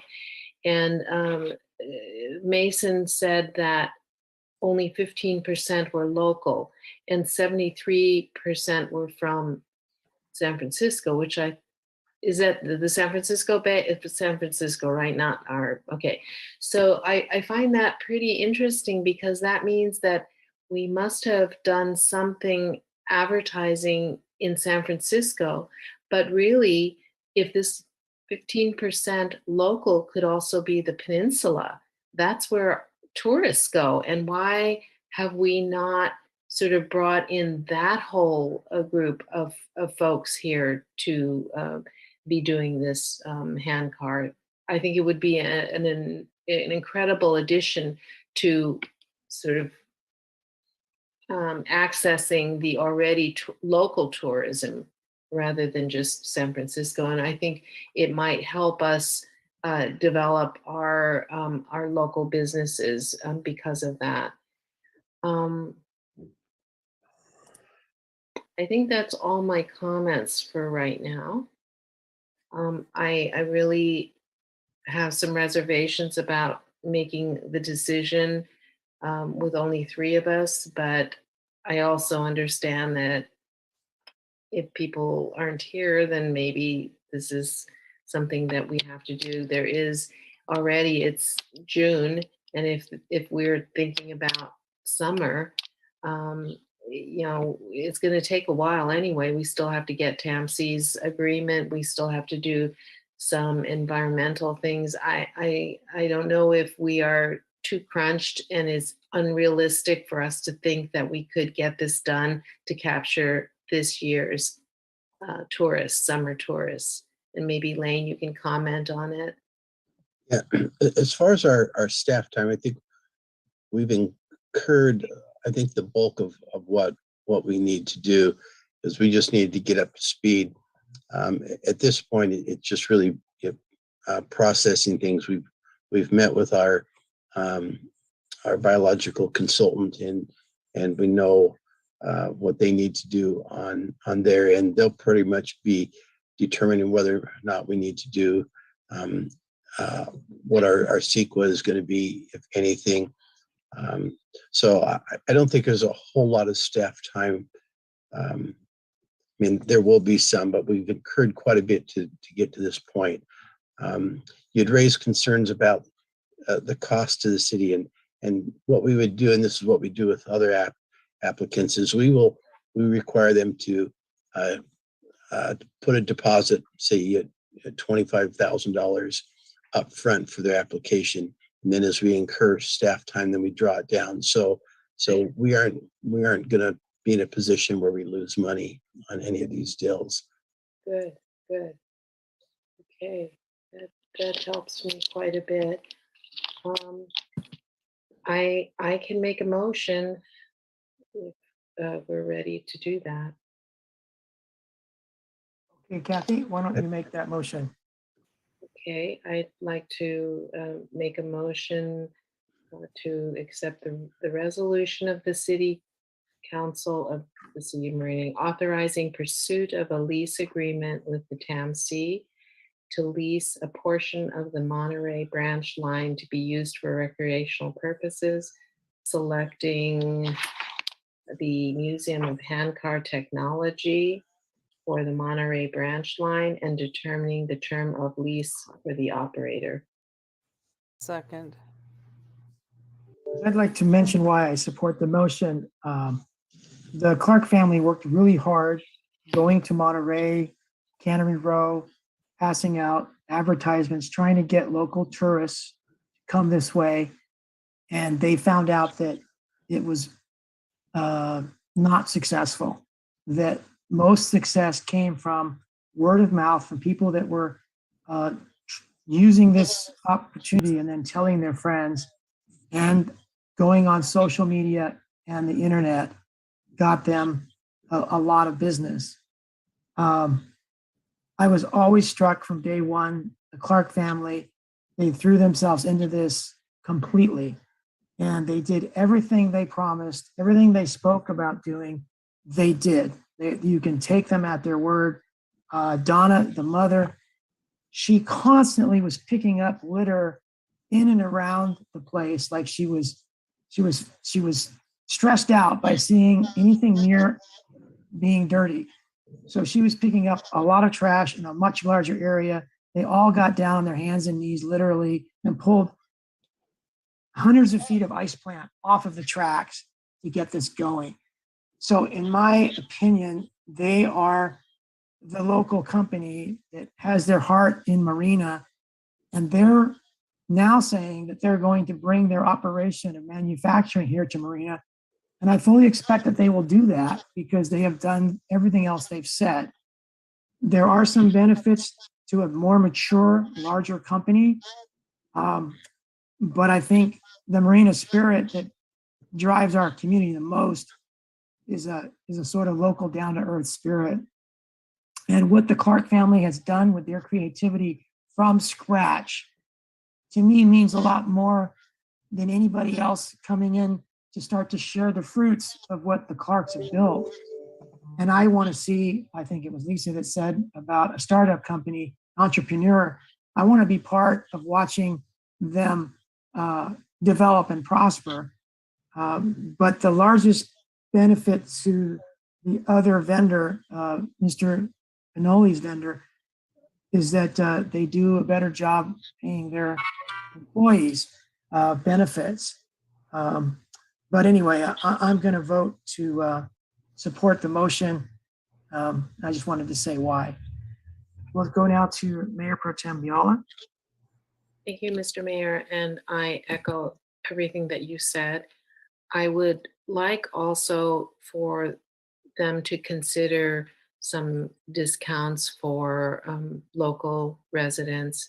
And maybe now that we know that there can be a lot higher fees for this, to balance that off with some discounted rates for our locals, that would be good.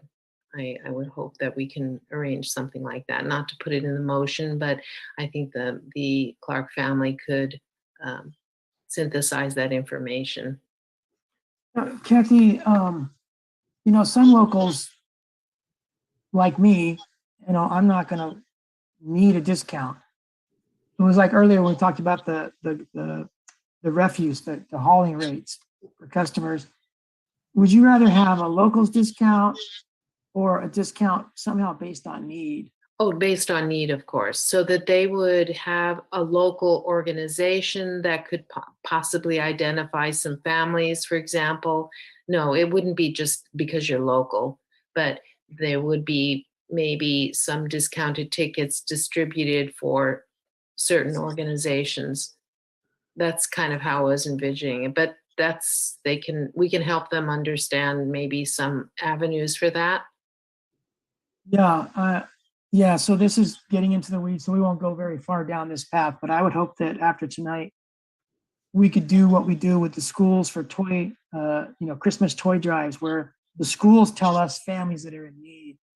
And maybe the city has access to PG&E people, families that get PG&E discounts. Maybe if they show proof of a PG&E discount when they buy their ticket, there might be some money set aside to lower their cost of tickets. But that's something I think that staff and the vendor might be able to, think about and develop something that we're not going to do tonight. Yes.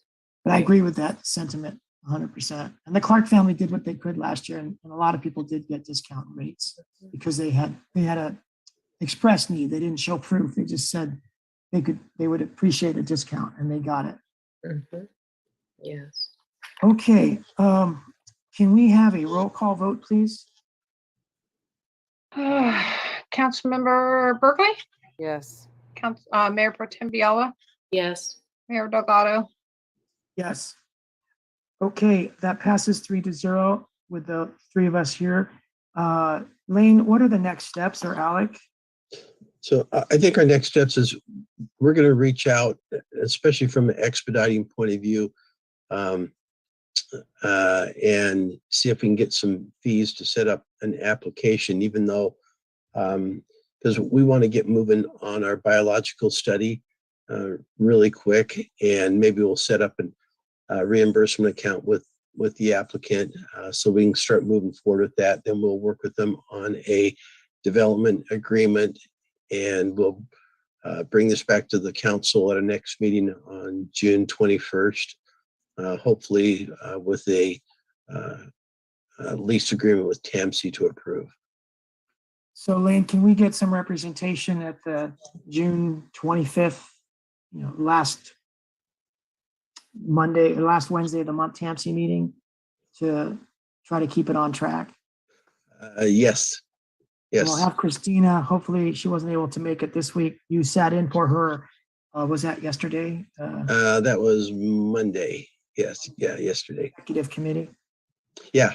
We'll definitely be sure, and the staff, and even if Christina is there, we'll be there to answer any questions. Okay. Let's see, we have someone in the public, but that was Karen Anderson. I probably left her hand up, but public comment is over. Okay, well, I think we're ready to adjourn. I want to say thank you to Robert Pinoli, and I want to say thank you to the Clark family. And thanks to everyone for staying this late. Mr. Mayor, before you adjourn, I just want to make one thing for the record. Earlier this evening, you asked me about Councilmember Burnett's recusal on item 8F3, if that should be counted as an abstention. And I said, yes, I was wrong. The deputy city clerk was right. An abstention should not count as a vote.